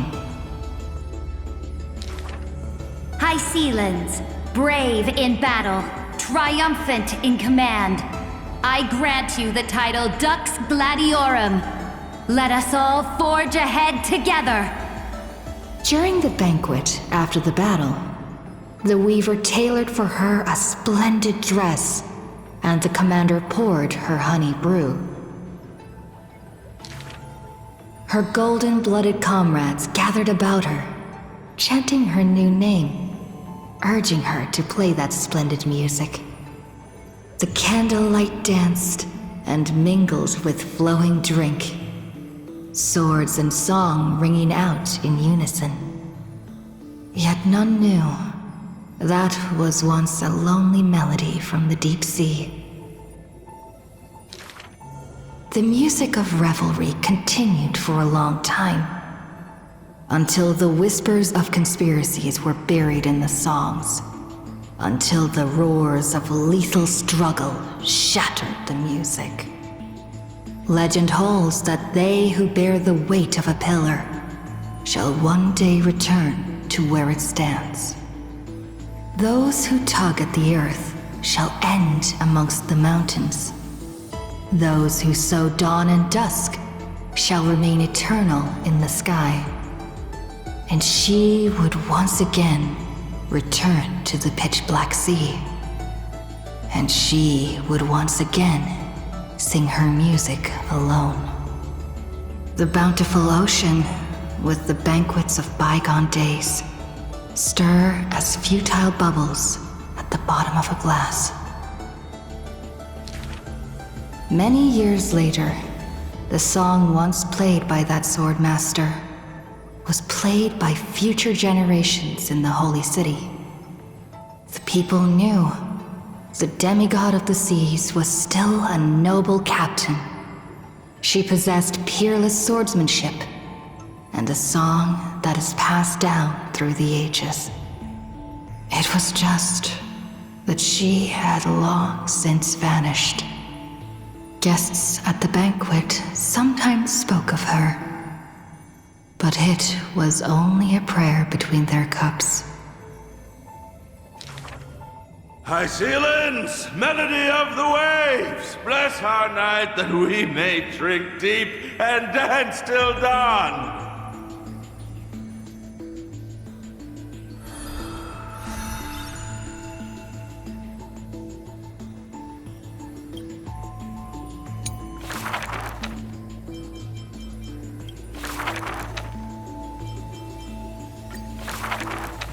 On that day, the dawn promised by the Skyfather shattered in haste.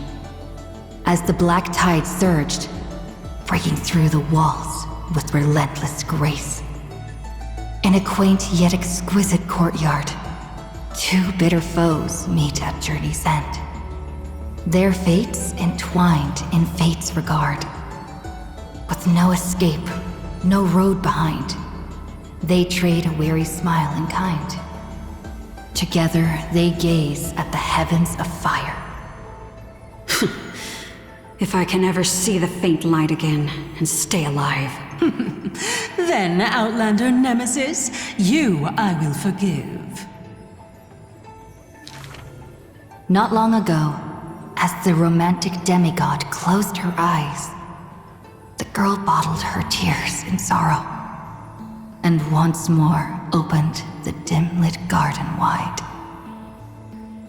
Two figures step into the courtyard's gate. A general of Kremnos, her body torn, by vengeance bound, by fury swayed. A noble of the Holy City, once wrapped in gold, now haunted by a fate betrayed. A simple injury, or so the girl believed. Yet the two women met with scorn, their words like blades. Because their children fled in love's embrace, while bloodied pasts left scars in place. A feud unbroken by countless years. A chasm carved by blood and spears. This was a sickness beyond the girl's touch. Just do your duty as a healer, girl. Family feuds are like sunlight and storm clouds. They cannot mend. At last, the girl saw it clear. The courtyard's birth in days of yore was born to mend the rift of dusk and dawn.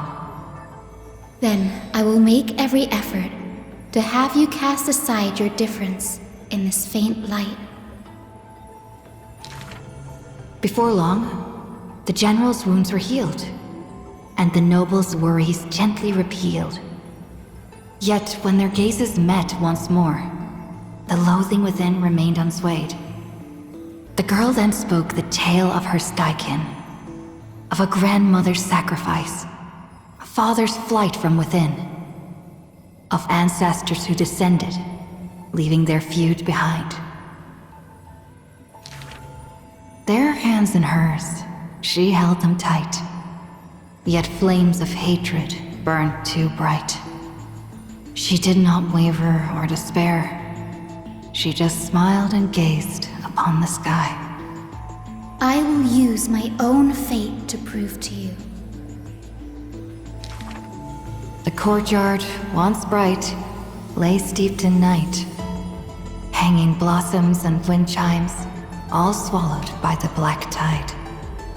The general raised her spear for the noble's sake, while the noble whispered prayers for the general, gentle as a lake. If I can ever see the faint light again and stay alive. Then, Outlander Nemesis, you I will forgive. The death they awaited never came. Instead, a cascade of colors fell from the heavens, simply there, protecting them both. The sky still burned, dark and low, yet her words lingered, a gentle ember refusing to fade. I will use my own fate to prove to you. Day and night can be mended, and so can hatred be undone.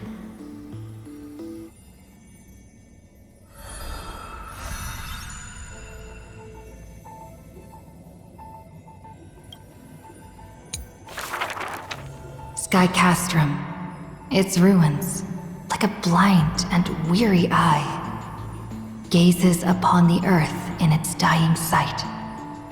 Alone, the girl remained upon the battlefield. No time to shy from the searing gold, no will to wear her usual smile. She fought her way to destiny's edge. Of the crumbled mural, but one piece endured. A corner portraying the day thunder night, dazzling in blaze. She placed her hand upon the mural.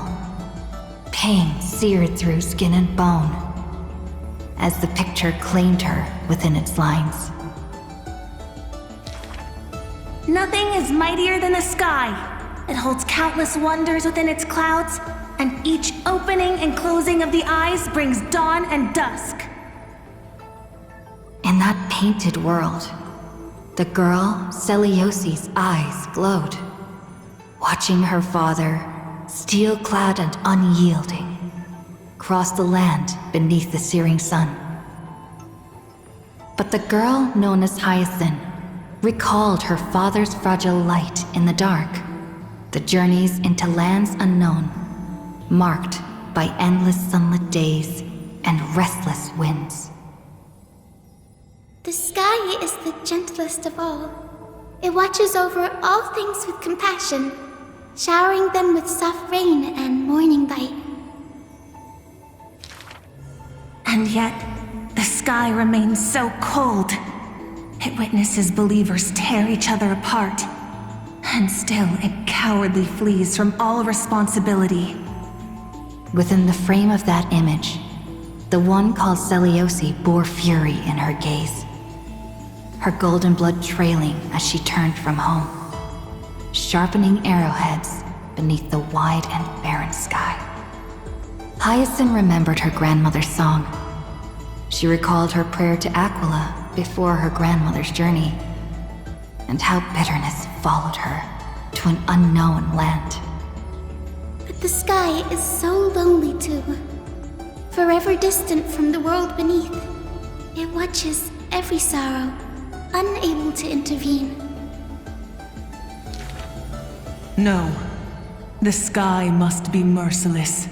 It must scorch the wicked, temper the fragile, and pass divine judgment upon all human wickedness. Within the mural, the girl named Celiosi became the divine eye, gazing down without mercy, a titan passing judgment upon her own kind. But in memories deep, Hyacinth heard their call, the golden threads that shielded all, the burning sun, vast and unyielding, carrying the weight of all the world had known. No, the sky must not forsake kindness. Through its boundless embrace, it carries the core flame of hope for humanity. The sky, it's so dark, so cold. In the depths of memory, the girl named Celiosi pulls her knees to her chest and trembles. Then please, come sit in my courtyard. A gentle ray of light seeped through. The celestial mural now fused anew. Once more, the land knows favor and boons. The girl who has now become the sky takes the hand of the girl who once was. I want to tell you the secret of the sky's greatness. Whenever the anguished earth looks to it, it always offers a smile in return.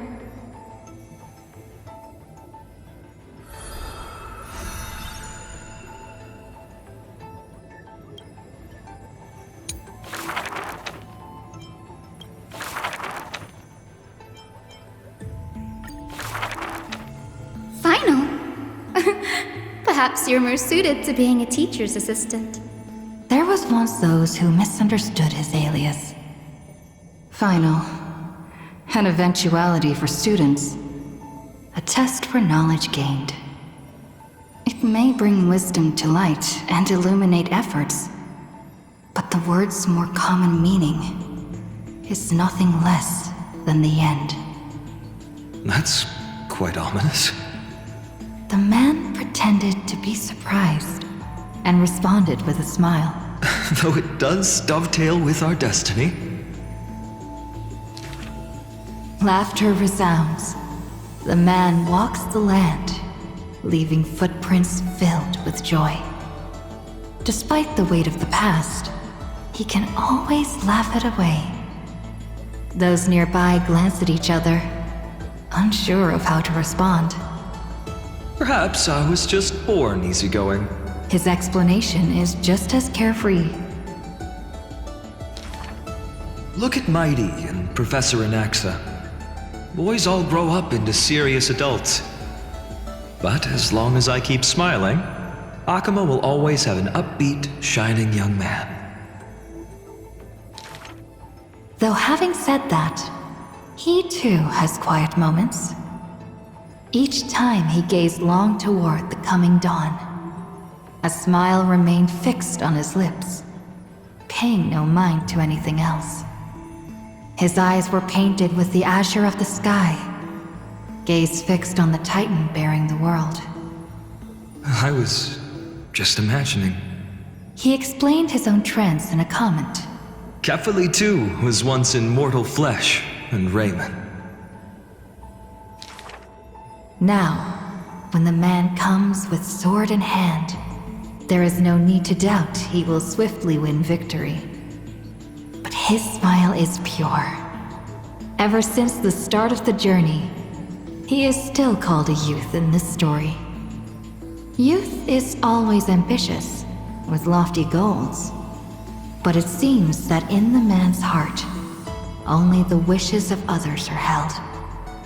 Apart from the ideal of deliverance, what do you have left? The golden-haired friend once asked him so. He remained silent. Then, as he was wont to do, he simply smiled. As long as I don't ask for too much, everything will unfold as desired. In Amphoreus, untitled statues are a prevalent sight. As for the inspiration behind these statues, they are said to be the clay figures that Kefali made at the world's creation. They made clay figures in their likeness, bestowed upon them the breath of life, and allowed the golden divinity of their blood to course through. Thus, the very first mortals roamed the earth, receiving the gods' mercy, while realizing the sorrows of this world. But that sorrow was, in the end, only the sorrow of the world. Nobody ever cared what lay behind the smile, what the clay figure thought.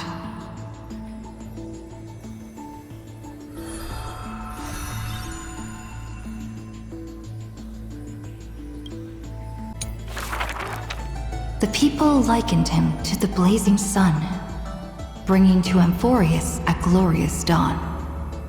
And for his part, he embraced their expectations, being willing to become the perfect vessel. Like that god who shouldered the world, the man never cried or frowned. Yet, he is not proud of his resolve, for sometimes he even avoids the funerals of the departed, only out of fear that he cannot cry for those in pain. He once sought out emotions of sorrow and walked with the lowliest of people. Henceforth, your misfortune shall be my misfortune. Responsibly and diligently, he protected all for the people, living in dilapidated cottages, sitting on aged stools, subsisting on nuts and fruit, beset by hunger and cold. The people thanked him for his grace, like a hearth warming winter nights. The man's presence dispelled the cold, leaving warmth with promises of morrow. Whence does his warmth come from? None ask. The man gradually perceives his true nature, but he dares not speak.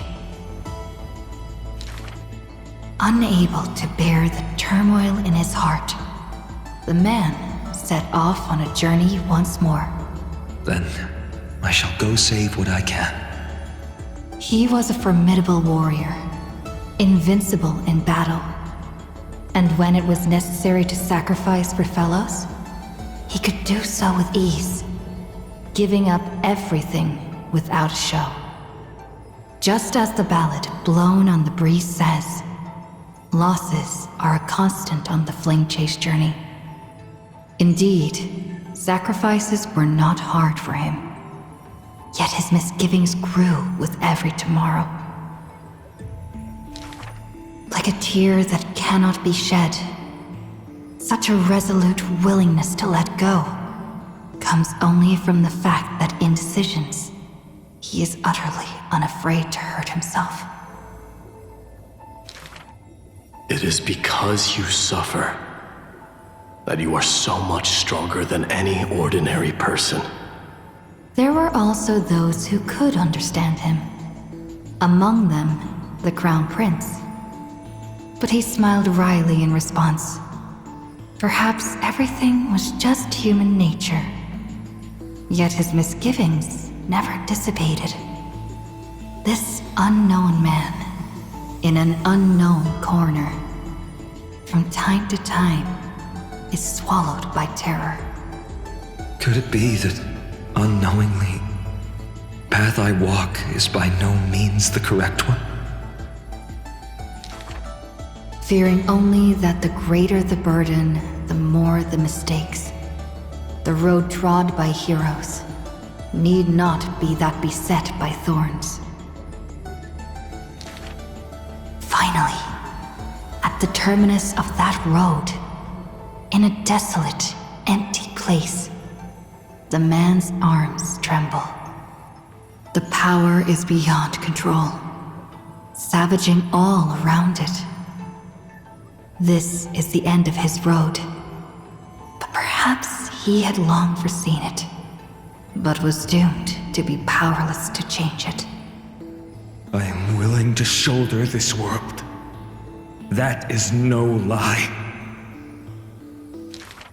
But before the tears could flow, they were vaporized by the heat.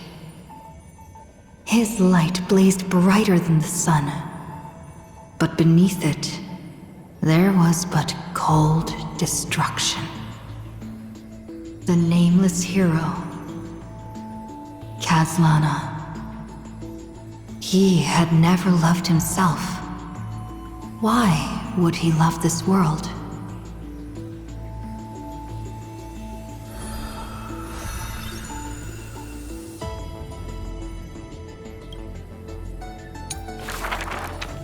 A gust of wind will one day sweep past, wiping away all the man's tracks. Nearly every footprint was stamped full of the fury that filled him. That humble youth faded away with the flames into yesterday. The first ray of light to pierce the long night was brought by the burning man. But the body that bore the weight of the world was forged by the fires of wrath. Rage is a crafty emotion. It changes its face, concealing itself within the man's life. His friend fought blood-soaked battles, so their people would need fight no longer. But every victory in battle he gained left him neither satisfied nor proud, only with the indifference of emptiness. You must be careful. Duty does not drive you to wield your blade, but hate. His teacher kindly reminded him thus. And behind that hatred, you seem to desire the destruction of the self. But what about his joy? Was that too merely a phony disguise? He who once laughed amidst the crowd, day after day, as though it were second nature. No. Even though he knew not the meaning of love, that happy past was not a lie someone wove. But now, even those memories have melted into fury. His hatred is such that he cannot hold on to what he cherishes, though all is precious to him. Fueled with lone courage, he attempted to resist fate. But the burning sun that shines upon all creatures, once fallen, will incinerate the land, becoming golden death. But what of his sorrow? Indeed, the man could shed no tears. But at the moment the cycle manifested, when all that was familiar was now remote, the world collapsed, becoming empty in an instant. But the stabbing pain in the man's heart, was it but the residual warmth of his wraths? The truth no longer important. The man simply took another step forward. He wasn't willing to believe it, but was willing to acknowledge it. There is no need to question your heart. No need to crave victory. If I am born to be a vessel of sin, then I shall roar at evil, and together with it burn. In the endless cycles, there were some moments when the man felt everything dissolve like a dream. In that dream, he would awaken again and become once more the boy who loved to laugh. But were he to open his eyes, the fury would cast a shadow. He saw the creators choke his throat, gurgling and gasping, and in that boundless dream, he mistook them for his own jest. But their true forms were violent hatred towards the creators, towards himself, a roaring inferno. The prophecy departed. Amphoreus was unable to usher in the dawn. What rises in the distance is not the morning sun, but a ball of all-devouring fire, setting the universe in conflagration, searing till the end of time.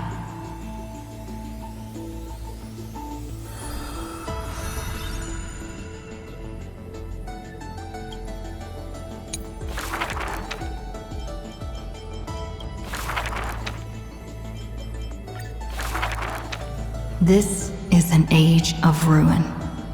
The Chrysos War ignites once more, while Zagreus' taunts ripple through the city streets. This is also an age of splendor. 300 thieves spring forth from Dolos, each scheming to conceal the truth from prying eyes, robbing the rich to give succor to the poor. Every one of them deceives gods and men alike, righteous and valiant. The flame chase journey has been cut short midway.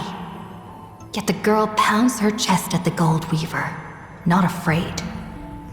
The core flame of trickery is near. If now isn't the time to risk it all, then when?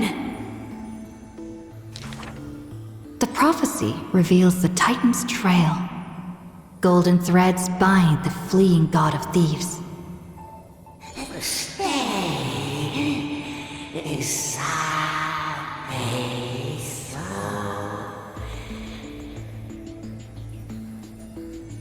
The young girl flashed a grin and walked towards the god who was pretending to smile. I once vowed to the god of thieves that I would force trickery to reap what they have sown.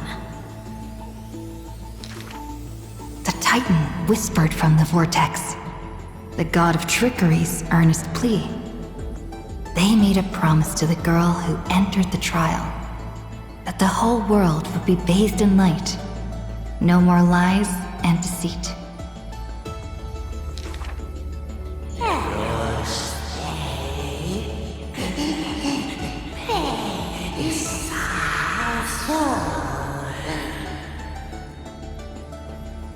The young girl recalled the hearth fire of her childhood. Cyphera, only honesty is well liked. She pursed her lips. That does sound like quite the ideal society. Of course I didn't accept. How boring would a world without deception be? The young girl demonstrated her newly acquired divine power, molding lies into reality. The defeated titan is now naught but a wandering soul.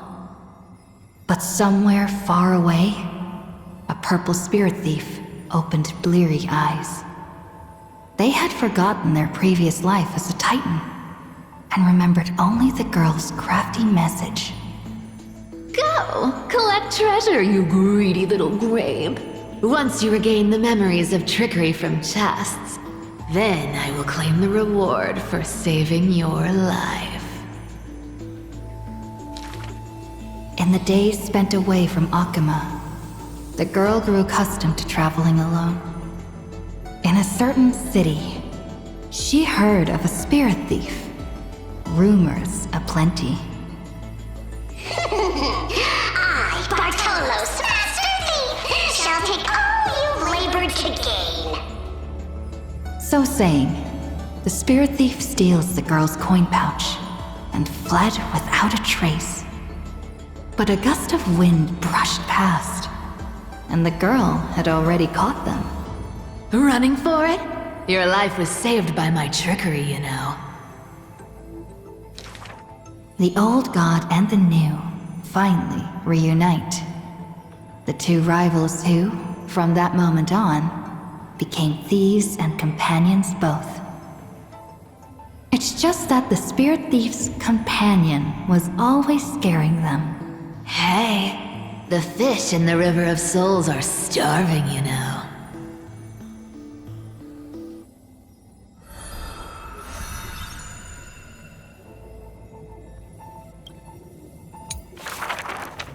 A thief reveals a few lies.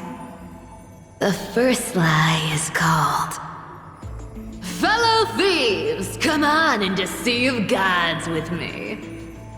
The world has already forgotten that feast. Lies unnumbered that drowned the Day of Souls. Schemes uncounted, burning for a night of revelry. 300 thieves shackled in imprisonment, in exchange for a titan's resigned confinement. To have managed to trick the Grand Master of all tricks. I can die happy now. This was Dolos's great achievement. The deception of the gods, where even Zagreus was fooled. The second lie is called The god of trickery is now naught but a wandering soul. Why did she spare the Titan's life? The young girl knew not, even after asking herself. Was it greed for the treasure they promised? Or had she vaguely perceived their lonely fate? It's because you're every bit as despicable as I am. It's such a relief not having to deal with the noble. The girl dismissed and made light of herself, only forgetting trickery was once a god that supported the world. The third lie is called Oh, eternal day, endlessly illuminate the holy city.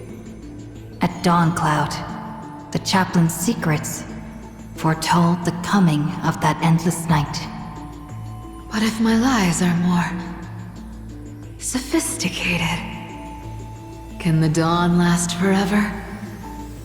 No end in sight? Bearing the fate of the Thief Star, the girl was long used to walking in shadow.